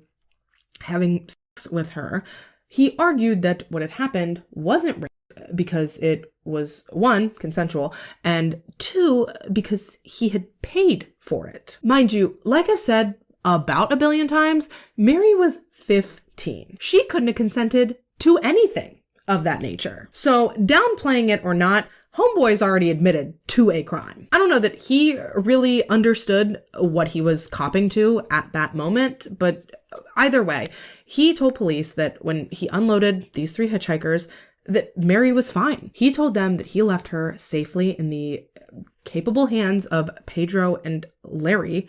And I guess he wanted police to think that whatever had happened to her had to have happened at the hands of these other 2 gentlemen, and that he was just totally innocent. The problem with Lawrence's story, though, was that these guys, they didn't exist, and he's a moron. God, I wish I could have seen the look on his big, dumb face when he found out that Mary was still alive and that he was completely and totally screwed. Man, it had to be just such a satisfying look of, like, shock mixed with just, fuck. Still though, even with police clearly not buying what he was selling, and even with Mary as a living witness, despite the fact that she went on to pick him out of a lineup, Lawrence still went on to plead not guilty, and he opted to take his case to trial. So this meant that after everything she had already been through, poor Mary was going to have to sit in a room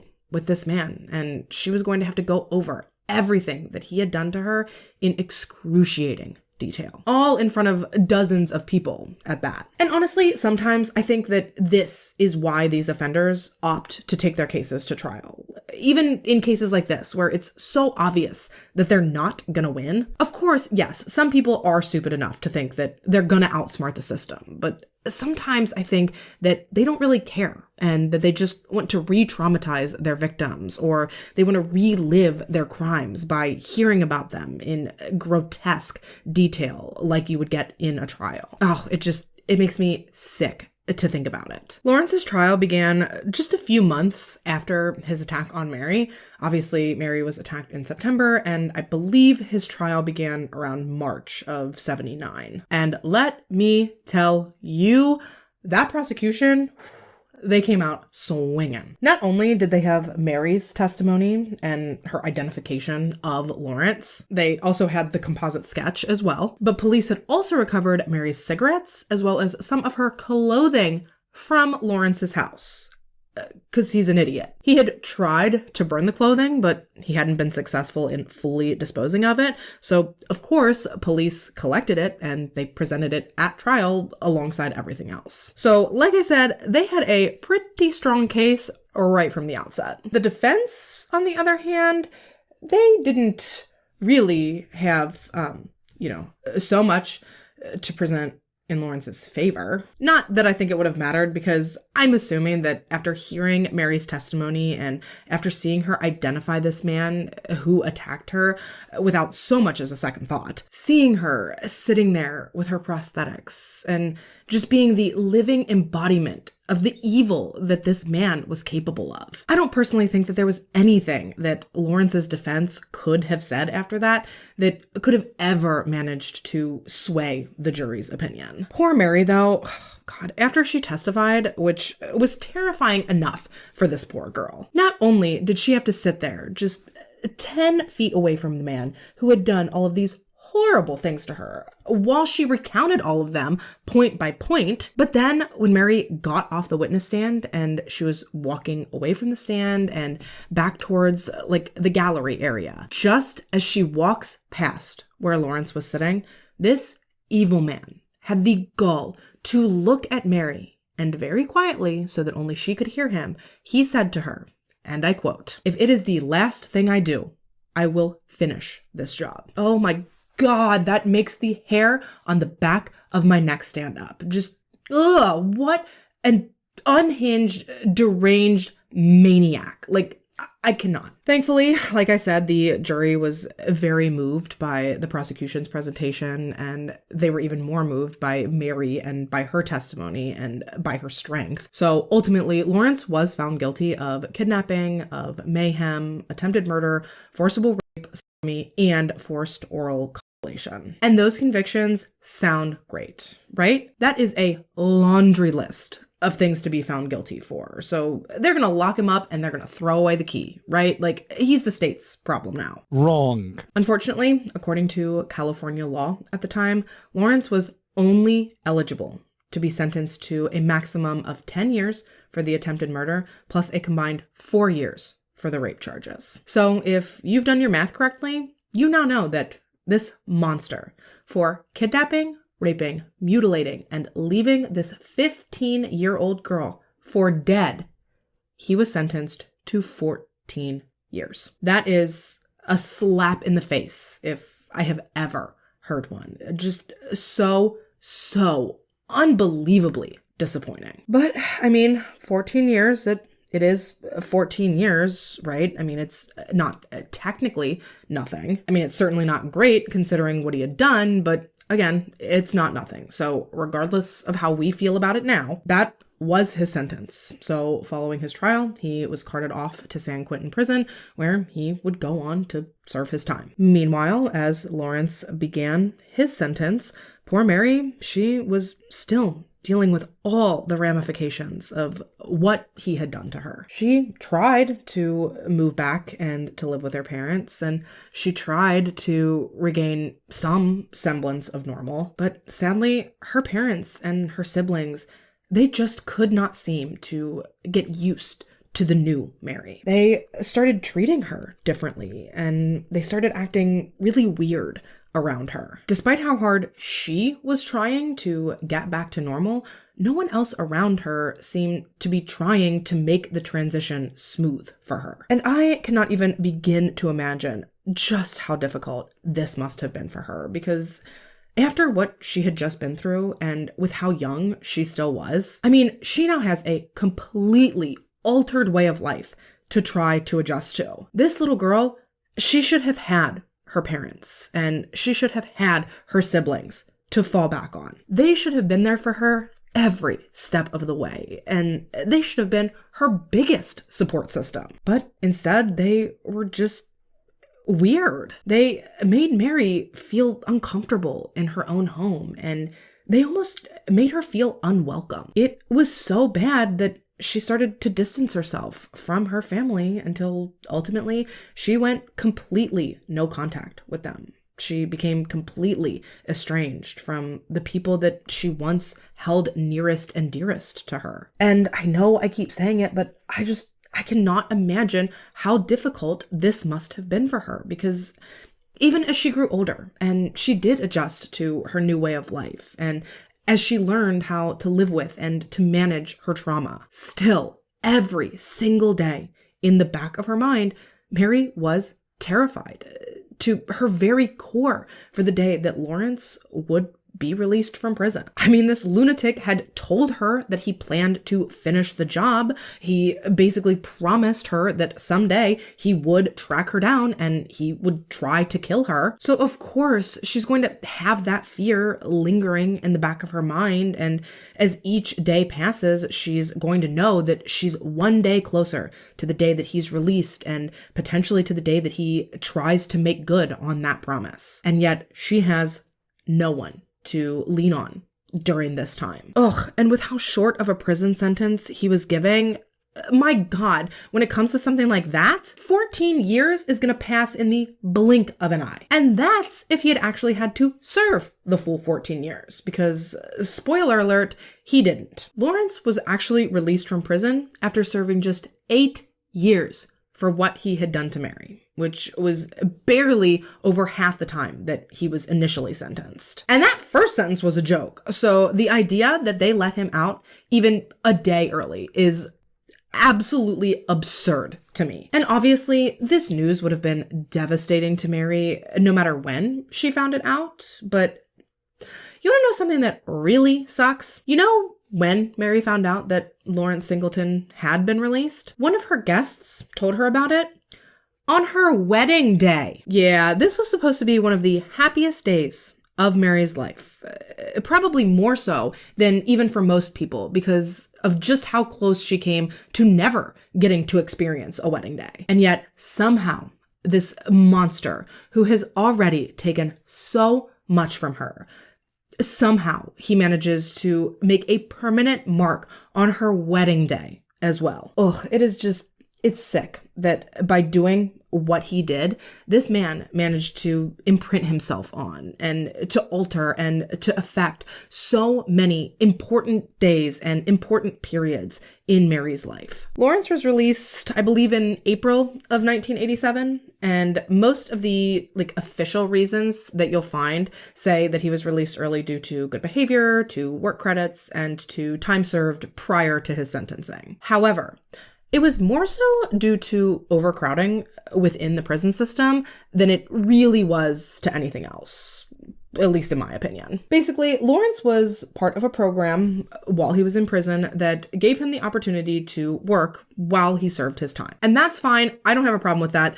Make good use of him, whatever. But essentially, in exchange for this work, rather than an attaboy or pennies on the dollar like most inmates get, Lawrence worked as a teacher's aide, and in return for each day that he spent working this job, the prison shaved a day off of his sentence. Is that not absolutely, completely bananas? That is the stupidest f***ing thing I've ever heard. Now, to clarify, I think programs like this, they have a place. 100%, absolutely. I am definitely a proponent for prison reform. I absolutely understand that overcrowding is one of the many, many, many flaws in our prison system. But are we fucking kidding that we think that this is the kind of guy that deserves to be able to work to shorten his sentence? Theft, drug charges, fraud, property crimes, anything non-violent,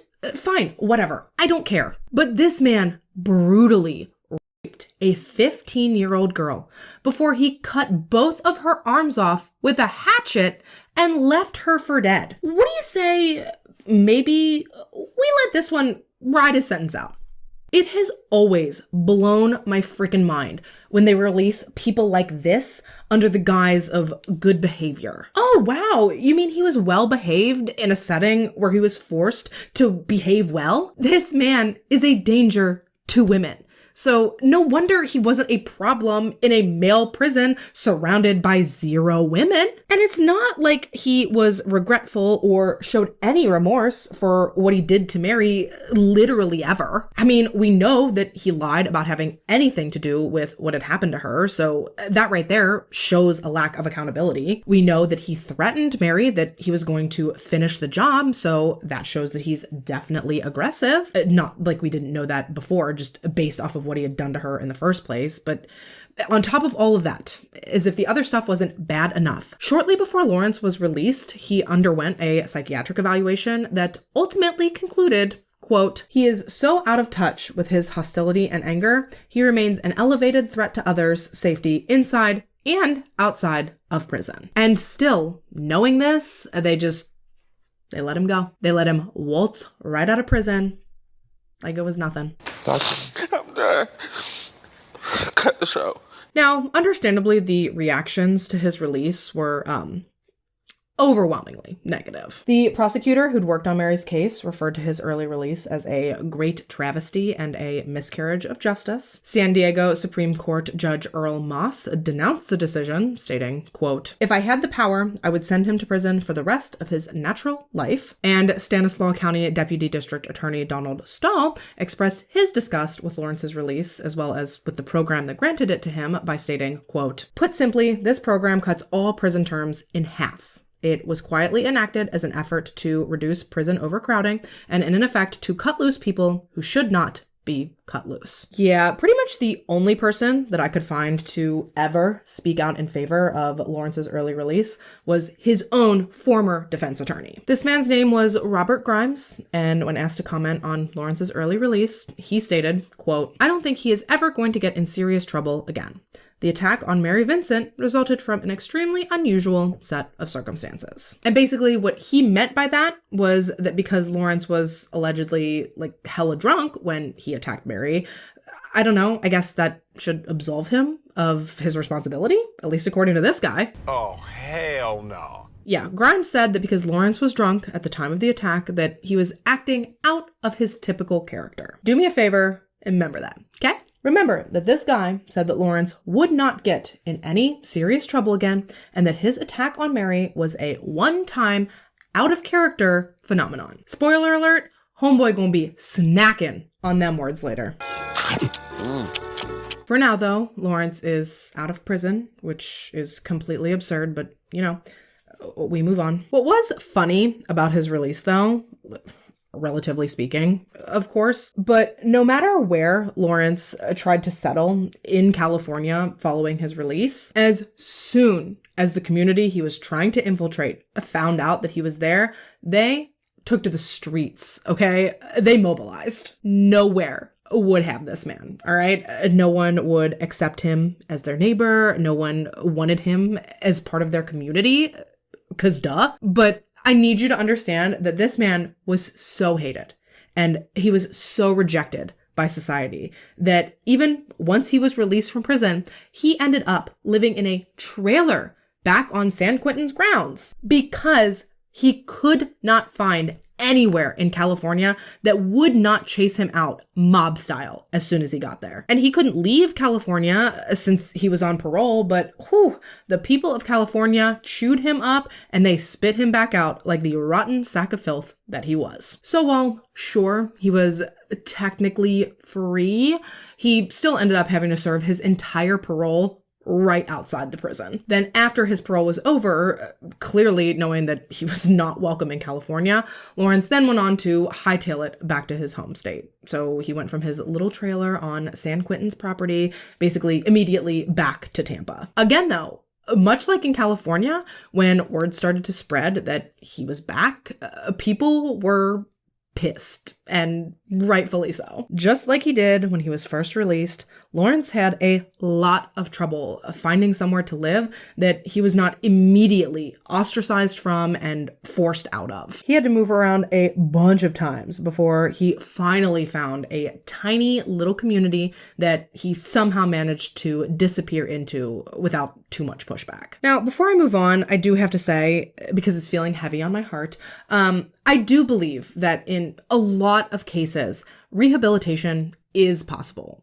I truly believe that. But when it comes to someone like Lawrence, someone who sexually victimized a young girl before barbarically mutilating her in the way that he did, I'm sorry, that is not something that you just do on a random Wednesday and then you move on completely normally from. In my opinion, if you have that in you, the ability to do something like that, there is something so much darker and so much more sinister festering beneath the surface. Someone that can do that is just evil. Plain and simple. That is not the kind of thing that you can rehabilitate out of someone, especially not in just 8 short years. But if you disagree, which I doubt anyone does, but if there is any idea in your mind that maybe this guy did have remorse, or maybe he does regret what he did, try this one on for size. When this man got out of prison, which he is fucking lucky that he ever did, let's acknowledge that. But once he was free, this man had the audacity and the gall to sue Mary. Yeah, you heard that correctly. After everything that he has already put her through in life, he decided to pile on top of it by dragging her through a lawsuit claiming that she had forcibly kidnapped him for the purposes of robbery. Yeah, there is no low that this gutter parasite won't sing to. Obviously, this suit was wildly unsuccessful, because of course it was. However, infuriated by the fact that he had tried to sue her at all, Mary then turned around and she filed her own lawsuit against him, which she won. Yeah, he was ordered to pay her a cool $2.5 million. Frustratingly though, while yes, that sounds great, old boy did not have a dollar to his name. So there was no way that he was going to be able to pay her back even a fraction of that money. I think when all was said and done, he ended up paying her like maybe a couple $100. The only thing I can say about that is that I don't really think Mary was ever in it for the money necessarily, as much as she was in it for the accountability. Don't get me wrong, the money would have helped her tremendously because by this point, she was struggling a lot in life. Her marriage had fallen apart, her finances were a complete disaster. She could no longer afford to keep up on the medical care that she so desperately needed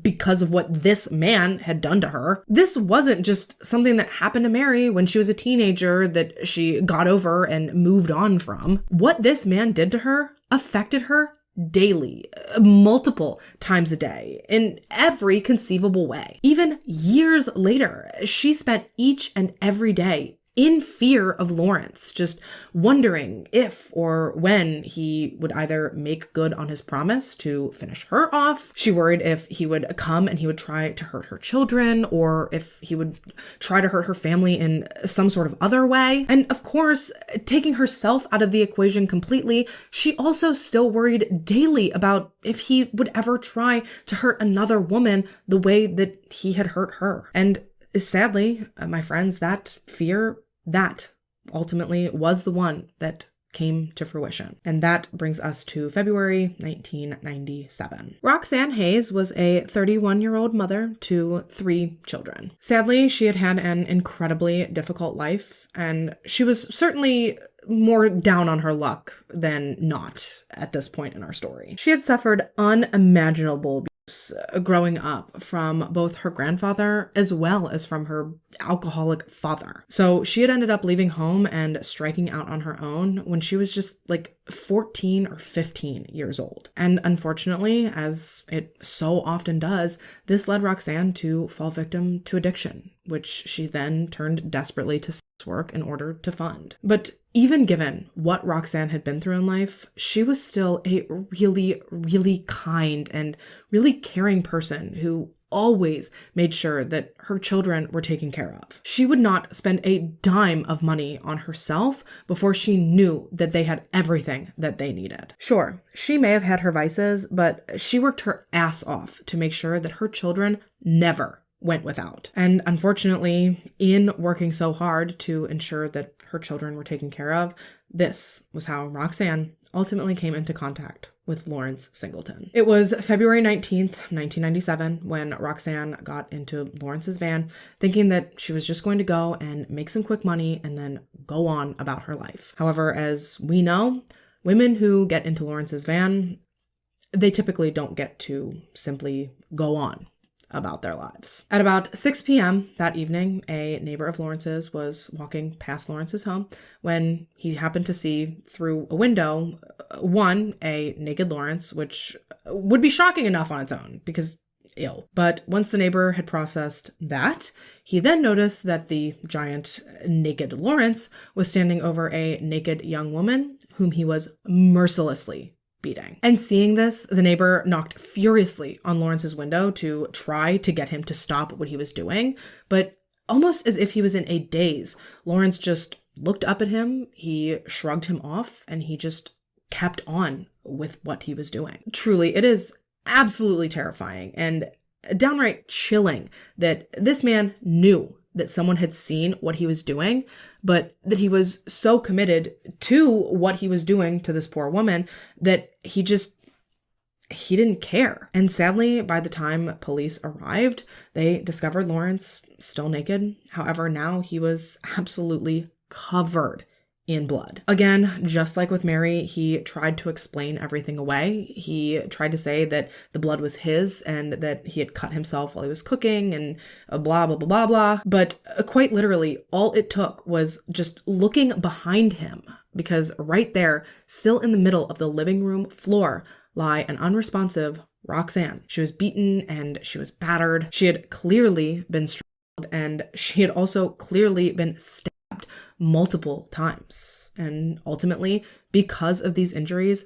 Roxanne Hayes would lose her life at the hands of Lawrence Singleton. This well-known, dangerous, and violent man who was so easily able to cut his prison sentence for his violent rape and attempted murder in half, only to go on to 10 years later do it all again, just like his attorney swore he wouldn't. Lawrence was obviously arrested right then and there, and he was charged for the murder of Roxanne Hayes. Again, never taking accountability for anything, he tried to justify what he had done to Roxanne by claiming that she had tried to rob him. But nobody at this point was buying anything that this Neanderthal was trying to sell them. Ultimately, he was found guilty of Roxanne's murder, and this time he was sentenced to death. However, regretfully, this judgment would prove to be too little too late, because just 4 years later, in 2001, Lawrence would succumb to cancer, and he would pass away naturally at the age of 74. And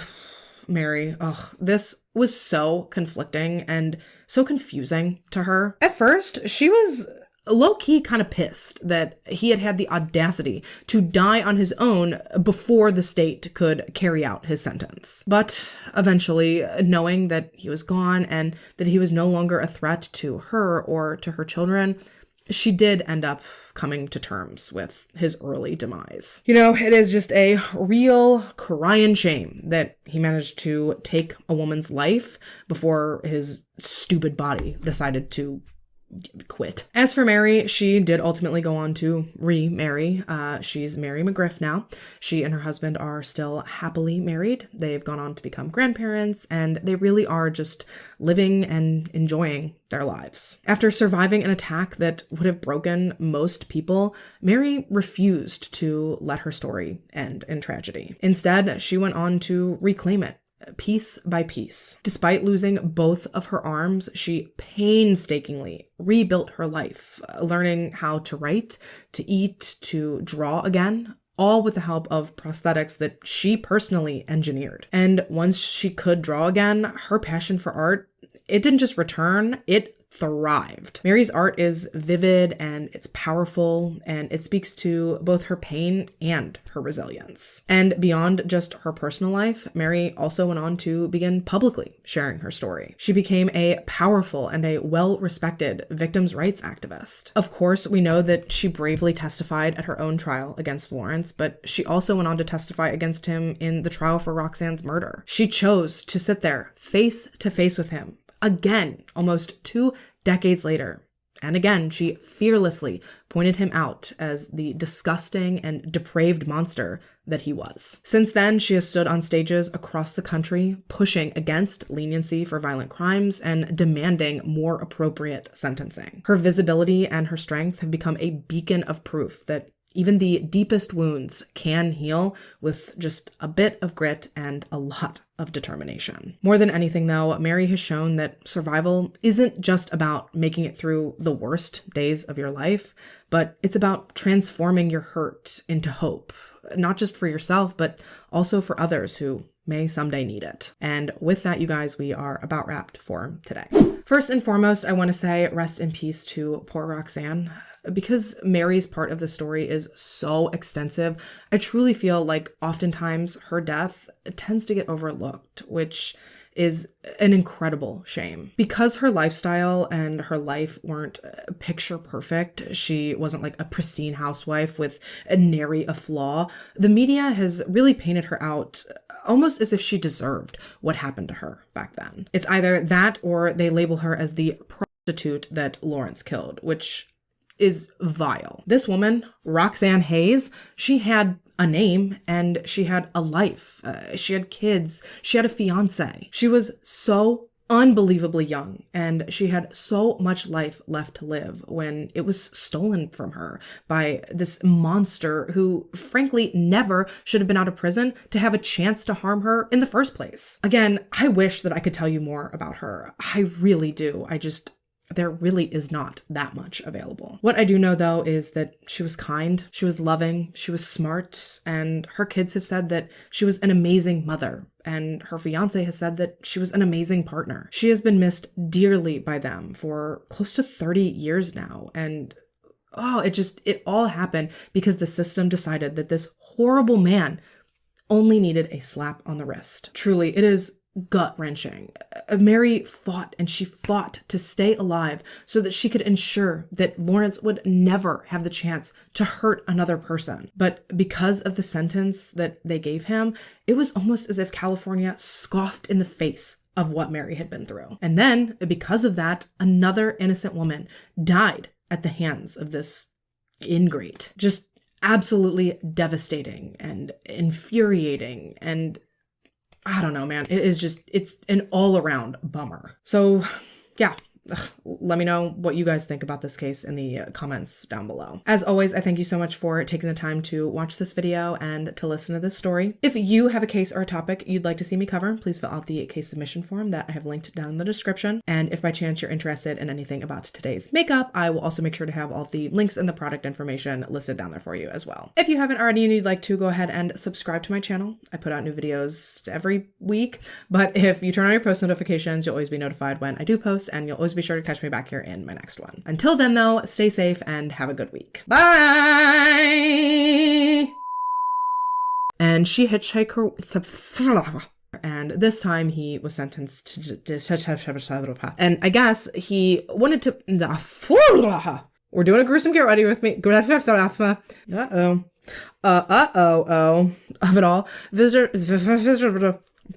Influenced by local car clubs. Fuck. Hitchhiker. Who's Googling that? That's crazy. So that's insane. Today's makeup. I will also make sure to have all of the products of